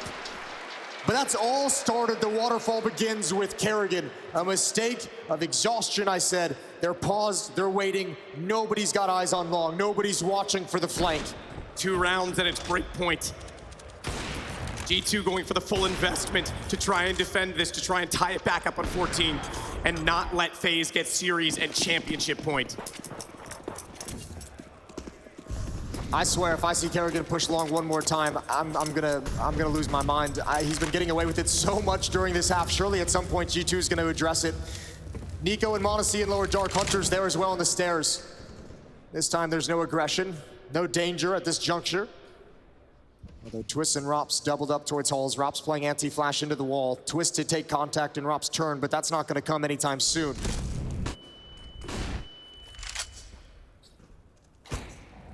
Towards Catwalk we go as the Cousins begin to take it over. The AK's on the pick. Self-flash over the wall, and then a run boost across. That'll force Brocky's hand, and he has to fire Nico. Ooh, just wanted to chase him down, even Kerrigan. He's not going to be quite so comfortable at long this time, is he, Jason? In fact, he's going to be challenged significantly, but he fires in to get both. Down goes Alexi B, down goes Jax. And down go G2's chances, potentially, in this entire series. As they try and use Hunter to hold one back, they'll get Monacy instead to get a Twist in middle. He'll come up to Catwalk and support his teammates. No rotation yet from Rops. But he knows by holding the tunnels, he has control and info at middle, and they can't go back toward B. So JKS down below is confident to hold from CT. FaZe know everything. They know the entire map, but Nico's gonna drop down. He finds one. That's JKS. Now they can progress in. Nico, he goes hunting. He goes trying to find something. Monacy watching the flank, but the bomb has to move into the site. 25 seconds, and FaZe is gonna keep harassing. They're not gonna let him in clean. Hunter protects Monacy. 2-on-1. That's a massive opportunity. If Brokey hits that shot, if he catches him out before he's blind, bomb gets dropped again and things get awkward and get chaotic, and a one-on-one would have ensued. Instead, it's going to be 2 for G2 that stay alive, and they pull back a 5-on-3. We tie up the game again. Yeah, and it should not surprise anyone. It's this close down the stretch, just exchanging blows still across this whole series, and now on Dust 2. And what a weird situation for FaZe that they're gonna buy into. Money was all over the place, it was scattered. They're gonna have a really, really odd buy to try and stay alive, to try and give themselves a chance to win this in regulation. Oh, we could have another overtime. We could have a 7th overtime in this series just in the first 3 maps. Rops is tagged, Nico in return. Jax flashed again. Kerrigan being confident, he's got support this time as well. He's brought back up in the form of JKS. So much time still in the round, though. G2 not going to fully commit to that battle. We'll back away. Well, look at the utility for FaZe. They've got nothing. No kits, no nades whatsoever. They have no toys to play with for the rest of this round. Nothing to activate, nothing to create an opportunity or any kind of a play across the map. It's all just going to be based off individual skill. JKS in middle, Twist and Rops to defend the B-bomb site. Brokey and Kerrigan shuffling, as always, between the A site and long.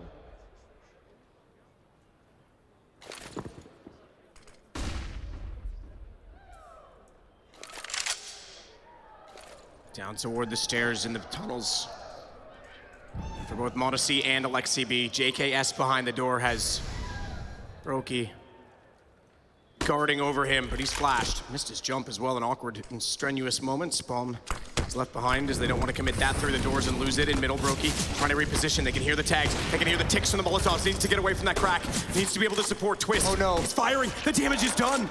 He's done so much of it that they can spray this down as they walk in for the tunnel. They need to be waiting, be patient, because Rob still has the money position at this point to swing out, and Monacy on 17. It's Nico that has the AWP. Instead, it's Nico that's gonna have to win this round back, or it's gonna be championship point for FaZe. 21 seconds, Brokey's got it down, and FaZe are 1 round away from their first ever IEM Katowice title. Yo, all hail Brokey, not just the double kill, but the fact that he runs through the Molotov as well, hustles over to the B bomb site. He is the guy making sure that Rops has no attention in that position, that nobody's even thinking it's a possibility. They'd already taken out one. Brokey's presence in window sealed that setup. Round 30 and another map point that G2 has to survive, but this time it's got one big caveat on top. Championship point here inside the Spodek, and a timeout is taken. And spare thought for G2 in this series. They essentially, they have a 4 or 5 round deficit currently. If they lose now, there'll be a 6 rounds negative versus rounds 1 versus lost, and it's 3-0. I think that's how close this was. It looks bad when you look at the overall map score, but how close was this down the stretch? It was incredibly close the whole time. Not done yet either. No reason to believe we don't have more overtimes in the picture. Well, I can give you a couple of reasons to believe that we probably don't have overtime in the picture. There's 2 AK-47s on the board for G2. Just to demonstrate, just to let you know how grim it is, 3 Deagles as well, light on utility. But this is not the buy you want if you're fighting for your life here at IEM Katowice.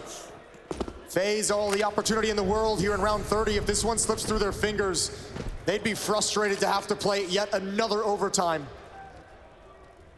No AWP, on Modesty.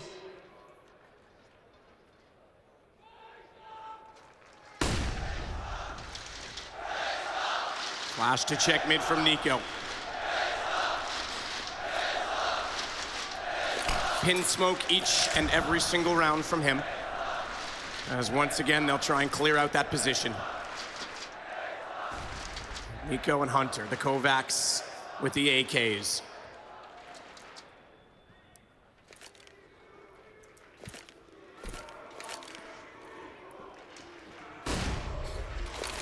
All on this. Brokey blinded. Falls back. Oh, Nico wants to get up quick. Oh, he needs that. Brokey responds with the quickness. Great headshot. Hit's gonna slow down, but it's all on Catwalk. There's no other options for G2. AK picked back up by Alexi B, but he was tagged in the process. Hunter instead, though, gets JKS.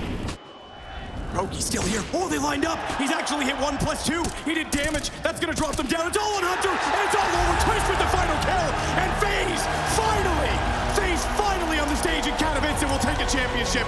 And you can see what it means to Kerrigan as he falls to his knees. And why not? What a performance from everyone across FaZe. The mastermind himself. He's got a legacy as an in-game leader, as a captain to seal. And this is a big first step. IEM Katowice trophy in a grueling grand final. 6 overtimes across 3 maps.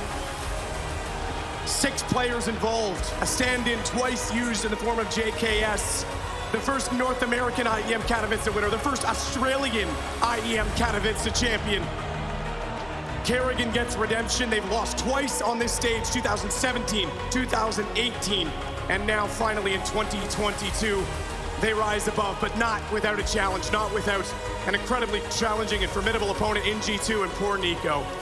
Oh man, this place has been hard on him. This one is gonna hurt. This one's certainly gonna hurt for G2, but I think you've got to at least look at the positives. Hunter played an incredible series. Jax had high impact. Nico is still spectacular throughout the entire tournament. Modesty, a revelation that everyone's excited to watch his growth. Alexi B and Xtaz, the brains of the operation, have this team tactically playing very well, but just not enough today. Not enough here in the grand finals. It was FaZe that are able to overcome all the adversity. And led by the king of Katowice, the king of Counter-Strike, the man who led FaZe and had to do it with different weapons and different opponents, different pieces of the puzzle. Chances taken by so many players, so many gambles on this team, but it's finally paid off. The Intel Extreme Masters, Katowice champions, FaZe Clan in 2022.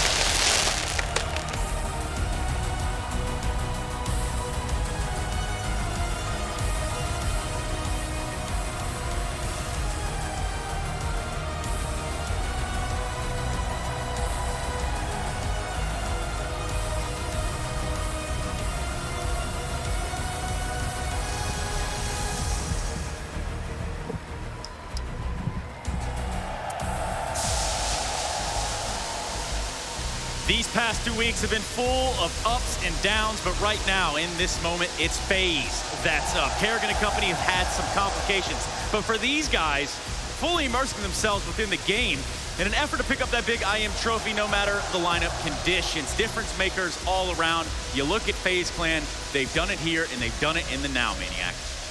What an incredible grand final. An incredible trophy lifted by this roster.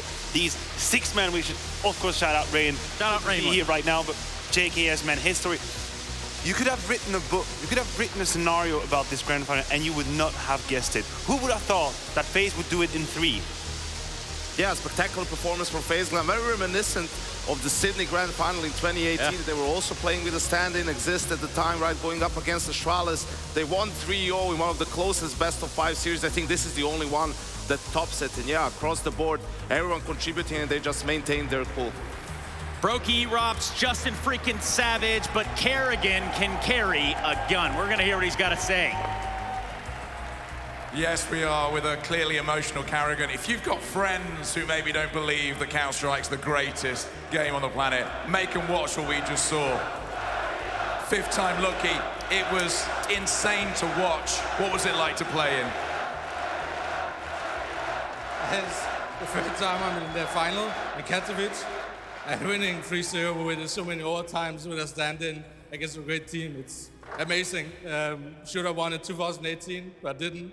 Now I'm fucking back and fucking winning this Katowice trophy. You're clearly emotional.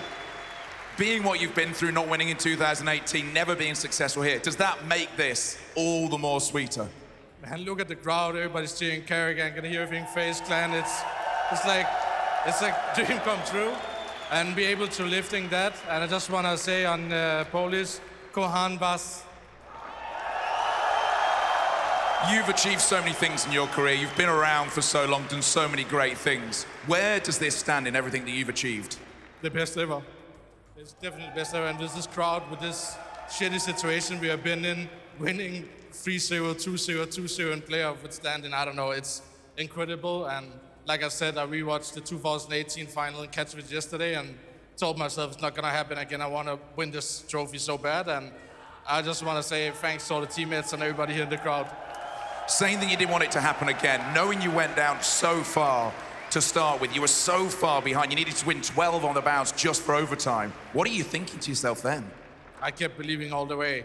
And I reminded myself when it was 15-11, I have lost that as T-side on Inferno, so I just want to show it's pretty hard to win 15-11 on T-side Inferno, and we did it. And then we were about to throw it away on Mirage, and I've never played an overtime game where I'm throwing the strat book out of the system and just find out a solution in the moment. And my team was so good today, and I just want to say thank you and shout out. Can we hear a shout out for Rain, who's sitting home and watching? How much was he a part of this win as well? The fact he hasn't been here on this stage, he's been out for reasons out of his control. How much is he a part of what you've achieved today? When I came back, I said, give me 1 year, we're gonna win a big trophy. That's exactly 1 year ago, and he was supposed to be here with me. But we can't take away JK's plays fantastic, and I believe we could have done the same with Rain, and I just feel bad for him, but there was supposed to be the reunion with him and coming back and winning a big trophy, but I guess we have to win the next one. Well, it was an amazing series to watch. I think everyone will agree. You are the king of Katowice. They are the 2022 Intel Extreme Masters Katowice champions. Put your hands together. FaZe Clan!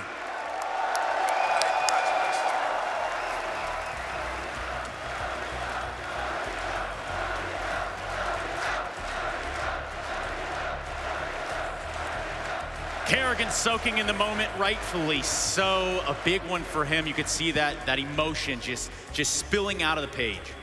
I mean, it's about the intensity of that game. Yeah. It was about one of the most intense grand final I've had the pleasure, the blessing to witness.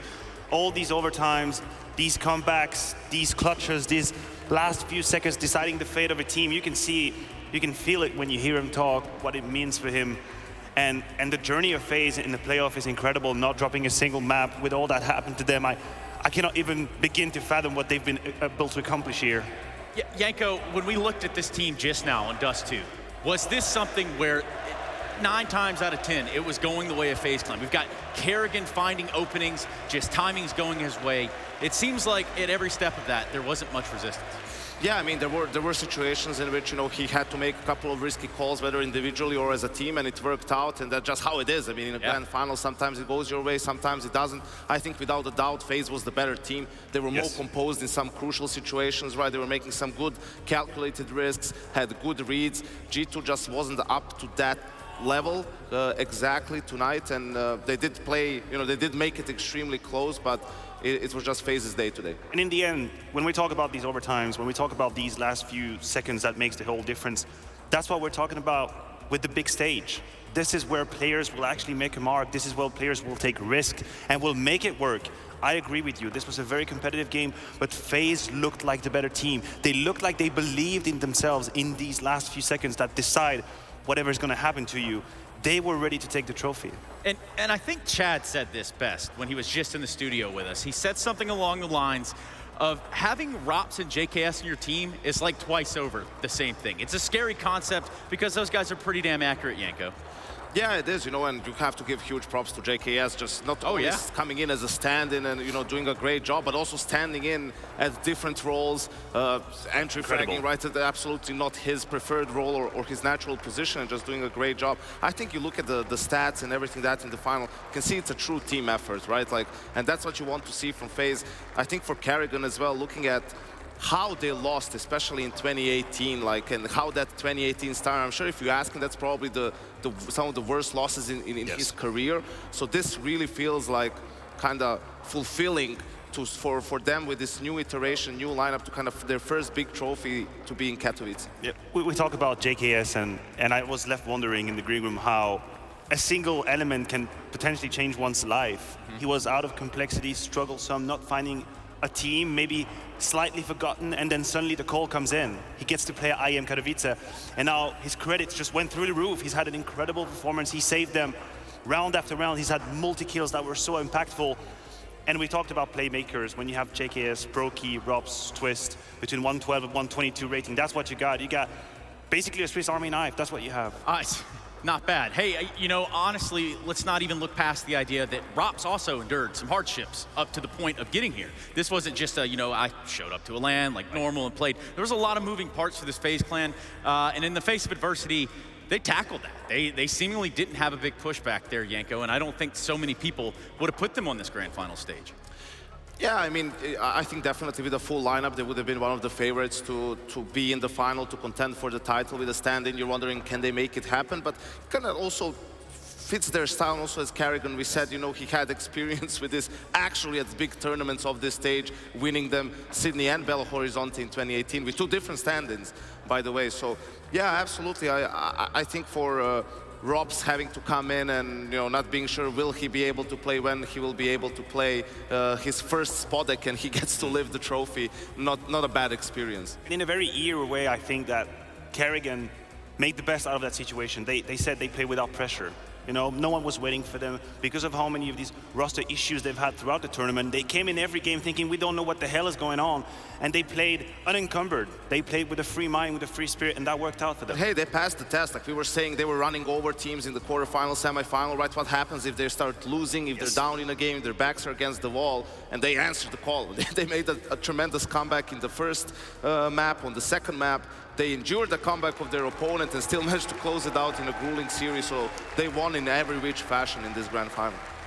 Yeah, in this moment right here, I think can't be understated just how cool these little pieces are that become history eventually, right? I mean, we have a plethora of plaques signed, camera lenses signed, and they're by the champions, the ones that are actually forging that legacy, that lineage that we're talking about here, Maniac. You're absolutely right. We said it multiple times. Only legends win in Katowice. True. Only legends win in Katowice. And as soon as you have your name on that plaque, that's it. You are a part of a history when it comes to Counter-Strike. No one's going to take that away from you. And FaZe also made the choice of looking towards the future when you have a core of now Robs, Twist, Brokey, these guys. They could stay together for as long as can be. They could win together for as long as can be.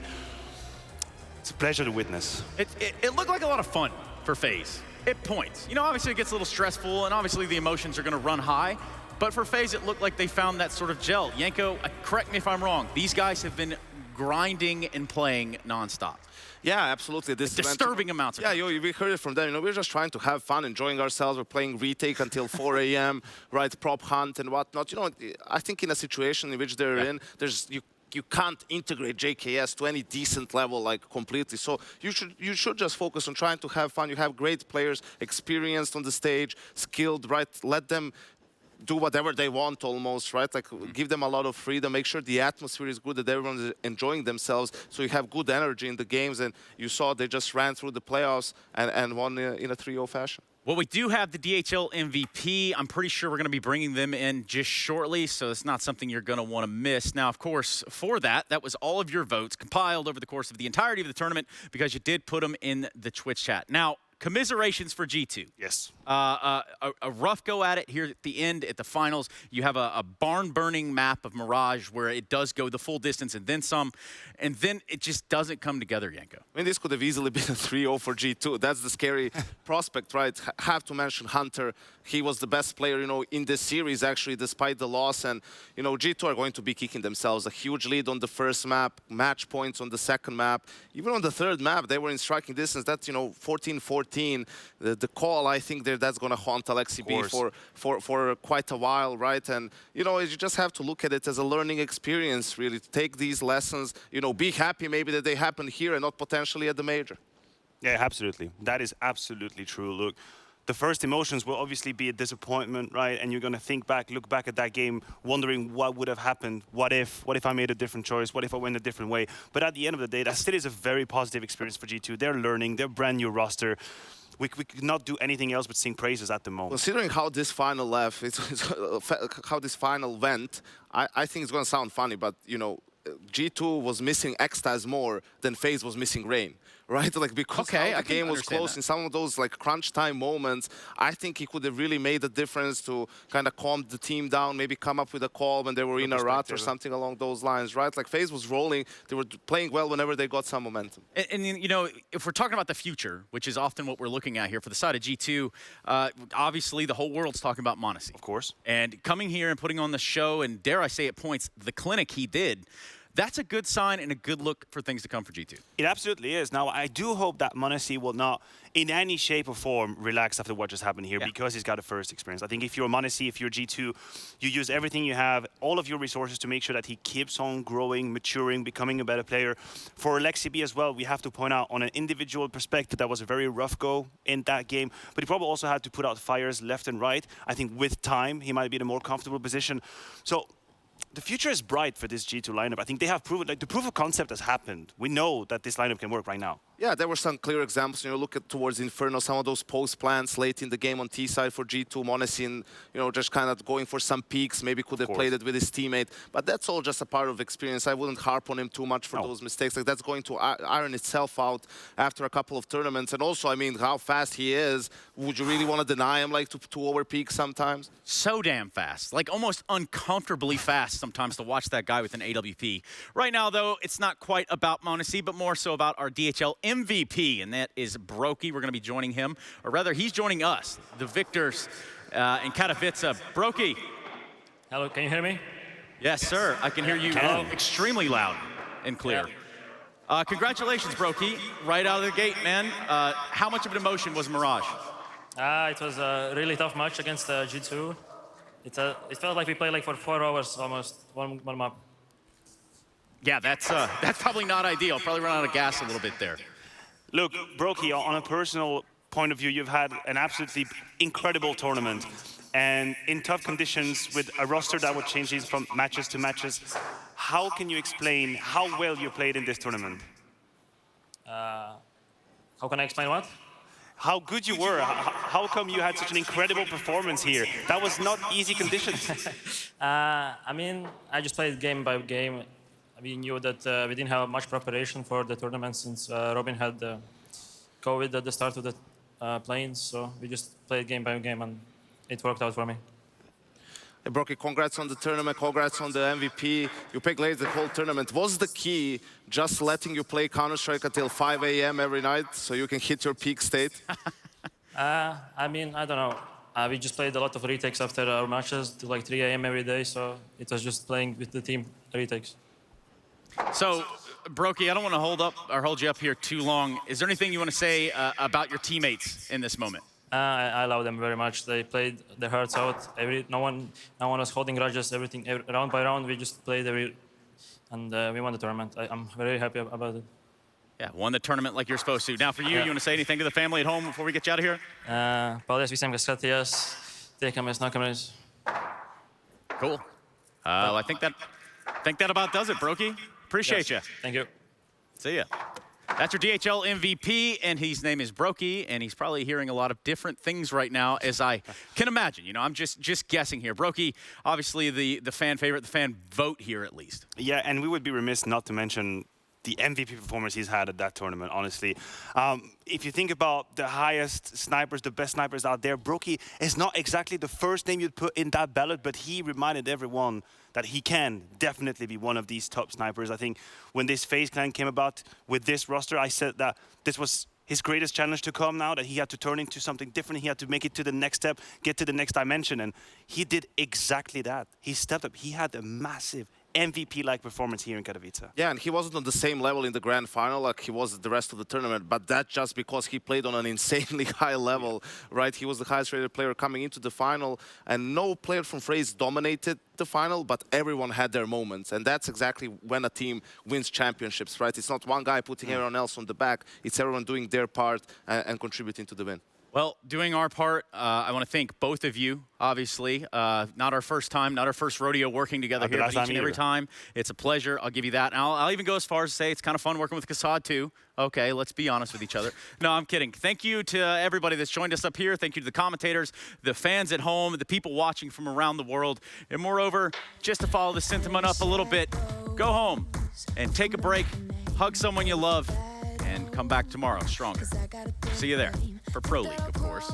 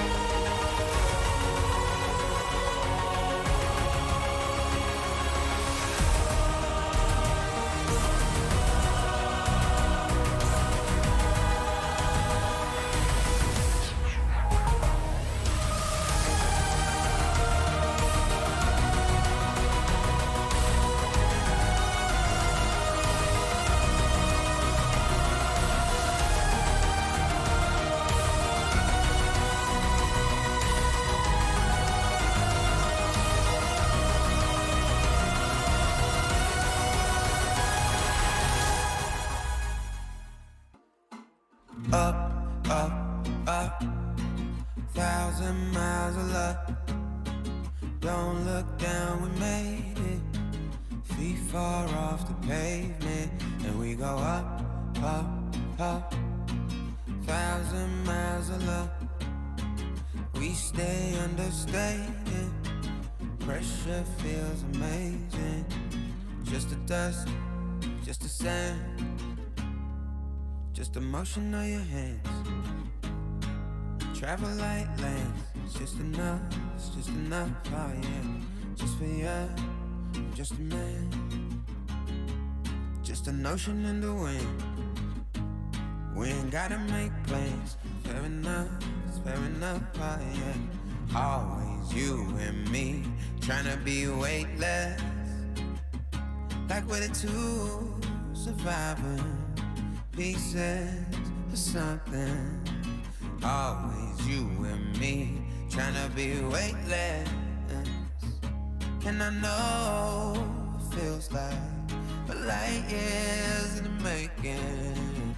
Up, up, up, 1,000 miles of luck. Don't look down, we made it. Feet far off the pavement, and we go up, up, up. 1,000 miles of luck. Oh no, we stay understated. Pressure feels amazing. Just the dust, just the sand, just the motion of your hand. Travel like land, just your hype man. Just the one, just a believer. I don't care, I see you loading up my mind. Place me on the sidewalk. Fair enough, oh yeah. Always you and me, trying to be weightless. Like we're the two surviving pieces of something. Always you and me, trying to be weightless. Yeah. And I know it feels like light years in the making. Up, up, up. 1,000 miles of luck, yeah. Don't look down, we made it. Feet far off the pavement, and we go up, up, up. 1,000 miles of luck, oh no. We stay understated. Pressure feels amazing. Just the dust, just the sand, just the motion of your hand. Just the dust, just the sand, yeah, yeah. Travel like travel lands. Just the dust, yeah, just the sand. Hey, yeah, just the dust, just the sand. Just the dust, just the sand. Always you and me, trying to be weightless. Like we're the two surviving pieces of something. Always you and me, trying to be weightless. And I know it feels like light years in the making. Oh, duh, 1,000 miles of luck. Don't look down, we made it. Feet far off the pavement, and we go up, up, up. 1,000 miles of luck. Yeah, yeah, we stay understated. Pressure feels amazing.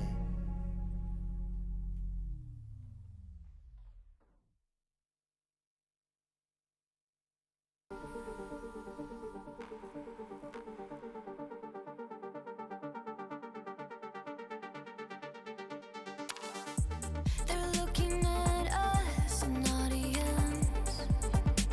Keep telling us what we can do, but here we are, showing them, making them wish they were you. We've heard the most when it comes to this. Yeah, every shade of blue, but don't even care what they all say. They think we're out of control. Yeah, truth be told, we know it. It's just the way we live. We own it. 'Cause that we love the thrill. We know it. It's just the way we live. We're grown-up kids.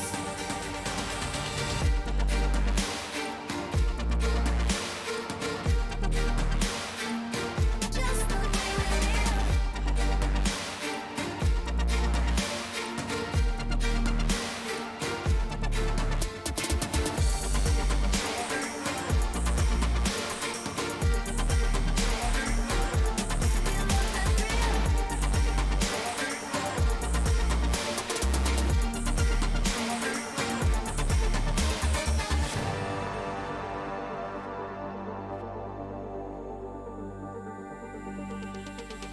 Yeah, They done told me to be myself, so when I went and found myself, the ones who told me back then, be true to who I am, ain't think we was really gonna win. Now they watching us from the sidelines while we trying victories like we getting high tides. I'm getting my prize, only thing my eyes is locked in on, half a milli mine. I want it right now, don't waste my time. Family in a penthouse with a view sky high. Blood, sweat, and tears bring water to my eyes, cause the whole gang winning, I done gave my life. Odds low, but we did it, ain't we?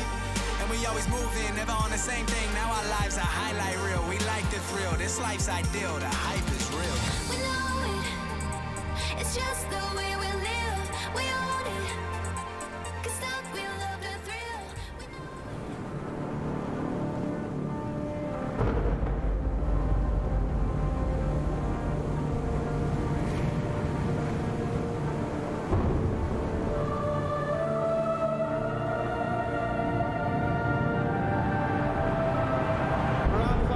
Really making history. Absolutely phenomenal. And Ace is the champion of the Intel Extreme Masters World Finals. Storm's still not quite done. MC is going to take this fight, though. 3 seconds left.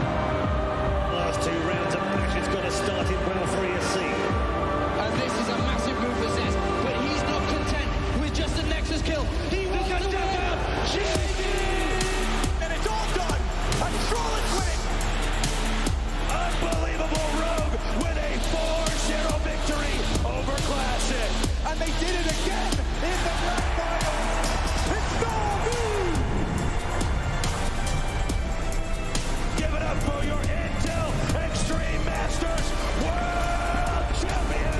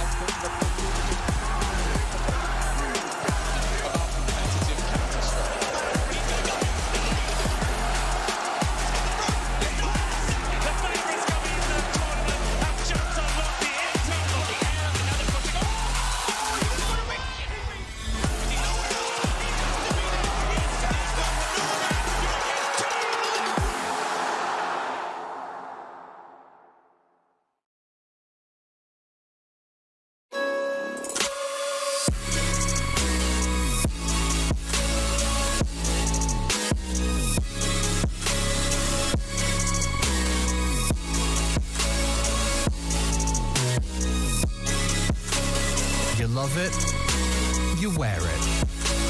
What's your style? Get your merch at shop.eslgaming.com.